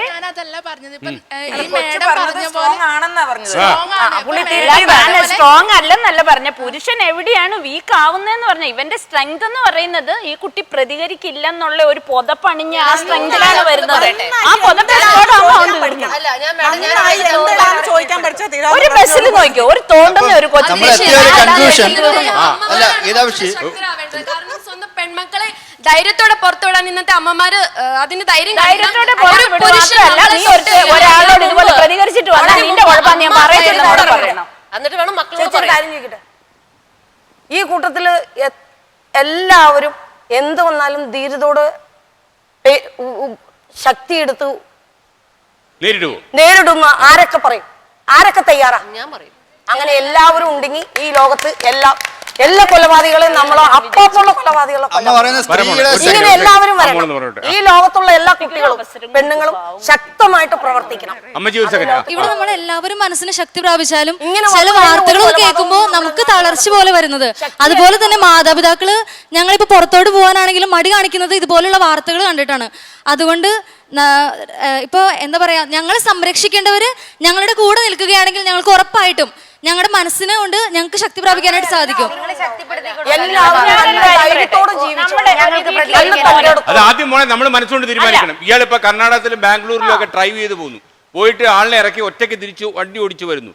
അപ്പൊ ഇത് ഇയാൾ അതേസമയം വേണമെങ്കിൽ കൊച്ചിയിൽ വണ്ടി ഓടിക്കുന്ന ആളാണ്. ഇത് ഇനി കർണാടകത്തിലൊക്കെ പോയി കഴിഞ്ഞാൽ അപകടമാണ്. അതുകൊണ്ട് കൊച്ചി തന്നെ കിടക്കാൻ തീരുമാനിച്ചാൽ ഒന്ന് അന്നം മുട്ടും. ഒന്ന് നഴ്സിംഗ് പഠിക്കുന്ന വിദ്യാർത്ഥികളാണ്. അതുകൊണ്ട് തന്നെ പല മേഖലകളിൽ ഇറങ്ങി പ്രവർത്തിക്കേണ്ടതായിട്ട് ഞങ്ങൾക്ക് വരും. അതുകൊണ്ടാണ് മാത്രമല്ല എനിക്ക് തോന്നുന്നറിയാമോ, കേരളത്തില് ഈ സ്ത്രീ സമൂഹം തന്നെ ഈ രംഗത്തേക്ക് വന്നു കഴിഞ്ഞാലുണ്ടല്ലോ പകുതി പ്രശ്നവും തീരും. കുറെ മാർഷൽ ആർട്സ് ഒക്കെ നിങ്ങൾക്ക് വേണ്ടി വരും കേട്ടോ. നിങ്ങൾ അതൊക്കെ പഠിക്കണം. കാരണം ഈ പ്രായത്തിലുള്ള മക്കളുള്ള ഒരു അമ്മ എന്ന നിലയ്ക്ക് പറയണം, എന്റെ മക്കൾ വെളിയിൽ പോയാൽ ഞാൻ ചോദിക്കാറുണ്ട് എവിടെയാണ് പോകുന്നത്. എനിക്ക് ഇന്റീരിയർ ഡിസൈൻ ആണ് എന്റെ ബിസിനസ്. ഈ ഡിസൈൻ നല്ല ഡെക്കറേഷൻ ആണ്. ഇതൊരു മെയിൽ ഡോമിനേറ്റഡ് ഫീൽഡ് ആണ്. എന്ന് പറഞ്ഞാൽ 10 ആൾക്കാരുണ്ടെങ്കിൽ 9 ആൾക്കാരും ആണുങ്ങളാണ്. ഈ വർക്ക് ചെയ്യുന്ന ആൾക്കാർ ഈ പറഞ്ഞ ഭായികളാണ് ഈ വർക്ക് ചെയ്യാൻ വരുന്നത്. ഇന്നത്തെ ഒരു സംഭവം വന്ന് ഈ ഞാനും അമ്മയും കൂടിയാണ് നടത്തുന്നത്. അമ്മയുടെ കാര്യം പറഞ്ഞു. എന്റെ അച്ഛൻ എനിക്ക് 8 വയസ്സുള്ളപ്പോൾ മരിച്ചാണ്. 3 പെൺമക്കളെ വളർത്തിയാണ്. അപ്പൊ ആ സ്ത്രീ ശക്തി കണ്ടിട്ടാണ് നമ്മൾ വളരുന്നത്. ഈ വരുന്ന ആൾക്കാർ ഭായികള് അവർ പറഞ്ഞ രീതി ജോലി ചെയ്തില്ലെങ്കിൽ നമ്മൾ പൈസ കൊടുക്കാതെ വരുമ്പോൾ അവരെന്ത് ചെയ്യും? അവരുപയോഗിക്കുന്ന വാക്കുകൾ നമ്മൾ മലയാളികൾ പോകുന്ന ആ ലെവൽ പോലും അല്ല. അതിനെക്കാട്ടി നല്ല തെറികളാണ് ഇവരെ വിളിക്കുന്നത്. ഈ വിളിക്കുന്ന അന്നത്തെ ഒരാൾ എന്നെ 2.5 വർഷം എന്നെ സ്റ്റോക്ക് ചെയ്തിട്ടുണ്ട്. 2.5 വർഷം ഫോണിൽ ഒരു ദിവസം 75 കോൾ വരും. ഈ പറഞ്ഞ കുട്ടികളോട് ഞാൻ ചോദിക്കണം, എത്ര പേര് അത് പേടിച്ചിട്ട് പോകും? എന്നോട് പറഞ്ഞിരിക്കുന്നത് എനിക്ക് മക്കളുണ്ട്, മക്കളെ പിടിക്കും, എൻ്റെ വണ്ടി തല്ലിപ്പൊളിക്കും, എൻ്റെ ഓഫീസ് തല്ലിപ്പൊളിക്കും, എൻ്റെ അമ്മയെ എന്നാൽ എത്രയോ കാര്യങ്ങളാണ് എന്നെ ഫോണിൽ കൂടി പറഞ്ഞിട്ടുണ്ട്. പേടിച്ചിട്ടൊക്കെ ഞാനും ഉണ്ട്. പക്ഷെ പേടിച്ച് എനിക്ക് 2 ഓപ്ഷൻ ഉണ്ടായിരുന്നു. ഒന്ന് പുറകോട്ട് പോവാം, ഒന്ന് മുമ്പോട്ട് പോവാം. പുറകോട്ട് പോയാലുള്ള പ്രശ്നം എന്താണെന്ന് വെച്ചാൽ അയാൾക്കറിയാം എന്നെ പോലെ ഇവിടെ വേറെ പല സ്ത്രീകളോട് ഇത് ഇറക്കാൻ പറ്റും. അതാണ് ഏറ്റവും വലിയ എനിക്ക് ശക്തി തന്നത് സംസാരിക്കാൻ. രണ്ടാമത്തെ കാര്യം എന്ന് വെച്ചാൽ ഞാൻ ഇത് എൻ്റെ കുട്ടിയോട് എങ്ങനെ പറയും? ഇങ്ങനെ എനിക്ക് സംഭവം, നീ ധൈര്യത്തോടെ മുന്നിൽ പൊക്കോ എന്ന് ഞാൻ എങ്ങനെ പറയും? അപ്പോൾ ഞാൻ ചെയ്തത് എന്താണ്? ഞാൻ പറഞ്ഞു താൻ എന്ത് വേണമെങ്കിലും ചെയ്തു. ഞാൻ ഒരു പോലീസുകാരനെ ഞാൻ വിളിച്ചില്ല. പക്ഷേ ഞാൻ പറഞ്ഞു എന്ത് വേണമെങ്കിലും ചെയ്തോ. ആൾ 2.5 കൊല്ലം ഇത് ചെയ്തു. ഞാൻ അയാളുടെ ഫോൺ കട്ട് അയാൾ വേറെ ഫോണിൽ നിന്ന് വിളിക്കും. പക്ഷേ സൈബർ സെല്ലിൽ തീരുമില്ല. എനിക്ക് ഒരു കോളേ വേണ്ടൂ, നേരെ പോലീസിൽ പരാതിപ്പെട്ടു. മാഡം അതൊക്കെ ചെയ്തു. അവസാനം ഞാൻ കമ്മീഷണറിനെ വിളിക്കേണ്ടി വന്നു. പക്ഷെ അതിലൊന്നും അല്ല നിന്നത്. അതുകൊണ്ടല്ല നിന്നത് എന്താന്ന് വെച്ചാൽ അയാൾ വിളിക്കുന്ന ബീഹാറിൽ നിന്നും യു പിന്നാണ്. അവിടെ ഒരു സൈബർ സെല്ല് നമ്മുടെ കേരളത്തിൽ നിന്ന് എത്രയോ കേസുകൾ എടുക്കുമ്പോൾ അവർ അവിടെ യു പി പോയി എടുക്കാൻ നോക്കാൻ പോകുന്നില്ല. അയാൾ അവിടെ നിന്ന് പല നമ്പറിൽ നിന്ന് വിളിക്കുമ്പോൾ നമ്മൾ ഫസ്റ്റ് പോയിന്റ് ആയിട്ട് നമ്മൾ പ്രതികരിക്കണം. ഞാൻ പറഞ്ഞു താൻ എന്ത് വേണമെങ്കിലും ചെയ്തു, എന്ത് വേണമെങ്കിലും ചെയ്തു എന്ന് പറഞ്ഞു. ഞാൻ പറഞ്ഞു ആ ഒരു ധൈര്യത്തോടെ നമ്മൾ മുമ്പോട്ട് പോയാൽ നമുക്ക് പോലീസിന്റെ ശക്തമായ ഇത്തരം ഒരു കാര്യം വന്നാല് ഒരു മാധ്യമപ്രവർത്തക എന്ന നിലയ്ക്ക്, ഒരു അമ്മ എന്ന നിലയ്ക്ക് എനിക്ക് തീർച്ചയായിട്ടും പറയാനുള്ളത് എന്ത് വേണേ ചെയ്തോന്ന് പറയലൊക്കെ കൊള്ളാം. പക്ഷെ ഞാൻ ചെയ്തിട്ടുണ്ട് ഇത് പറഞ്ഞോലേ നമ്മൾ തെറ്റായ മെസ്സേജ് കൊടുക്കാൻ പാടില്ല. കാരണം അറിയോ, അതായത് ഈ നാട്ടിൽ നമ്മുടെ ഞാൻ അറിഞ്ഞിരിക്കണം, പ്രതികരിച്ചിരിക്കണം. അല്ലാതെ അതൊക്കെ സ്ത്രീകൾ ശക്തരാകണം, അവർക്ക് കരുതലോടെ അവർ നീങ്ങാൻ പറ്റണം, മറ്റുള്ള സമൂഹത്തിലെ മറ്റാളെ പിന്തുണ വേണം. അതേസമയം ഒരു പോലീസ് സംവിധാനം എന്ന് പറഞ്ഞാൽ കേരളത്തിൽ നിങ്ങൾ ധൈര്യമായിട്ട് വിശ്വസിച്ചോളൂ, ഒരുപാട് നല്ല പോലീസ് ഓഫീസർമാരുള്ള ഒരു സംസ്ഥാനമായത്. അതായത് ഒരുപാട് അഴിമതി കുറഞ്ഞൊരു സംസ്ഥാനമാണ് കേരളം മറ്റുള്ള സംസ്ഥാനവും. അതുകൊണ്ട് ഇവരുടെ ഒരു സാന്നിധ്യം നമ്മൾ നിഷേധിക്കുന്നു. കാരണം ഇവർക്ക് പലതും ചെയ്യാൻ പറ്റും. ഞാൻ പോയിട്ടുണ്ട്. സാർ ഇവിടെ കേട്ടെ, നല്ല പോലീസ് ഓഫീസർമാർ ജോലി ചെയ്യുകയാണെങ്കിൽ അവരെ 2 ദിവസത്തിനുള്ളിൽ അവരെ പുറത്താ മാറ്റും. അവരെ ജോലി അവരെ സസ്പെൻഡ് ചെയ്യും. അങ്ങനെയാണ് രാമേന്ദ്രൻ അങ്ങനെ മിക്ക സ്ഥലത്തും നടക്കുന്നത്. സന്ധ്യ മാഡം തുടരുക നല്ല രീതിയിൽ ജോലി ചെയ്യുന്നവരെ മാറ്റുകയാണ്. ഒരുപാട് പേര് അല്ലാത്തവർ തുടരുന്നുണ്ട്, ഒരുപാട് പേര് തുടരുന്നുണ്ട്. ഇപ്പൊ എന്റെ ജിഷയുടെ കേസിന് നടത്തുന്ന സാർമാരൊക്കെ നല്ലതാ, ഞാൻ സമ്മതിച്ചു. തെളിവുകളെല്ലാം സത്യസന്ധോട് തന്നെയാണ്. അവര് പറഞ്ഞ മൊഴി അനുസരിച്ച് ഞാൻ വിശ്വസിച്ചിരിക്കുകയാണ്. ചേച്ചിക്ക് എന്തോ പറയണം. ഓക്കെ പറഞ്ഞോളൂ. നമ്മള് ഈ രണ്ടുപേരുടെ മേഡം പറയുന്നുണ്ടായിരുന്നു പെണ്ണുങ്ങൾക്ക് ശക്തി വേണമെന്ന്. പക്ഷെ പെണ്ണുങ്ങൾ എത്ര ശക്തി എടുത്താലും ഇപ്പൊ ഞാനൊന്ന് പ്രതികരിച്ചു, പക്ഷെ അതിന്റെ റിവെഞ്ച് ചെയ്യാൻ വേണ്ടി അയാൾ പിന്നെ എന്റെ പുറകെ വരുവാണെങ്കിൽ ഇപ്പൊ എനിക്ക് സപ്പോർട്ട് ചെയ്ത ഈ സമൂഹം തന്നെ പറയും ഞാനൊരു പെണ്ണാണ്, ഞാൻ അങ്ങനെ ആദ്യം പ്രതികരിക്കാൻ പാടില്ലായിരുന്നു, ഞാൻ ക്ഷമിച്ചു വിടണമായിരുന്നു. ഇപ്പൊ ഇത്രയും സപ്പോർട്ട് ചെയ്ത ഇപ്പൊ ഇവിടെ നിൽക്കുന്ന മേഡംസും സാർമാരൊക്കെ തന്നെ പറയും പെണ്ണ് ഒരിക്കലും ഇല്ല മേഡം. ഇപ്പൊ ഇവിടെ ഇത്രയും പേരെ പറയുള്ളൂ, പക്ഷെ ഈ സമൂഹം അങ്ങനെയല്ല. ഞങ്ങൾക്ക് ഒരു ഉറപ്പില്ല, കാരണം ഞങ്ങൾക്ക് പ്രതികരിക്കാനാണെങ്കിലും ഞങ്ങൾക്ക് എന്താ പേടിയാണ്. കാരണം ഇപ്പൊ ഒന്ന് പ്രതികരിച്ചു, ഇപ്പൊ നമ്മള് ദിവസവും മാധ്യമങ്ങളെ കാണുന്നുണ്ട് ഓരോ പെണ്ണുങ്ങളുടെ മുഖമൊക്കെ ആസിഡ് ഒഴിച്ച് പൊള്ളിക്കുന്നു. കാരണം ആദ്യം ഇതിന് ജസ്റ്റ് ഒന്ന് സപ്പോസ് ഇപ്പൊ പ്രപ്പോസ് ചെയ്തു, ആ പെണ്ണ് അതിന്റെ ധൈര്യത്തിന് ഇപ്പൊ എനിക്ക് നിന്നെ ഇഷ്ടമല്ല എന്ന് പറഞ്ഞിട്ടുണ്ടെങ്കിൽ തന്നെ അതിൻ്റെതായിട്ട് ആസിഡൊക്കെ ഒഴിച്ച് കൂട്ടുകാരൊക്കെ മോനെ അങ്ങനെ പേടിച്ച് ജീവിച്ച ഈ ലോകത്ത് എപ്പോഴും പെണ്ണുങ്ങൾ അങ്ങനെ കേസുകൾ ഇപ്പൊ കാണുന്നില്ല. നമ്മൾ പെണ്ണുങ്ങൾ പേടിക്കാതെ ജീവിക്കുക, നമുക്ക് പേടിയില്ല, പക്ഷേ സമൂഹം ജീവിക്കാൻ പറ്റുള്ളൂ. ഈ സ്ത്രീ എന്ന് പറയുമ്പോ എല്ലാരും എപ്പോഴും നമ്മളെ ഒരു താന്ന് പക്ഷെ നമ്മള് സ്ത്രീ ഒരു ശക്തിക്ക് മുന്നിൽ ഒരിക്കലും സ്ത്രീക്ക് പിടിച്ചേക്കാൻ പറ്റില്ല. നമ്മൾ തന്നെ കുഴപ്പമെന്ന് പറഞ്ഞാൽ പിന്നെ നാട്ടിൽ മാറൂ, നമ്മൾ തന്നെ ആദ്യം മാറും. ഇനി വരുന്നില്ല. ആ കുട്ടി പറഞ്ഞൊരു കാര്യമുണ്ട്, ആ കുട്ടിയിൽ പറഞ്ഞതില് പേടി ഒരു ഭാഗം അത് നമ്മളൊക്കെ സമ്മതിച്ചു. അതല്ലാതെ അതിന് പേടിക്കരുതെന്ന് നമ്മൾ പറഞ്ഞു. രണ്ടാമത്തെ കാര്യം വീട്ടുകാർ തന്നെ അല്ലെങ്കിൽ നാട്ടുകാർ തന്നെ നമ്മൾ എന്ത് പറയും എന്നുള്ളതാണ് നമ്മുടെ രണ്ടാമത്തെ കാര്യം. നമ്മളെ പിടിപ്പിച്ച കാര്യം ഒന്ന്. രണ്ടാമത്തെ കാര്യം നമ്മൾ എന്ത് അവരെ പേടിക്കണം, നമ്മൾ അങ്ങനത്തെ ഒരു സിറ്റുവേഷൻ ആണ്. അത് ഒരിക്കലും നമ്മുടെ സൊസൈറ്റി അതിന് വളം വെച്ച് കൊടുക്കരുത്. എന്റെ ഇപ്പൊ ഈ അമ്മ സ്ട്രോങ് ആയിട്ട് ജിഷയ്ക്ക് വേണ്ടി നിൽക്കുന്ന പോലെ തന്നെ നമ്മുടെ മക്കൾ നമ്മുടെ കൂടെ. നിങ്ങൾക്ക് എന്ത് പറ്റിയാലും വീട്ടിൽ വന്ന് നിങ്ങളുടെ മാതാപിതാക്കന്മാരോട് പറയാ, നിങ്ങൾ ഒറ്റക്കെട്ടായിട്ട് ഇറങ്ങി തിരിക്കുക. എന്ത് മേലൂട്ടലും ചെയ്ത് അവനെ കൊല്ലണം. പക്ഷെ നാട്ടുകാര് നോക്കുമ്പോ ആ കുട്ടി ഈ ലോകത്തിൽ നാട്ടുകാരെ നോക്കിയൊന്നും ജീവിക്കാൻ പറ്റില്ല. എല്ലാരും തൃപ്തിപ്പെടാനൊന്നും ആരും തൃപ്തിപ്പെടുത്തി അവരൊരു ശക്തമായിട്ട് സാറേ ഈ പ്രശ്നം ചെറിയ പെൺകുട്ടികൾക്ക് മാത്രമല്ല സംഭവിക്കുന്നത്. ഇപ്പൊ ഇവിടെ ഡിസ്കസ് ചെയ്തപ്പോ അമ്മമാരെ മകൻ ചെയ്യണു, അമ്മൂമ്മമാരെ കൊച്ചുമകൻ ചെയ്യണു എന്ന് പറഞ്ഞു. അപ്പൊ ഇത് എല്ലാ വീടിനകത്തും നടക്കുമ്പോൾ അന്യരല്ല ചെയ്യുന്നത്, അവരുടെ തന്നെ ബന്ധുക്കൾ ചെയ്യുന്നു. ഇത് പെൺകുട്ടികൾ, ചെറിയ പെൺകുട്ടികൾ പറയുമ്പോൾ ഒരു അമ്മ എങ്ങനെ സ്വന്തം മകനിൽ നിന്ന് സ്വയം സംരക്ഷിക്കും? ഒരു അമ്മ സ്വന്തം വീട്ടിൽ സുരക്ഷിതയല്ലോ, അല്ലെങ്കിൽ ഒരു അമ്മൂമ്മ സുരക്ഷിതയല്ല, കൊച്ചുമകനെ എങ്ങനെ സംശയിക്കും? അവിടെ ഒരു അവയർനെസ് ആണ് എപ്പോഴും വേണ്ടത്. എപ്പോഴും തൻ്റെ ഗട്ട് ഫീലിങ്സിനെ, തങ്ങളുടെ ഉള്ളിലുള്ള ഒരു ഇൻസ്റ്റിങ്സിനെ വിശ്വസിച്ചിട്ടുള്ളൊരു ജീവിതം. അല്ലാതെ എപ്പോഴും വിൽ പവർ എന്ന് പറഞ്ഞ് അമ്മൂമ്മ എങ്ങനെ വിൽ പവർ എന്ന് പറഞ്ഞ് ജീവിക്കണത് സ്വന്തം വീടിനകത്ത്? അല്ലെങ്കിൽ ഒരു അമ്മ വിൽ പവറിൽ മാത്രമല്ല അവിടെ കാര്യം, ആ ഗട്ട് ഫീലിങ്സ് ഏത് സമൂഹത്തിൽ ഇപ്പോൾ ഏത് പ്രായത്തിലുള്ളവരെ, ഏത് ബന്ധുക്കളെയും, അച്ഛനെ ആയാലും അപ്പൂപ്പനെ ആയാലും അല്ലെങ്കിൽ അനിയനെ ആയാലും സംശയത്തിൻ്റെ കണ്ണുകളോടെ കാണേണ്ട ഒരു സാഹചര്യത്തിലാണ് സ്ത്രീ ജീവിക്കുന്നത്. അവിടെ വിൽ പവർ മാത്രം കൊണ്ട് കാര്യങ്ങൾ നടക്കുന്നില്ല. എങ്ങനെയാണ് ഞാൻ കൃത്യമായിട്ട് ചോദിക്കുന്നത് അതാണ്. മാത്രം വിൽ പവർ, വേറെ കാര്യങ്ങളിൽ നമ്മളുടെ വരുന്ന തലമുറയിലെ ആൺകുട്ടികളെ ചെറുപ്പത്തിൽ തന്നെ ഇപ്പൊ എനിക്ക് ഒരു എന്റെ മോനെ ഞാൻ എപ്പോഴും പറഞ്ഞ അവൾ അനിയത്തിയോട് തല്ലുപിടിക്കുമ്പോൾ ഞാൻ മോനെ അവളെ റെസ്പെക്ട് ചെയ്യണം. പെൺകുട്ടികളുടെ ദേഹത്ത് കൈവയ്ക്കാൻ പാടില്ല. പെൺകുട്ടികളെ എപ്പോഴും റെസ്പെക്ട് ചെയ്യണം, അവരെ ഹെൽപ്പ് ചെയ്യണം. മറ്റുള്ളവർക്ക് എന്ത് വന്നാലും നിന്റെ പ്രായത്തിൽ കൂടിയവരാണെങ്കിലും കുറഞ്ഞവരാണെങ്കിലും അവരെപ്പോഴും ഹെൽപ്പ് ചെയ്യുക, അവരെ റെസ്പെക്ട് ചെയ്ത് ഇങ്ങനെ അവരുടെ എന്നും അവർക്കിങ്ങനെ ചെവിയിൽ ഓതിക്കൊടുത്ത് അവരുടെ മൈൻഡിൽ അതേ വരുള്ളൂ. ഇത് കുടുംബത്തിൽ നിന്ന് തന്നെ സാറ് പറഞ്ഞല്ലോ, കുടുംബത്തിൽ നിന്ന് തന്നെ നമുക്ക് മാറ്റാൻ പറ്റത്തുള്ളൂ. കാരണം ഇത് വരുന്നത് ചെറുപ്പത്തിൽ തന്നെ ചെറിയ ചെറിയ കുറ്റങ്ങൾ കാണിച്ചത് അമ്മ മറച്ചു വയ്ക്കുക, അല്ലെങ്കിൽ അമ്മ അത് കാണാതെ വയ്ക്കുന്നു. അപ്പോൾ അത് വരുമ്പോൾ എന്ത് ചെയ്യും, അവർക്ക് പിന്നെ അത് കൂടുതലായിട്ട് ചെയ്യാനുള്ള ആ ഒരു ടെൻഡൻസി വരുന്നു. അപ്പം അങ്ങനെ ആ ഒരു ഇത് വരുമ്പോഴാണ് എന്നെ പിടിക്കത്തില്ല, ഞാൻ ഇത് ചെയ്ത് പിടിക്കത്തില്ല, അമ്മ എന്നെ തല്ലില്ല. പിന്നെ വലുതാവുമ്പോൾ അവൻ പക്ക ക്രിമിനലായി വരിക. എന്താ അങ്ങ് പറയാൻ വന്നു തോന്നി? എന്തെങ്കിലും പറയാൻ വന്നു? അല്ല, ഈ അധികാരികളുടെ ഭാഗത്തുനിന്നും കൂടെ ചെയ്യേണ്ട ചില കാര്യങ്ങളുണ്ട്. ഇപ്പോൾ ഇന്ത്യയിൽ ഏറ്റവും പ്രക്ഷോഭം ഉണ്ടാക്കിയ സംഭവമാണ് നിർഭയ. ആ നിർഭയ സംഭവം ആ ജസ്റ്റിസ് വർമ്മ കമ്മീഷൻ റിപ്പോർട്ട് വന്നു. ഒരു കേന്ദ്ര സർക്കാരും വേണ്ട രീതിയിൽ നടപ്പാക്കാൻ തയ്യാറായിട്ടില്ല, സംസ്ഥാന സർക്കാരും തയ്യാറായിട്ടില്ല. ജനങ്ങളുടെ ഭാഗത്തുനിന്ന് ശക്തമായ പ്രതിഷേധം വീണ്ടും വന്നു കഴിഞ്ഞപ്പോഴും നിർഭയ പദ്ധതി പ്രഖ്യാപിച്ചു. 1000 കോടിയുടെ പദ്ധതി പ്രഖ്യാപിച്ചതല്ലാതെ ഒരിടത്തും നടപ്പാക്കിയിട്ടില്ല. ഇതാ ഈ പ്രോഗ്രാം കണ്ടുകൊണ്ടിരിക്കുന്ന ആളുകൾ, ഇപ്പോൾ അതിനകത്ത് പെൺകുട്ടികളും പല പ്രായക്കാർ കാണും, പുരുഷന്മാർ കാണും, ഈ പുരുഷ മേധാവിത്വത്തിൽ വിശ്വസിക്കുന്ന ആളുകൾ കാണും. പക്ഷേ നമ്മുടെ സമൂഹത്തിൽ വളർന്നൊരു വൃത്തികെട്ട പ്രവണത, നെറികെട്ടവന്മാരുടെ എണ്ണം കൂടി വരുന്നു എന്ന് സംശയിക്കാനുള്ള സാഹചര്യം നമ്മുടെ നാട്ടിലുണ്ട്. അപ്പോൾ ഇത് പുതിയ ജനറേഷൻ, നമ്മളിപ്പോൾ ഇദ്ദേഹം ഉന്നയിച്ച ചില കാര്യങ്ങളുണ്ടല്ലോ, അതായത് വീട്ടിൻ്റെ അകത്ത് എന്ത് സംരക്ഷണം ഒരു പ്രായമായ സ്ത്രീക്ക് കിട്ടും, ഇങ്ങനെയുള്ള ഒരുപാട് സങ്കീർണമായ പ്രശ്നങ്ങൾ ഇതിലുണ്ട്. എന്നിരുന്നാലും നമ്മുടെ പെൺകുട്ടികൾ, അതായത് എന്തെങ്കിലും സംഭവിച്ചു കഴിഞ്ഞാൽ പുറത്ത് പറയാൻ മടിക്കുന്ന പെൺകുട്ടികൾ, അല്ലെങ്കിൽ ഒരു പോലീസ് അധികാരിയോട് സംസാരിക്കാൻ മടിക്കുന്ന ആളുകൾ, അല്ലെങ്കിൽ അങ്ങനെ ഒരു സംവിധാനത്തിൻ്റെ സാധ്യത എന്തെന്ന് പോലും ആരായാതെ വീട്ടിൽ പോയി കിടന്നുറങ്ങുന്ന ആളുകൾ, ഇതൊക്കെ ഒരുപക്ഷെ ഇത് പ്രലോഭനമായി മാറും ആൾക്കാരെ കൂട്ടാൻ. അവരോട് എന്താ ഇംഗിത പറയുക?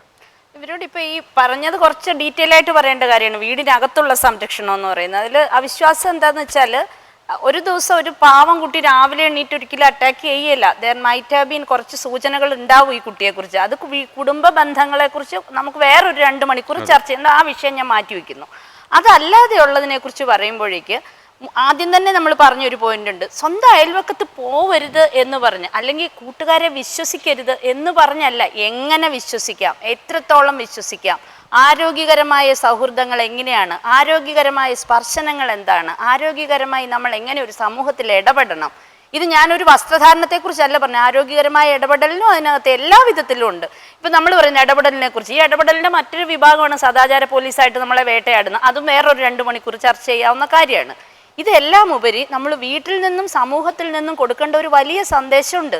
ഞങ്ങളുണ്ട് നിങ്ങൾക്കൊപ്പം, നിങ്ങളെ സംരക്ഷിക്കാനായിട്ട്, നിങ്ങളുടെ പ്രശ്നം അറിയാനായിട്ട്. അത് ആദ്യം വീട്ടിൽ നിന്ന് തുടങ്ങണം. ഇപ്പം ഈ കുട്ടികൾ മുഴുവൻ പറഞ്ഞതിൽ നിന്ന് ഞാൻ ഈ ഷോ കഴിഞ്ഞ് തിരിച്ചു പോകുമ്പോൾ എൻ്റെ മനസ്സിലേറ്റവും വീട്ടിൽ വരെ ആലോചിക്കുന്നില്ല, വീട്ടിൽ ചെന്നും ആലോചിക്കുന്ന ഇതായിരിക്കാം. സ്വന്തം വീട്ടിൽ കുട്ടികൾക്ക് പറയാൻ പേടി, സ്വന്തം സമൂഹത്തിൽ, അതായത് ഞാൻ വന്ന് ബസ്സിൽ ഇറങ്ങുന്ന കവലയിൽ നിന്ന് പോലും എനിക്ക് പ്രതികരിക്കാൻ പേടിയുള്ള കുട്ടികൾ എന്നാണ് ഉണ്ടായി തുടങ്ങിയത്. ഞാൻ വളർന്ന ഗ്രാമത്തിൽ എനിക്ക് ഒരു പേടി ഒരിക്കലും, ഒറ്റ പെൺകുട്ടിയാണ് ഈ പറഞ്ഞ പോലെ അമ്മയും ഞാനും മാത്രം ഒരു വീട്ടിലാണ്, എനിക്ക് ഒരു പേടി ഒരിക്കലും തോന്നിയിട്ടില്ല. കാരണം ഞാൻ പ്രതികരിച്ചിട്ടുണ്ടെങ്കിൽ ആ ഗ്രാമത്തിലുള്ള എല്ലാവരും എനിക്കൊപ്പം നിൽക്കും എന്നുള്ളൊരു സംരക്ഷണത്തിൻ്റെ പുതപ്പിലാണ് ഒരൊറ്റ പെൺകുട്ടിയായ ഞാൻ വളർന്നത്. എനിക്ക് തോന്നുന്നു എല്ലാ പെൺകുട്ടികളെയും നമ്മൾ ആ ഒരു സംരക്ഷണം വേണം. അത് സംരക്ഷണം എന്ന് പറയുന്നത് സ്ത്രീ സംരക്ഷണമല്ല, ആൺകുട്ടികളുടെ വിഷയം ചർച്ച ചെയ്താൽ ഇതിനേക്കാൾ ഭീകരമായ പലതും നമ്മൾ കേൾക്കേണ്ടി വരും. എല്ലാ കുട്ടികൾക്കും അല്ലെങ്കിൽ എല്ലാവർക്കും തന്നെ, വൃദ്ധജനങ്ങളുടെ കാര്യം പറഞ്ഞാൽ അതിന് നമ്മൾ വേറൊരു ചർച്ച നടത്തേണ്ടി വരും. സംരക്ഷണം ആഗ്രഹിക്കുന്ന എല്ലാവർക്കും നമ്മൾ അങ്ങോട്ടും ഇങ്ങോട്ടും ഒരു കൈ കൊടുക്കാനുള്ള ഒരു മനസ്ഥിതി സമൂഹത്തിൽ ഉണ്ടാക്കിയെടുക്കണം. ഒരുപാട് നല്ല കാര്യങ്ങൾ ചെയ്താലേ ഗോവിന്ദച്ചാമി പോലെ നമ്മുടെ നാട്ടിലെ നരാധമന്മാർക്ക് കടുത്ത ശിക്ഷ കിട്ടൂ.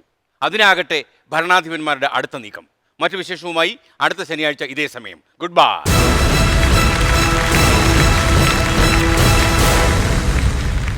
R. Srikandan Nayar's costume courtesy, Foremost, Men's Boutique and Uniforms, Chalakudi and Ernakulam.